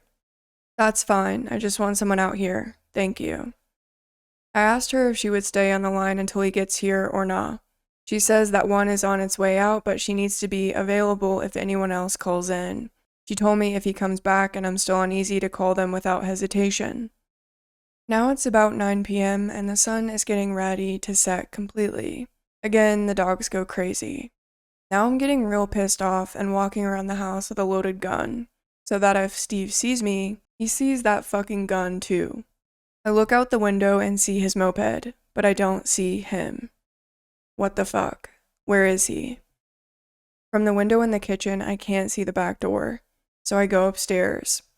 One dog follows, the other is too old to climb the stairs, and peek down through the bathroom window. Steve is on the back porch lighting matches and throwing them down on the wooden porch. He doesn't seem harmless anymore. He's talking to himself and twisting his head back and forth like he's getting warmed up to fight, or having a conversation with another one of his personalities or something. I start filming him from the upstairs window, just in case I die, you know? So that I could hide my phone, and when they found it, they'd know it had to be this fucking guy. The sun is down and it's starting to get dark. He steps up to the door and starts knocking. He then starts pounding on the door. I'm pretty good at staying calm in situations, but my heart started beating so fast that my Fitbit had to change my heart rate tab every 2 seconds. If he gets in here, I'm going to have to kill this guy, or he is going to kill me. I could see pure hate in his eyes. Then he stops pounding at the door, quickly turns away, and runs to his moped, starts it, and takes off faster than I thought a moped could go. Not even a minute later, the cops pull into the driveway. I had mentioned to the dispatch operator that I have 2 dogs who will bark at the officer, but will not attack unless given a specific word. They are trained, and I do have a firearm. I will leave the firearm inside when I go to meet the officer. I met the officer. The dogs didn't growl, simply gave a single bark apiece to let them know that someone was here. I went outside to meet him and told him that the guy just took off on a moped. He says, "Oh yeah, I think I just passed him when I turned onto the road." I explained that he is absolutely drunk or crazy, and if he sees him on his way back that he should definitely pull him over, because I'm quite positive he's under the influence of something. Normal people just don't act that way. The cop basically shrugs everything off and says, "Well, are you going to stay the night here?" I told him no. I will leave the dogs overnight and come back in the morning. I asked him to stay while I packed everything up. He nodded. I go inside, give the dogs love and treats and crate them for the night. I take off and return the next day with my dad. My dad begins walking the perimeter to try to show him that a man is also staying here. I'm a 24-year-old female, if you're wondering. Then Steve, wearing the same dirty outfit and hat, while holding a 24 case of Budweiser, is standing at the end of the driveway again. I'm watching him from the front window. I see my dad at the other end of the yard. As he comes into view, Steve turns around and walks back to his house. I later learned that Steve had been jailed multiple times due to domestic abuse. His kids are not allowed to see him due to his violent nature, and he bought a 4-wheeler. No one knows how he gets his money to get these things. Terry and Johnny have never seen him leave for work. They've only seen him leave on his moped or 4-wheeler, empty-handed, for an hour or 2, and return with a case or 2 of beer. I don't know who he thought I was, but every time he looked at that house, in my direction, there was just pure hate in his eyes. Who knows what would have happened if I hadn't called the cops as early as I did. When dog sitting from now on, if a neighbor says hi, let's not meet. And here is a video that the OP took of the neighbor lighting the matches and throwing it on the porch.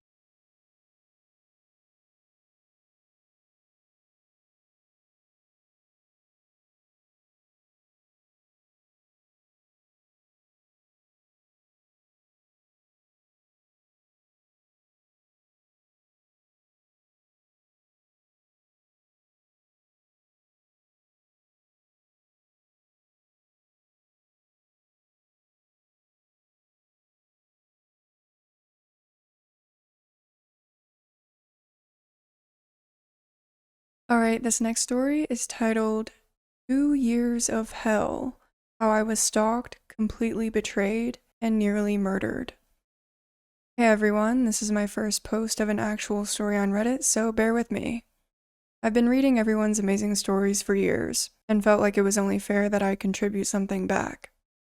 Allow me to tell you about the time I dated a guy on Myspace for 2 years that nearly ended up getting my entire family murdered, me stalked by a psycho, and everyone involved nearly losing their minds. I've never written this down before or told very many people that I even trust. It's all just too painful and quite honestly unbelievable to tell often. If it didn't happen to me, I probably wouldn't believe it either, but unfortunately, it did. I promise what you're about to read is 100% the absolute truth. I hope you all find this interesting.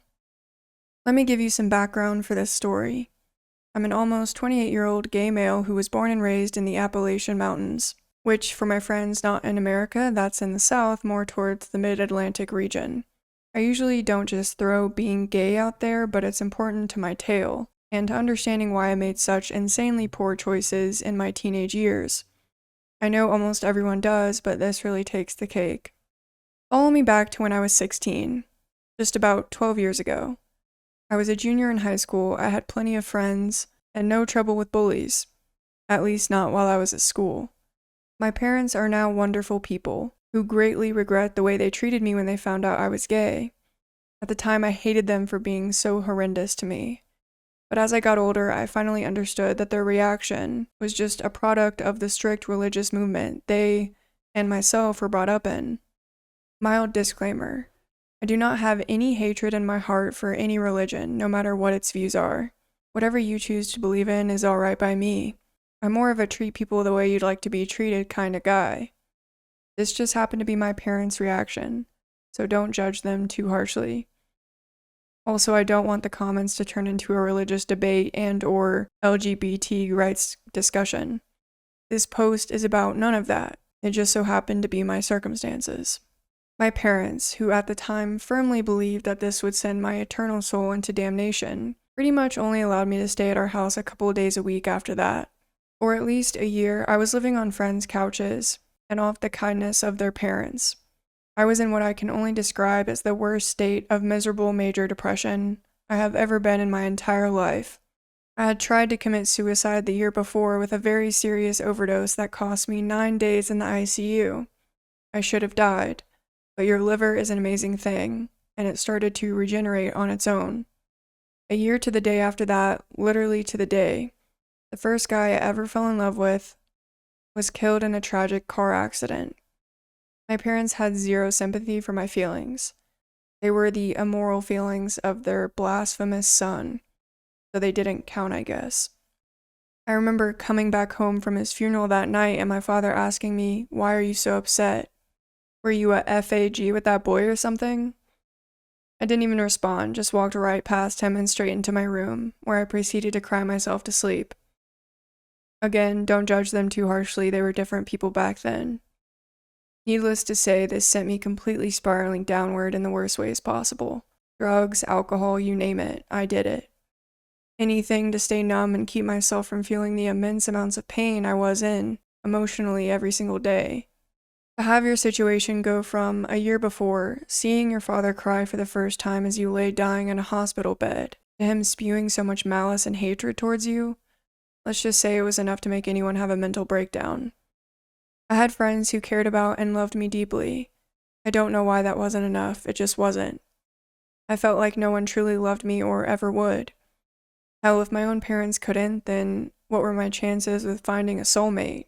Would I just be alone forever, and as miserable as I was then? At that time, and in my angsty teen mind, that's exactly what it felt like. Which finally brings us through my background and mindset leading into the pure, unadulterated hell that was soon to follow. In the midst of my deepest, darkest despair, the brightest idea anyone has ever had on this planet popped into my head. Well, if no one around here will ever love me, then I'll just go online and try to meet someone who will. Pure stroke of genius, right? It just made absolute biblical sense to me at the time. I felt like the only gay teen in the whole damn state. Like the only person who really understood me was me, and only ever would be me.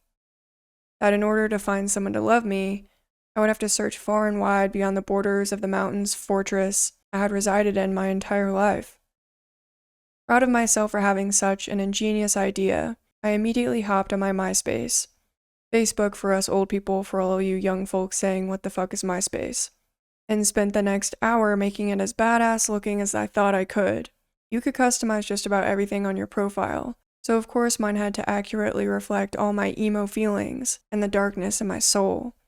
Word to the wise, and something I wish I realized back then. If you're trying to attract the darker things in society, you're probably gonna get back exactly what you're sending out. I know I sure as hell did. It all started out innocently enough. I clicked on one of my gay acquaintances' profiles, and for some reason this guy on his top 8 just flew right out at me. His name was Jacob. He was gorgeous, dressed in all black, and that was pretty much all I needed to know at the time. I saw he was from Maryland, several hours away from me, but far enough to possibly not be like everyone else here. Far enough to hopefully have exactly the kind of mentality that I was looking for in another human being. So I sent him a message. Something lame to the effect of, "Hi, what's up? I saw you on my friend's top 8 and I thought you were cute, so I figured I would say hello." I wasn't expecting a response, none whatsoever. He was so gorgeous and seemed way too cool for me. So why in God's name would he message a guy like me back? And then it happened. Within a minute of me sending my message, I got one back. And it was him. Not gonna lie, I exploded in joy on the inside. Something that I hadn't felt in years and years. It was just something like, "Hey, you're cute too, how are you?" But it was enough to send me over the moon. I felt alive again, but what I really felt was hope again. We talked the rest of the day and night. We talked about each other, how much life sucked, how bad we wanted away from our hometown and our lives. You know, the usual for teenage gay boys living in repression. I fell for him hard. Too hard. I mean, hook, line, and sinker hard. We chatted for maybe a week before he asked me out. I had no problem with dating online. Oh, that was the whole point of me doing this in the first place. So I eagerly said yes. We had only been dating for a week after that or so when he introduced me to the rest of his friends. I met his ex-boyfriend Zachary, and their best friend Josie, who I quickly became best friends with, along with about 10 other girls and guys. Josie was a cool chick and she had known these guys for years. Who better to give me all the dirt on them? During the course of the next month, Josie and I became the closest friends out of everyone he introduced me to, in what turned out to be a gang. They were mostly just a group of suburban white kids who called themselves the elites, and just drank and smoked a lot of weed. I had heard some crazy stories here and there about them beating people up, and some of them taking the gang thing way too seriously, but I didn't really think much about it. Josie and I had been talking on the phone every single day, and really made a genuine connection with each other. She had my sense of bizarre humor, was extremely intelligent, and still liked to have a crazy good time on top of it all. During this period, Jacob and I were doing great, but there was one little problem. I had started to fall in love with his ex Zachary the more I talked to him. Jacob could be intense and at times violent when he was angry, from what I had heard, but on the other hand, Zachary was his complete opposite. He was too kind for his own good, an extremely caring guy, and he wrote the most beautiful piano music I had ever heard. Being a musician myself, French horn for 10 years, I was immediately endeared to this guy. The more and more time I spent online talking to Zachary, the less time I felt like talking to Jacob. Eventually, Jacob kind of figured out what was going on, and to my shock, he let me know he was cool with it and wished us the best. That's how, after about 2 months with Jacob, I started dating his ex Zachary. This would be the guy I would date for the next 2 years, and with whom the worst times of my life would be spent. Josie was clearly thrilled for me. We still talked every day online and on the phone. Sometimes I talked to Zachary on the phone, but more often than not, we just kept our communication to AOL Instant Messenger. When we started dating was when everything started to collapse. Jacob, who has initially said he was okay with everything, ended up exploding. He completely tore me a new one online, and then proceeded to go and kidnap my current boyfriend. Josie called me up, freaking me the hell out, saying he had taken Zachary and no one knew where they were. This clearly sent me reeling from shock. I guess all the rumors I had heard about Jacob were true, and now because of my actions, the guy I'm in love with is in danger. I quickly contacted some of the older guys in the gang and let them know what was going on. Their response was basically, "Aw shit, not again," which caught me off guard. Again? You mean this happens frequently? I talked to Chaz, the leader of the gang, while he sent some guys out to deal with Jacob and retrieve my boyfriend. He basically told me in a nutshell that Jacob has been and always will be obsessed with Zachary. That when he gets wasted on whatever, he goes cuckoo for Cocoa Puffs and sets out on some wild mission to kidnap and apparently violate my new boyfriend. I couldn't believe it. I mean, I was in complete and total shock. But apparently the situation was resolved easily, and he handed over my man without too much incident. He also received a healthy ass beating to remind Jacob that it's not nice to go around kidnapping people just because you can. This was the first, and certainly not the last, incident I can remember, where a pattern I'm all too familiar with now would develop over the next several years. Jacob would get drunk and jealous. He would do something completely insane to me or my boyfriend, and then after all the freaking out and worrying was over, he would come crying back to me begging mine and Zachary's forgiveness. This became a weekly routine, and it began to wear me out mentally very quickly. Flash forward to around a year after I had sent the very first message to Jacob. I was still with Zachary, still best friends with Josie, who I had even been up to Maryland and met in person at this point, unfortunately to miss my boyfriend who was out of town visiting family, and was still dealing with Jacob's craptastic insane plots to ruin my relationship, and give me a stroke before the age of 20. None of this craziness set off any red flags in my head, not one.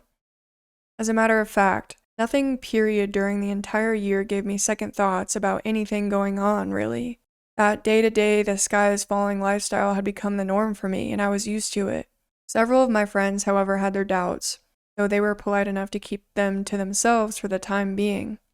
This was when the first true danger that threatened me and my family ever arose, and it led to a night I will never forget as long as I live. Cut to me as a 17-year-old who, in the span of 1 year, had accomplished everything he had set out to do. I had the perfect boyfriend, even if I never met him, didn't care. I had an awesome new best friend, Josie. We'd hung out a few times at that point, and I adored her. And I had joined a group of my own in my hometown. My parents were going to throw me away just because of who I loved. Well, then I was going to throw away every single religious thing I ever had been taught and go to the dark side. I became a Luciferian, otherwise known as a Satanist, and boy oh boy did I think I was a badass now.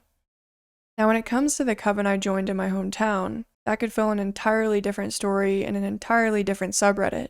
Maybe I'll post about that experience sometime.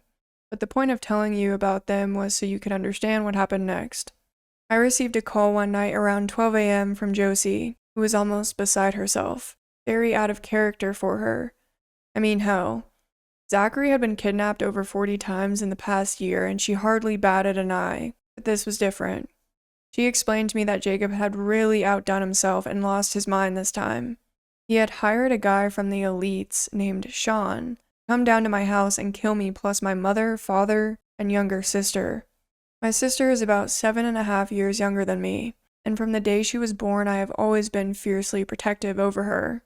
She was, and still is, my beautiful baby sister, and truly the only one in my household that I loved at the time.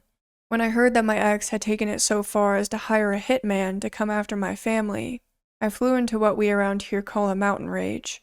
It didn't matter to me if someone simply came after me, but to target my precious sister who had nothing to do with any of this was the boiling point for me. And even though I despised my parents at the time, still a Southerner, and when you mess with a Southerner's family, then all the crap you're fighting about goes right out the window. Complete and total defend the homestead mode kicked in. I asked Josie when he left Maryland. She told me she found out that he'd started driving towards my house maybe an hour ago, and as soon as she found out, she called me immediately. Okay, that meant I had almost 6 hours to prepare, and at the least possibly 4 if you got a good head start. She also informed me that Sean was a former army guy, but got kicked out for failing several psych tests, and being a complete sociopath in general. I'm not a big guy, and at the time weighed even less than I do now. I was 5'7" and maybe weighed 130 pounds soaking wet, but my first thought didn't require brute strength to beat back this attacker. I called up my coven leader Brandon, who lived not even 10 minutes away from me, and explained the situation. I told him I needed to borrow his favorite toy, and I promised to bring it back in good condition, with as little blood on it as possible. He agreed. About 30 minutes later, I was back in my room, cleaning and loading an extremely nice over and under pump action shotgun. Like I said, no brute force required. I called Josie back up and got the details on exactly what he and his car looked like. Then around 4 a.m. I told her I would call her back and crept out in my front yard. Now, for people who have never been to my house, they always got where to park at wrong. They always ended up in front of my house down a hill instead of in the driveway on the side. This little detail was stuck in my mind and probably saved my life. In the very front of my yard, there was a huge oak tree that was big enough for my skinny girl jean-wearing emo ass to hide perfectly behind. All I had to do was wait and hope he did exactly what I thought he would. I got so lucky. He parked exactly on the opposite side of the big tree I was hiding behind. I heard a car door open and someone step outside of the vehicle, shortly followed by the unmistakable cocking of a 9mm handgun. While that sound may have struck fear in the hearts of others, it absolutely enraged me to the core, so I replied in kind with a sound of my own. As I stepped around the side of the tree, he was directly in front of his car, gun down by his side. In one motion, I simultaneously pumped a shell into the chamber of my shotgun and raised it directly level with his head, about 10 feet away from me. This caught him off guard and completely by surprise. I didn't hesitate. I simply told him the God's honest truth. I said, Buddy, you've got one of two options right now. Either you get back in your car, turn around and drive straight back to Maryland without stopping, or you can so much as flinch in my general direction, and I will splatter your brains all across the great state of insert my state. You have 5 seconds to decide. What's it gonna be? I kid you not, the most sickly smile spread across this psycho's face, and for a moment I thought we were about to reenact the movie Tombstone. Fortunately, he had much more of a sense of self-preservation than I thought someone who just drove 8 hours to kill a family he never met would have. All he did was give a little chuckle and said, "You're a cool dude, see you around." He then walked backwards very slowly, my gun following him the entire way, got back into his car and just drove off. Right then and there, I made up my mind. I had to tackle the beast head on. I was always raised that if you have a problem, be a damn man and take care of it yourself. I had to go to my enemy Jacob's home turf and bring this war to his doorstep, just like he brought it to mine. It was time to go to Maryland. Edit. I didn't realize you can't make anything a series on Let's Not Meet, so I'll attempt to sum up the next year of this chaos below here. After all of the drama of nearly being murdered by a nut job, I'd really had enough of Jacob's bullshit at this point. I got online and cussed him out until a fly wouldn't land on him, making a point to let him know that his little plan backfired. He wasn't dealing with some poor little boy that couldn't fend for himself, and each and every crazy situation that evolved had made me stronger as a person, if not a little bit more mentally disturbed every time. I told him he was going to regret the day he ever crossed me and my boyfriend. Instead of apologizing like usual, his true colors finally came out.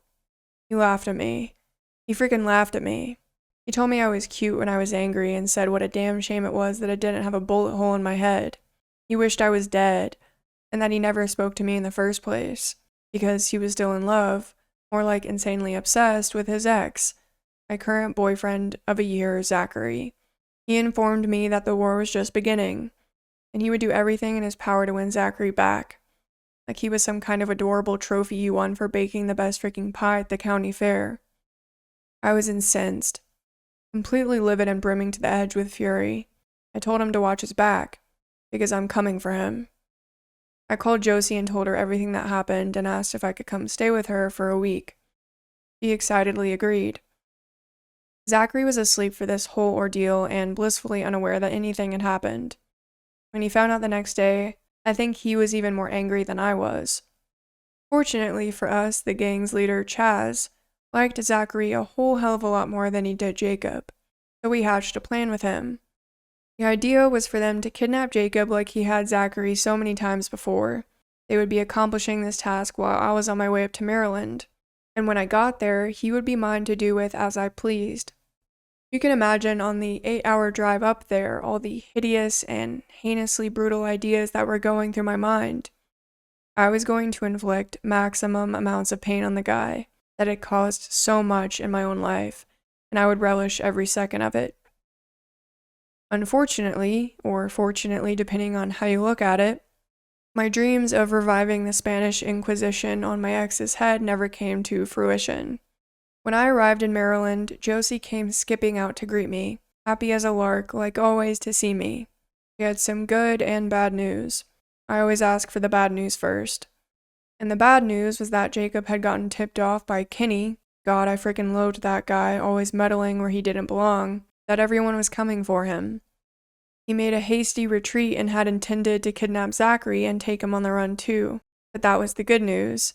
Before he could get to him, Zachary had hopped on a bus and headed to New York to stay with his mom while things cooled off. As sad as I was that, once again, I had missed seeing him for the first time, I was just relieved he was out of harm's way, safe and sound. Again, no alarm bells going off that for the second time that I had made the trip up there, Zachary was not around. Josie called him on her cell phone and he apparently picked up his mom's, because he never had his own cell. And we got to enjoy one of the rare times we actually spoke on the phone. All was well. Now for a week of fun and plotting on what we were going to do to Jacob the next time he reared his ugly head. Later on that week, Josie wanted to drive down to an old colonial part of Maryland and go ghost hunting on these abandoned railroad tracks. However uneventful that may have been, we did end up inviting Sean to go with us. Turns out Psycho Dude actually felt bad. Well, almost. He blankly told me that if I didn't have the balls to stand up to him, he would have killed me and my whole family for just $500. Instead of killing him on the spot, which every fiber in my being was telling me to do, I decided to play nice and get him on my side. That way, if Jacob ever tried that crap again, he would definitely tell him no because I'm the cool dude. Sometimes you can catch more flies with honey. Anyways, the rest of the week was normal and a damn good time. Josie and I said our goodbyes and we parted ways, wishing each other a Merry Christmas and a Happy New Year. The next couple of weeks was semi-normal. No word from Jacob at all. Not even a peep. What a gift, I thought. I'll take it. Year 2 of my relationship began quite happily, believe it or not. Even my birthday month of January was an unusually good one. Then came the next couple months. 2 months which quite vividly live within me to this day. They also defined my life for the next several years. This is when the sky stopped falling and my world completely crumbled from beneath me into utter devastation. At the beginning of February, Josie had a sudden and urgent impulse to get away from her parents. Now I could completely understand that, so I happily agreed to let her come stay down south with me. I borrowed my best friend's car and drove a 15 to 16 some odd hour round trip all the way to Maryland and back. My parents were less than thrilled. They told me she couldn't live in the house with us, so I said fine, and shelled out my own money at a local La Quinta Inn, where she and I lived for almost 2 weeks, before my parents caved and let us back in my house. Now, I forgot to mention something extremely important earlier about my boyfriend Zachary. He was very sick. I mean, terminally ill, but we thought it wouldn't be for years. I was told he had cystic fibrosis, and he needed a double lung transplant in order to live much longer. He was hospitalized in the beginning of February, and rushed up the transplant list because his condition was so grave. I can't even begin to tell you how after the year we'd been through together how badly I wanted to be by his side. Unfortunately, he was at a hospital in a part of a country that specializes in treating CF and was way too far for me to travel. Josie kept me in pretty good spirits about the whole thing. She had a lot of experience with CF since her sister died from it several years earlier. She reassured me that since he was so young and tried to take such good care of himself, that he would probably receive donor lungs very soon and be just fine. I tried not to worry too much, but in reality I worried my ass off. Losing him after getting him out of harm's way so many times before was not an option in my mind. How could we overcome so much only for him to succumb to this disease? Zachary and I talked constantly when he felt like it, and even though he was scared and alone, he said he felt like $1,000,000 knowing I was supporting him with my love no matter where I was. That made me feel wonderful being able to comfort him so far away, and for a couple weeks my comfort seemed to be doing the trick. Until one day, that day. My boyfriend died suddenly on February 14th, 2008. His lungs filled with fluid, he suffocated and died. There was nothing anyone could do. I was completely and totally lost. Josie broke the news and I collapsed in the biggest mess you've ever seen in your life. She was still living with me at the time, so she tried to console me as best as she could, while she was shedding her own tears at the loss of her best friend. That forever ruined Valentine's Day for me. To this day, it only reminds me of loss and death. You don't realize how fragile your heart truly is until you've experienced a loss like that. Little did I know that even worse moments in my life were about to occur a month later. I was headed on a course for total destruction, and still blissfully unaware of the one person who had been driving this crazy train from day one. Skip forward to March. St. Patrick's Day to be exact. A little over a month since Zachary had passed away, Josie had forcefully been returned to Maryland by her parents, seeing as how she had practically ran away. I was off in La La Land of booze, drugs, and more pain than either of those could cover up. I was chilling with my Satanist posse doing what all normal American teenagers do on St. Patty's Day, pretending like we're Irish and testing the limits of alcohol poisoning. My alcohol tolerance back then was ridiculously high, so I had already drank an inordinate amount when my phone rang. It was Josie. I slurred my words as something to the effect of, "Hey girl, what's you doing?" came bubbling out of my mouth. I announced to the room it was Josie, to which everyone replied, "Hey." She had lived with us for several months, and love or hate her, she's become an honorary Southerner. The next words out of her mouth once again sent my head spinning off into space and my world into complete chaos. Zachary's not dead. I stopped breathing for a moment, and when I caught my breath, I asked her to repeat that again. She did. Except this time she added the fact that his life had been in danger, blah blah blah, so he had to hide even from me, blah blah blah. Jacob just had to think he was dead, blah blah. I could literally feel my brain dripping out of my ears as my mind turned into mush, with every word out of her mouth. Then for the real kicker to my drunken mental meltdown, Zachary got on the phone. Sure enough, it was his voice. He apologized for what he had to do. I apologized for what I was about to do, which was scream and yell my lungs out, throw my phone into a wall, smashing it into a million pieces, and then proceeded to go from being super hammered drunk to completely shithouse wasted. I drank everything that wasn't nailed down. Who knows what other drugs I did on top of that because I sure don't remember. I was literally having a complete and total mental breakdown. The last strand of sanity in my brain just snapped. I did this for a couple more hours until I somehow drove back home, put on my work clothes, and tore out of the parking lot to go to my job in a city half an hour down the interstate, with people chasing me trying to stop me. I don't recall any of what happened next, but apparently this is what I did. I showed up to work completely wasted and got fired from a damn good job. I called my father, freaking out in the parking lot of said job. He realized I was drunk and told me to stay there and he would come get me. Oh, how I wish crazy drunk me would have listened. Instead of doing that, I started driving on the interstate again, not caring if I lived or died, and obviously not caring about anyone else. According to the police report, I was tearing down the interstate at 130 miles per hour. I apparently hit 2 mile markers on the side of the road and blew both my right-hand tires, but continued on driving with sparks shooting 50 feet out of the back of my car. I took the exit to the hospital going that fast and spun out, completely totaled what was left of my car. According to bystanders, I then proceeded to exit my vehicle and run across the damn interstate towards the hospital, with people chasing after me. Once I got to the ER doors, I heard the now familiar whoop whoop of a police cruiser. I was so arrested for driving under the influence. I blew a .20, about 12 hours after I had my last drink. If I had blown a .21, I would have gotten a felony charge. That led to years of failed drug tests, violated probations, and ultimately a year in jail down the line. After that, I decided enough was enough. These crazy people from Maryland and their insane concept of living could go all to hell as far as I was concerned. It had been nearly 2 years of torment, fear, and unimaginable pain. Worst of all, it was starting to cost me my mind and my freedom. I was done listening to Josie and ready to start listening to my actual friends in town, who had been begging me to stay away from those people for a long time now. Some good friends set me down and started to tell me the inconsistencies in all their stories over the last few years. At first, I didn't want to listen, but then eventually there was too much evidence not to listen. Finally, I opened my ears and my mind to what was really going on. I decided to figure this out once and for all. I got on Myspace, Facebook, and every other social media I could think of. I typed in Josie's full name into the search bar for every single one. What I found to this day still makes me want to turn my stomach contents inside out. There on every social media possible, by using her name and the few email addresses I knew she had, found dozens and dozens of accounts linked to her emails, duplicate after duplicate of Zachary's full name on accounts, with pictures of her, and the same thing with Jacob and every single solitary other person in the supposed elites.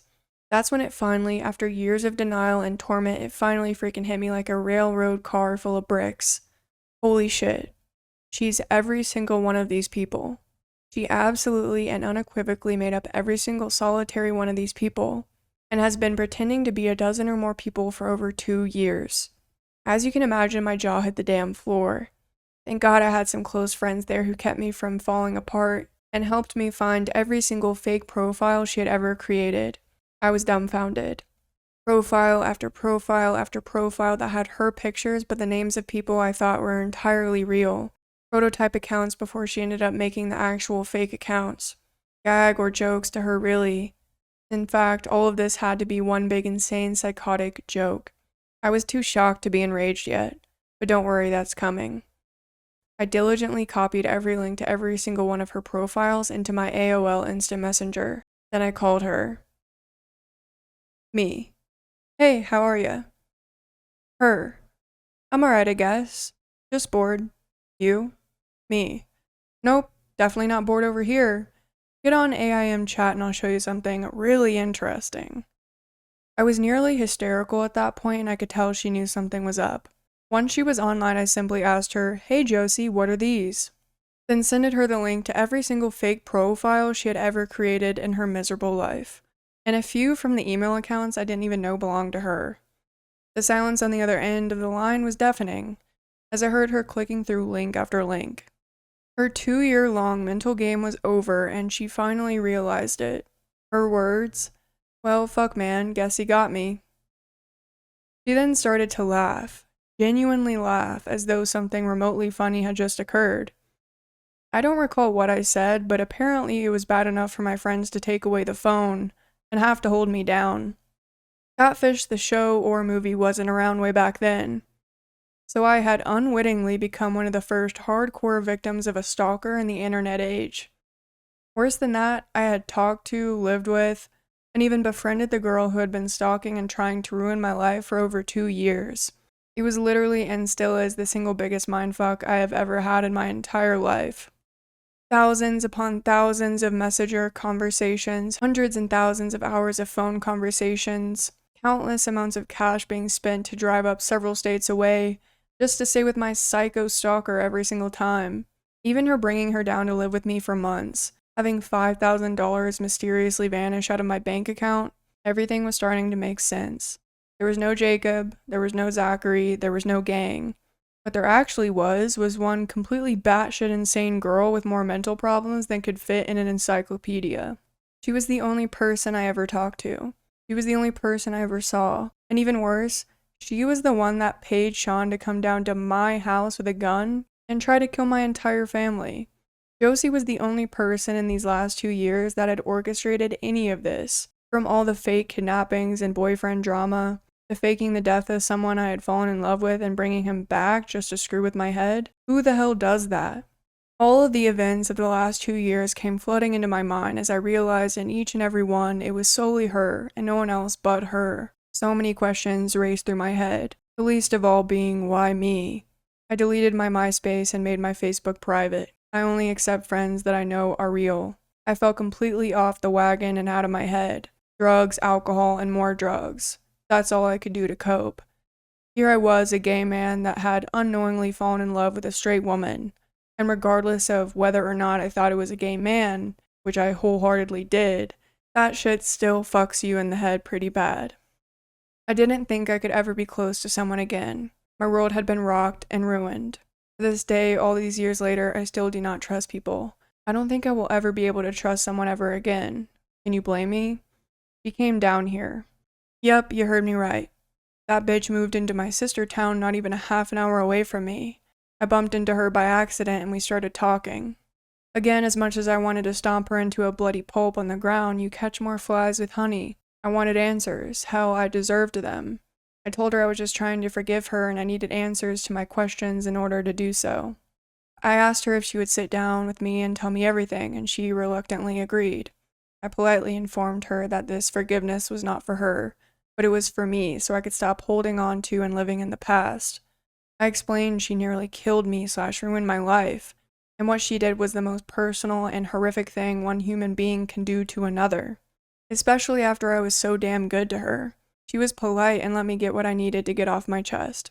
I tried to be calm and not so rude so she wouldn't run away, and I did get closure somewhat and answers to everything. Here's her explanation. Take it with a grain of salt. It started out as a joke when she was in high school. There was a girl who's being mean to her and bullying her, so she thought she'd get her back by getting her to like a guy online and reveal the awful truth to her. Ha ha. She had made a bunch of prototype profiles and eventually almost 20 profiles in total. So it looked like this group of people had the same friends and they were real. She just pulled pictures off of freaking Google. She knew none of these people in real life. She was having a good old time tricking this girl, and along comes a spider to mess up her web. Me. She said she thought she would just mess with me a bit and let me know she was actually a girl, but after talking to me, she unintentionally fell in love with me. Whether that's true or not, I don't know what to believe. If she really did love me, then why put me through pure freaking hell for 2 years? She said she wanted to tell me a million times, but it just got out of control, and before she knew it, she was really getting into being these people, and somewhat believed she was them and they were real. Again, this chick is the world's best bullshitter I've ever met, so who knows what the truth really is. All I wanted to know was how did she get the music and how did she sound like a guy on the phone? Music, as she shockingly demonstrated to me, was actually hers. She's an amazing pianist and guitar player. I saw this with my own eyes and heard it with my own ears. Zachary's voice on the phone wasn't very complicated. Paid a guy friend a few bucks to be in on it, which this jerk-off eagerly agreed to. Ruining someone's life for a few bucks, how sweet. Sean was all her. She paid him $500 to do that, and she had zero explanation as to why. She knew he would do it. He's just as much of a psycho as she is. The rest of it was pure fantasy and imagination. All dolled up to be extra crazy so I would care more about Zachary and give her more attention. As lie after lie was finally revealed and the truth brought to life, I had heard enough after around 8 hours of this. I had heard everything I really ever needed to hear and wanted to. My life was nearly destroyed, my family nearly killed, my mental and emotional health left scarred forever and ever, simply because she wasn't getting enough attention in her life. Neither was I when all that started, but I didn't go about like a human wrecking ball trying to make myself feel better. I'll never be able to comprehend or understand the mind of someone like that. People who derive pleasure from other people's pain and misery.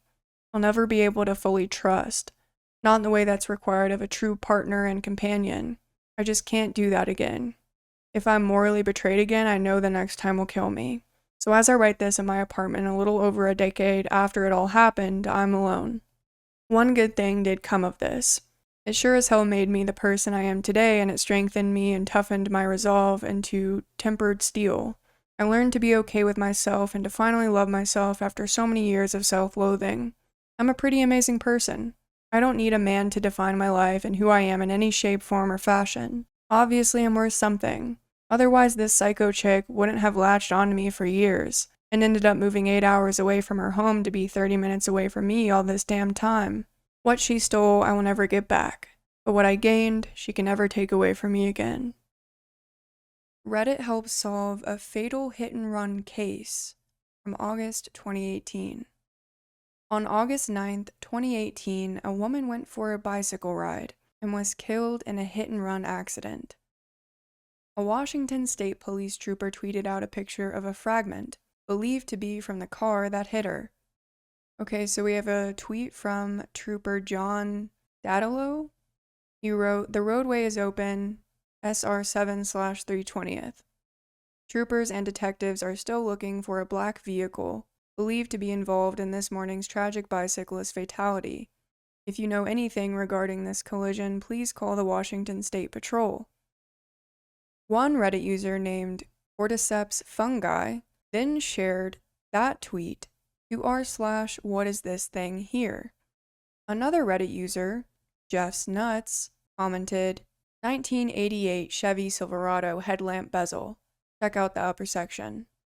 He also included a link to the car part. The user also added context to how he knew what the part was, saying that he's been a Maryland state inspector for a long time, and a part of each car and truck inspection up until recently was a mandatory headlamp adjustment. On August 14th, 2018, the same trooper tweeted an update. He wrote, "WSP detectives made an arrest today for Thursday's fatal bicyclist hit and run in Eatonville."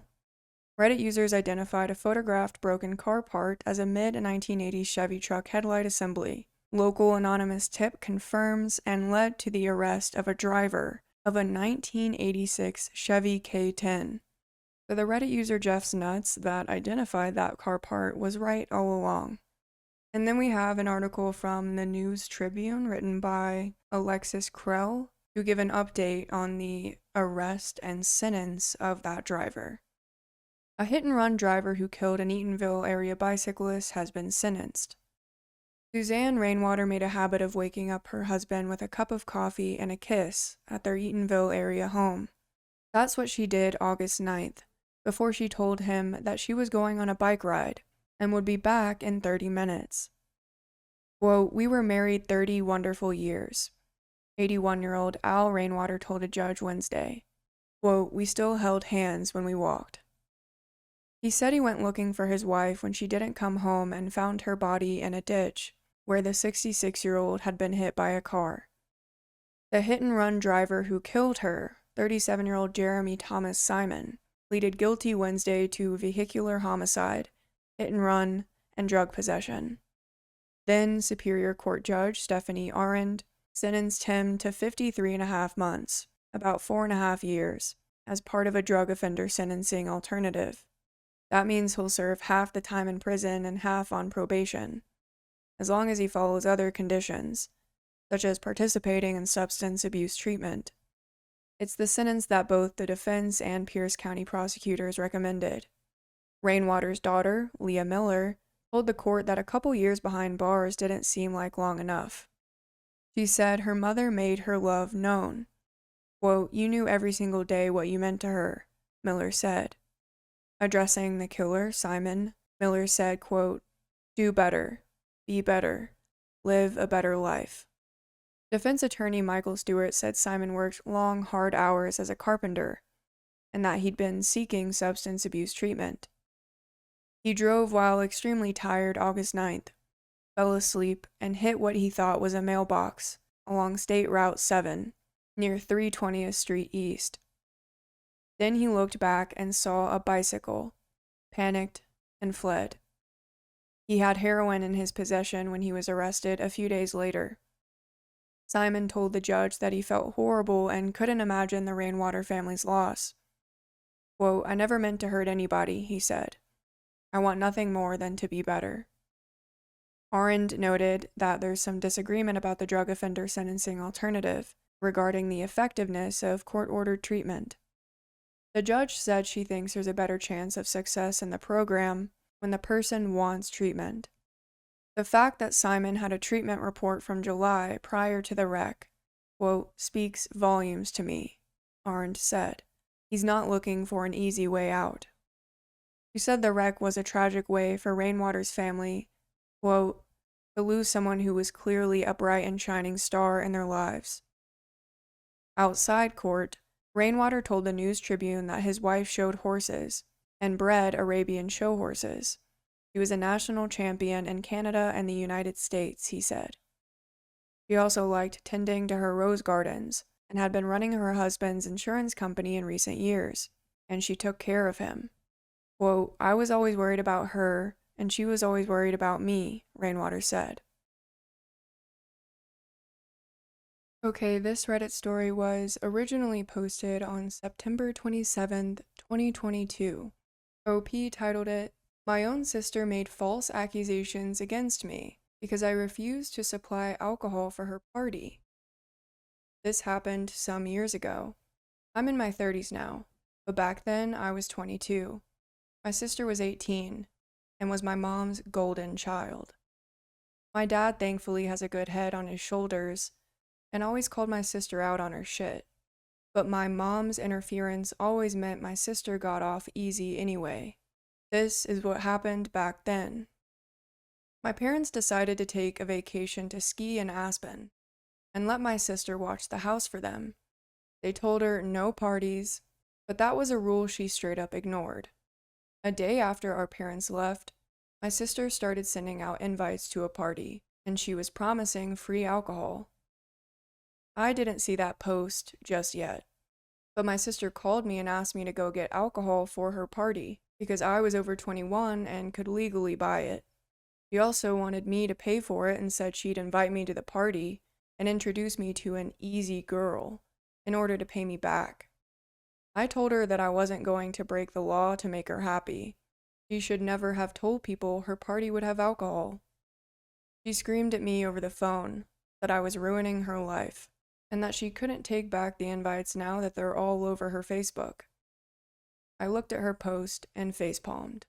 I told her that what she did was really stupid, and she and her friends were all underage, so it's illegal.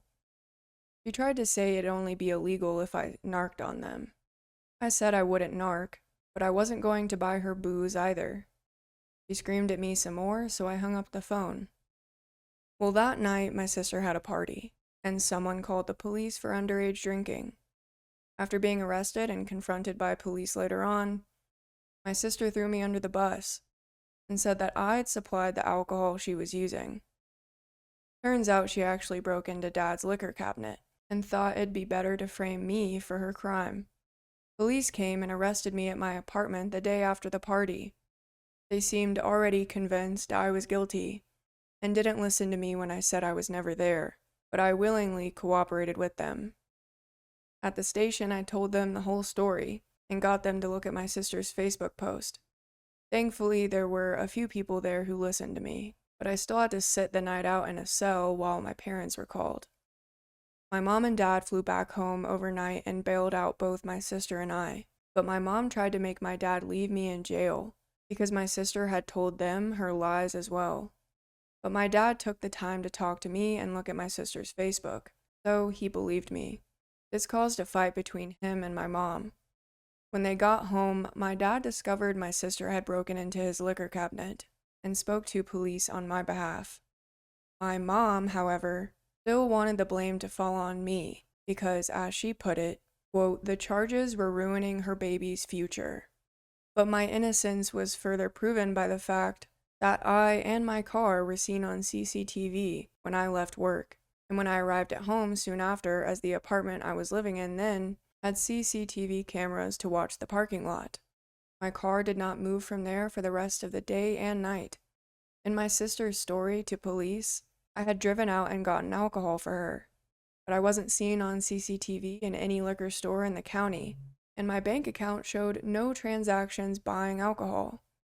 My parents' house also had a camera at the front door, and my car was never seen in the driveway that day. After being confronted with those facts, my sister's story changed to saying I already had the alcohol, gave it to her at my apartment. But my sister's car had never showed up at my apartment either, and there was like 3 cheap beers in my apartment fridge, and no hard alcohol. My sister finally had to give up on her lies, and my parents were severely disappointed in her. But my mom still tried to convince me to take the fall for my sister. She came to my apartment and actually demanded that I tell police that it was all my fault. I said I wasn't going to ruin my future for my sister. She refused to leave, and went from demanding to begging. She even got on her knees and tried to convince me that she and my dad would make everything okay in the long run if I just took the blame now.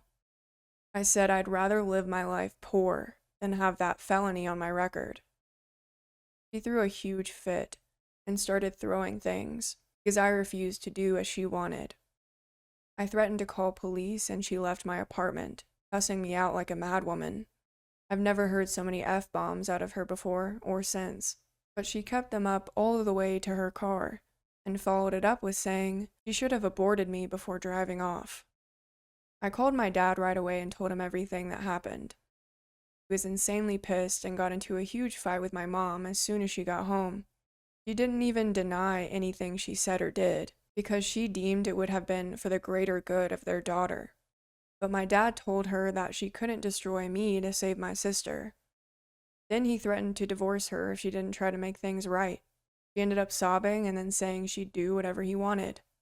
My dad said that it was couples and family counseling or it was divorce. My mom signed a prenup before she married him and really had no choice. In the family counseling, I called her out on how she always believed my sister's lies. My sister tried to say they were not lies, but each one I pointed out from over the years said otherwise. I'd taken the time to try to write a list of all the ones I could remember from the past decade that had all been proven she lied, and my mom and sister were forced to stay silent as I read them all. They tried to interject repeatedly, but my dad and the counselor silenced them. My sister, now proven beyond a doubt to be a liar and a manipulator, just shut down and refused to say anything more to the counselor. And my mom finally apologized to me, but it was obviously a forced apology because she looked so uncomfortable doing it. I told her that her apology was very fake, and after so many years of favoritism, the damage was already done. My relationship with her never really recovered, because she was convinced I was guilty no matter what was said, until my sister admitted the truth, and then wanted me to pretend to be the guilty one anyway, to protect her favorite child. But nothing went her way, so she just went back to crying about it. When my sister went to court, my mom pleaded with the judge to go easy on my sister for the charges of underage drinking and giving other underage people alcohol, as well as attempting to frame me for her crime. She also resisted arrest when the police came and shut down the party. She was very drunk when it happened. They kept her in a cell overnight to sober up, and then she told police I'd been the one to provide the alcohol. My mom's begging, along with the relentless lawyer my parents hired, got the judge to cut a deal, providing my sister plead guilty, which she did not want to do, but her lawyer highly recommended she take said deal to avoid jail time, because there was no other way of keeping her from getting a felony on her record. My sister's lawyer used the fact that the alcohol had not been bought that day, but rather had already been in the house long before the party happened, to help lessen the charges. My sister's Facebook had also been completely deleted by her as soon as she was able to, in order to hide the post.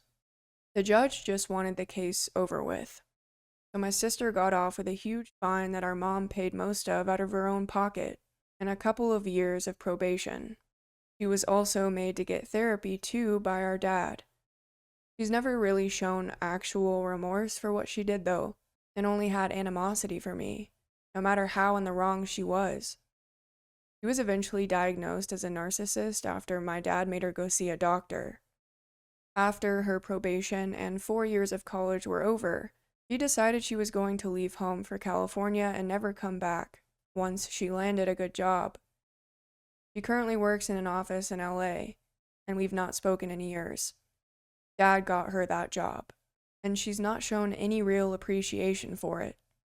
Even my mom has given up on her ever coming home for the holidays, and us being a family again. It tore her up inside for a few years, but now she's just bitter. She doesn't really blame me anymore, but we only seem to show indifference to each other. Just because my sister cut her off wouldn't make me the new de facto favorite. It just means my mom lost her baby and isn't getting her back. She can't leave my dad because she's too reliant on him. Despite having her own career, she'd never want to be on her own again, so she's just become a shell of her former self. Things between me and my dad are still great. He's pretty much disowned my sister for what she's done, and has stopped caring if she'll ever talk to him again. He and my mom don't even sleep in the same bedroom anymore. She moved into the guest room some 5 years ago and has stayed there. Their marriage is really only one on paper these days. Edit. Yes, my parents are wealthy, especially my dad as he's a business owner. He owns several businesses actually, one big one and a few smaller ones. He even owns one of the local gas stations. And the town we live in is full of bored police that are just itching to get some action.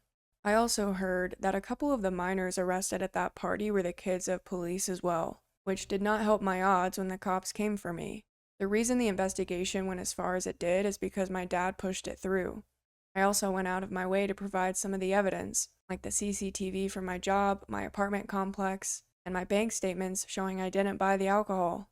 The rest, my dad pushed for. He had a lawyer get the CCTV from every liquor store in the county for that day, though my mom tried to talk him out of doing so.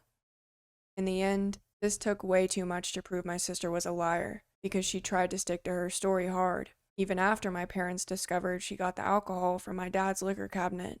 And yes, my parents lost a ton of money basically paying off the court to dismiss most of my sister's charges. My sister had to pay like 10%.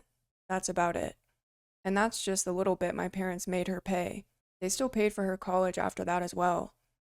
So people calling this out as rich people drama are exactly right, because it is just that. At the time this went on, I was still in college myself, but my dad insisted I have a part-time job to learn the value of work, and he was exactly right about that. My family is wealthy, but my dad tried to keep me from acting spoiled growing up. I even bought my own first car with my money. I earned working part-time, but I can't say the same for my sister, as my mom treated her like a princess. The rest of the family as a whole also hates my sister after what she did back then, so there wasn't much love lost when she ghosted us. Save for my mom. She cried about it often for an entire year. I would continue reading this story if it wasn't so clearly fake, and what sealed the deal for me and most people in the comments section was OP saying that his whole family went to a restaurant, and when his parents got up, his sister admitted to everything that had happened and said it was all her fault that she framed him, but she was basically still like, I hate you still. She gave a sort of non-apology is what he called it. Anyways, when his parents come back, he denies everything that she had just said, but conveniently, their dad knows the restaurant owner, and there's a CCTV camera with audio that catches everything she said, so she can't lie anymore. So yeah, definitely super fake. Okay, this next post was originally made in r/RaisedByNarcissists on January 12th, 2022. OP titled it, "Is this behavior common?" I'm just recently learning about narcissistic personality disorder, and I am now thinking my mom might be covert NPD. I don't know. Definitely has traits of it. One thing she seems incapable of is complimenting me and leaving it at that. It's always followed by some criticism, either outright or in the form of helpful advice. Also, if I come to her with anything that has upset me, she will one-up me and turn it into how much worse she has had to deal with in her life. If I ever try to turn the focus back to myself, she gets mad and puts me down for everything having to be about you. But nothing is ever about me. She plays the role of the martyr always. She is very beautiful and charming, and no one would probably even believe me if I told them how mean, selfish, and childish she can be. Everyone always praises her to me. I am not a child. I am a 44-year-old female. I look back now at my childhood and am kind of appalled at her behavior, or that she made it this far in her life. Does this sound like possibly covert narcissistic personality disorder? The next post was made by the OP in September of that year in the same subreddit Raised by Narcissists.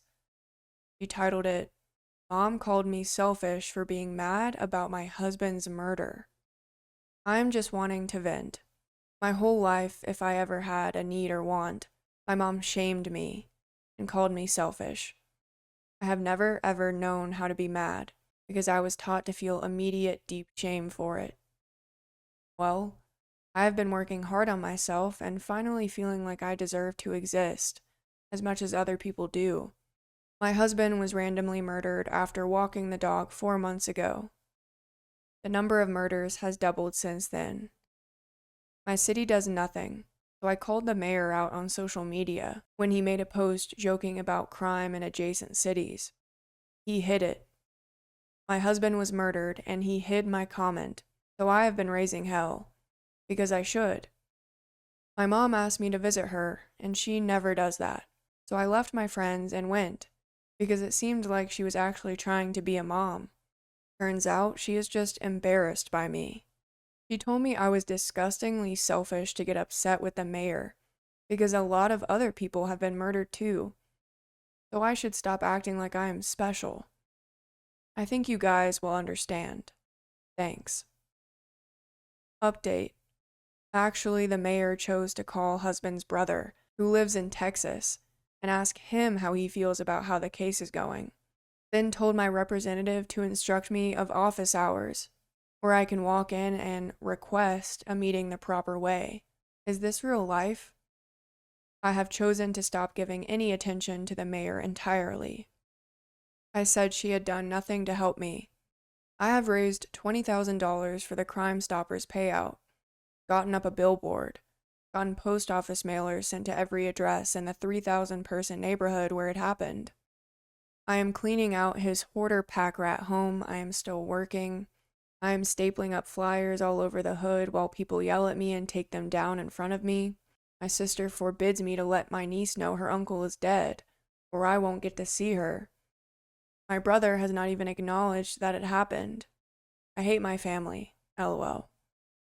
Another Reddit user commented, "Who keeps the truth about something like this from a kid? Sister, mom, brother, all trying to hush it up? Why is the whole family intent on downplaying/hiding his murder? That's so out of touch, it's almost suspicious." OP responded, "She says it is too traumatic because my niece has dealt with too much."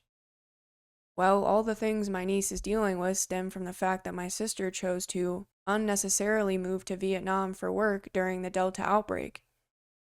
I am so mad. It's not fair. My niece is about to turn 10 and will be back in town for Christmas.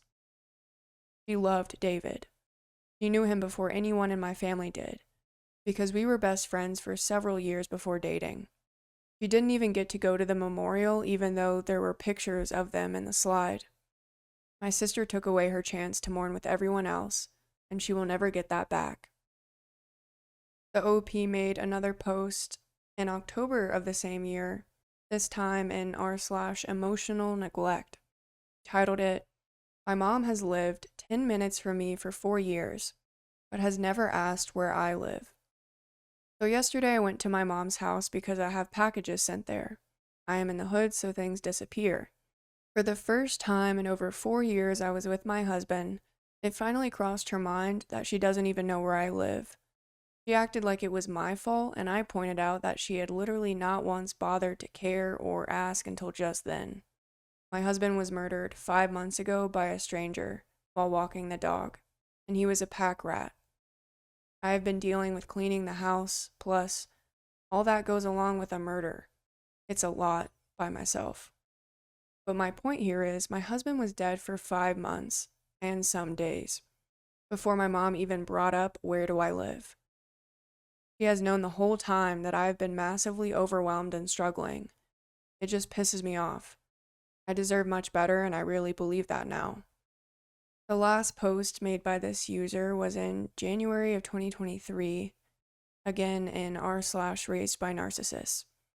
They titled it, "I'm having panic attacks again, being double teamed by narcissistic mom and narcissistic sis. I honest to God do not know how I survived my childhood after this last weekend. I tried to stand up for myself on social media. Well, it made the family be shown in a negative light, and they have teamed up against me. I have been waking up with the panic attacks, and they continue throughout the day. They are just so cruel, and I'm beside myself with the level of gaslighting. Anyway, I am an adult and have years of therapy and tools to help me cope. Yet within 1 week of being around them again, and my whole nervous system is shot. I feel so fucking crazy, even though I swear I am the only one being logical. I hate it so much, and I am actually really sad for what little me went through. Also impressed because it is hell to be around." I'm not sure what this case is that she's talking about, but if this is a legitimate post, I hope they find out who murdered her husband, and I hope she eventually decides to cut off her entire family because they sound awful. Alright, this next post is about a survivor of a child kidnapping asking for help to find her attacker. And this was originally posted in December 2019 with the title, "I was abducted as a child." Hello, I'm hoping to find some help and guidance through this difficult process. As a child, I was abducted and sexually molested, along with a neighborhood girl around the same age. I've desperately tried to find more information about this case in order to get answers and heal from this experience. However, my mother has refused countless times to tell me who the man was or what happened to me during/after my abduction. I believe the shame has made her try to forget about it, or at least try to make me forget. This happened nearly 15 to 17 years ago. When I called the Ventura County office, they told me they only kept police records up to 10 years. I've tried everything from asking other family members to even searching online, but I've found nothing, and I'm not sure where to go from here. I've tried to Google my name, but since this happened when I was a minor, and my Amber Alert was canceled later that day, my name wouldn't have been included. What I know. I was around 4 to 6 years old. The girl was around the same age as me. So this must have happened anywhere from 2003 to 2005. I'm 20 now. I lived in Satacoy, California. This is where I was abducted from my front yard. This town is close to Santa Paula, so there is a possibility I could have been there as well. I was found at a park with the other girl. I remember the night I returned home to my mother. She told me I was going to be on the news. but I fell asleep, and after that, this incident was never addressed. I'm hoping that finding out more about this case will bring me peace and help with my healing. I hope that one day I could be reunited with the girl who was abducted with me, but that may never happen. I'm desperate for any help, guidance, advice. Update number 1. I want to thank you all for the love, advice, experiences, support, and the help you guys have given me. This means the world to me, and I never thought this post was going to get this much attention. I am overwhelmed, in a good way, and I wish I could reply to all of you. I made this post in the middle of the night and woke up to so many beautiful responses, and I'm so grateful. I cried reading all of them. Right now, I do plan on updating all of you as soon as I find out more information. I have started to remember things that have been buried, and I'm trying to process everything in the best of my ability. Thank you all so much. This means so much to me. Update number 2. I decided to contact a few of my mother's old friends via Facebook, since my mother is a drug addict and I have no way of contacting her. Plus, I doubt she would ever tell me anything. And my mom's friend had this to say once I asked her. OP provided a screenshot of those messages. They asked a mother's friend, "Do you know anything about how my mom was back then, or anything about the kidnapping? If not, it's okay, but anything helps right now." The mom's friend responded, "I don't remember much. I think I remember an incident. Your mom was really struggling with her addiction, taking care of you. I know that she was doing anything and everything to make money. I usually didn't associate with the people she did. I'm a lot younger than your mom. I would go over to your house to take care of you while she went out and did whatever. I think she called after I already moved to Oxnard, and she told me she owed somebody money, and they threatened you and her. I gave her $500. I didn't know you were kidnapped. That time is the only thing I can think of, but I didn't live in Psychotic, so I wasn't around there. I don't know who the people were. Were they Mexican?" I don't know why she asked that specifically. So continuing with OP's update number 2. She, my mom's friend, had no idea I was kidnapped. She's making me suspicious on whether or not I was involved in an Amber Alert. Maybe it was something my mom just made up. I do remember going to the police officer. Once I was at the park my abductor dropped me and the other girl at. User Pseudonym told me that she found the article, but I'm still waiting for her to send it and confirm that it's actually me.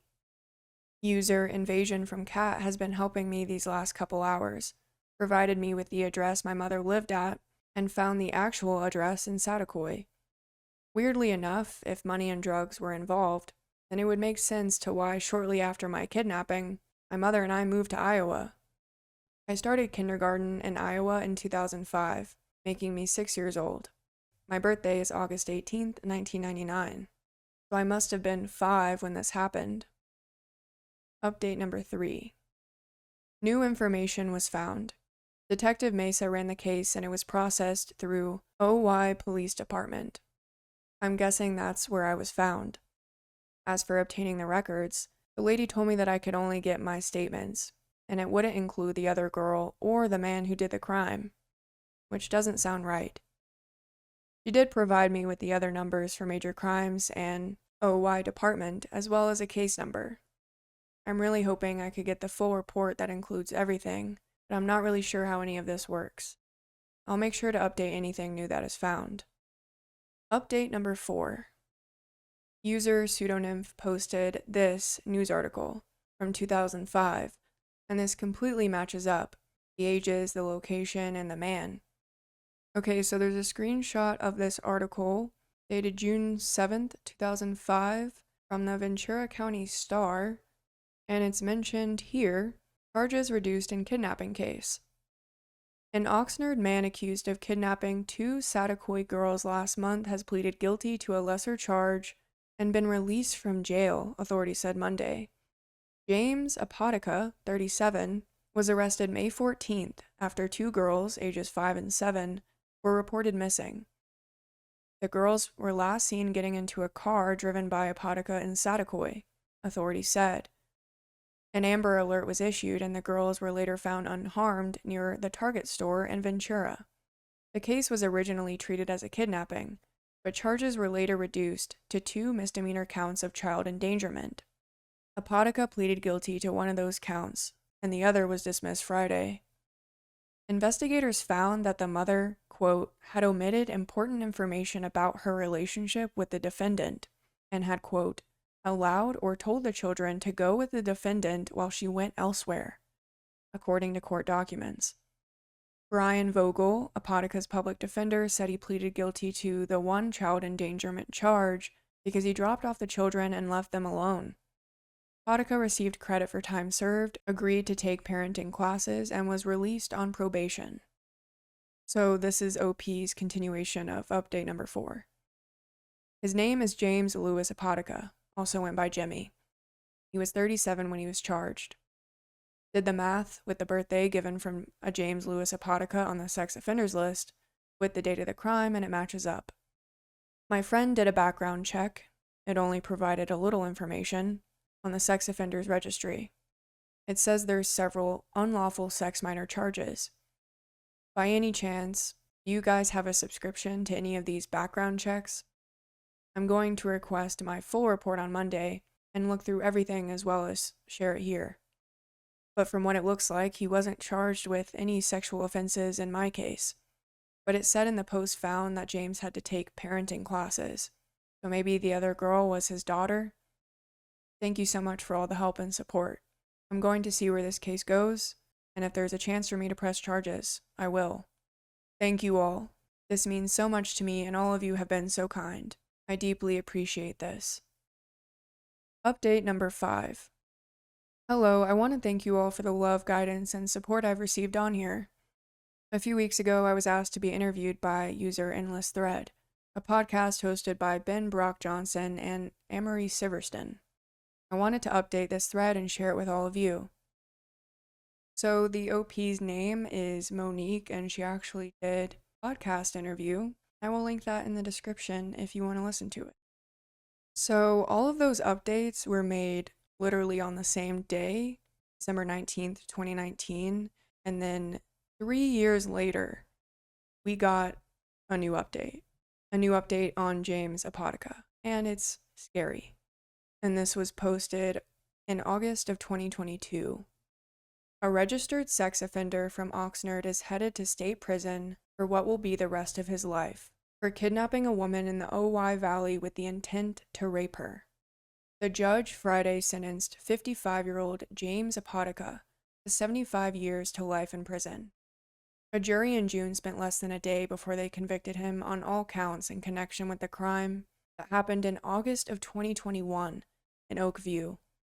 On that night, Apotica forced a woman into the trunk of his car. Prosecutors say she was rescued after a citizen heard her screams for help and alerted a deputy sheriff in the area, who stopped the vehicle and then chased Apotica on foot. They say Apotica threatened the deputy with a metal pipe, but was finally taken into custody after the deputy deployed a taser.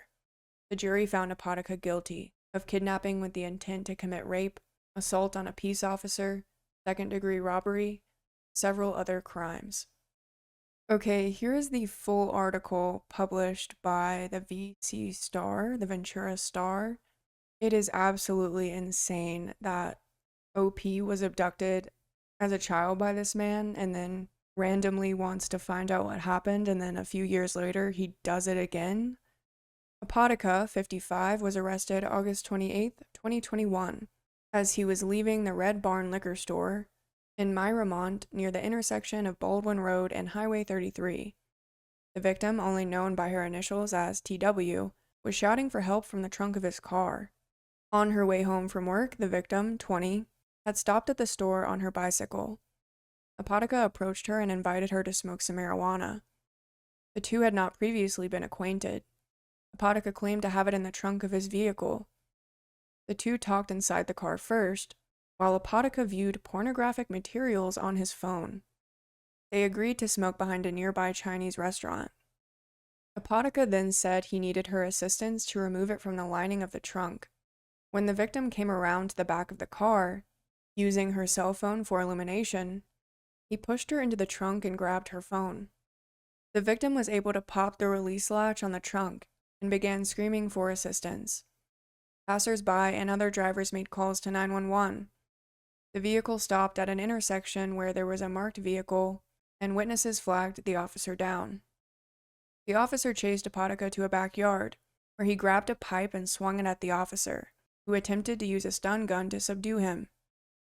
Apotica escaped, and another officer took up the chase and succeeded in subduing him with a stun gun. In addition to the 4 felony charges, Apotica faces enhancements for each charge that will increase his sentence. He is scheduled to be sentenced on July 22nd at 8:30 a.m. He faces 7 years to life because of the enhancements and the additional enhancements of more than 3 strikes. Apotica is a registered sex offender and has a criminal history, including multiple sex crimes against different victims, according to the prosecutor. And we now know that he'll likely be in prison for the rest of his life. So, happy ending.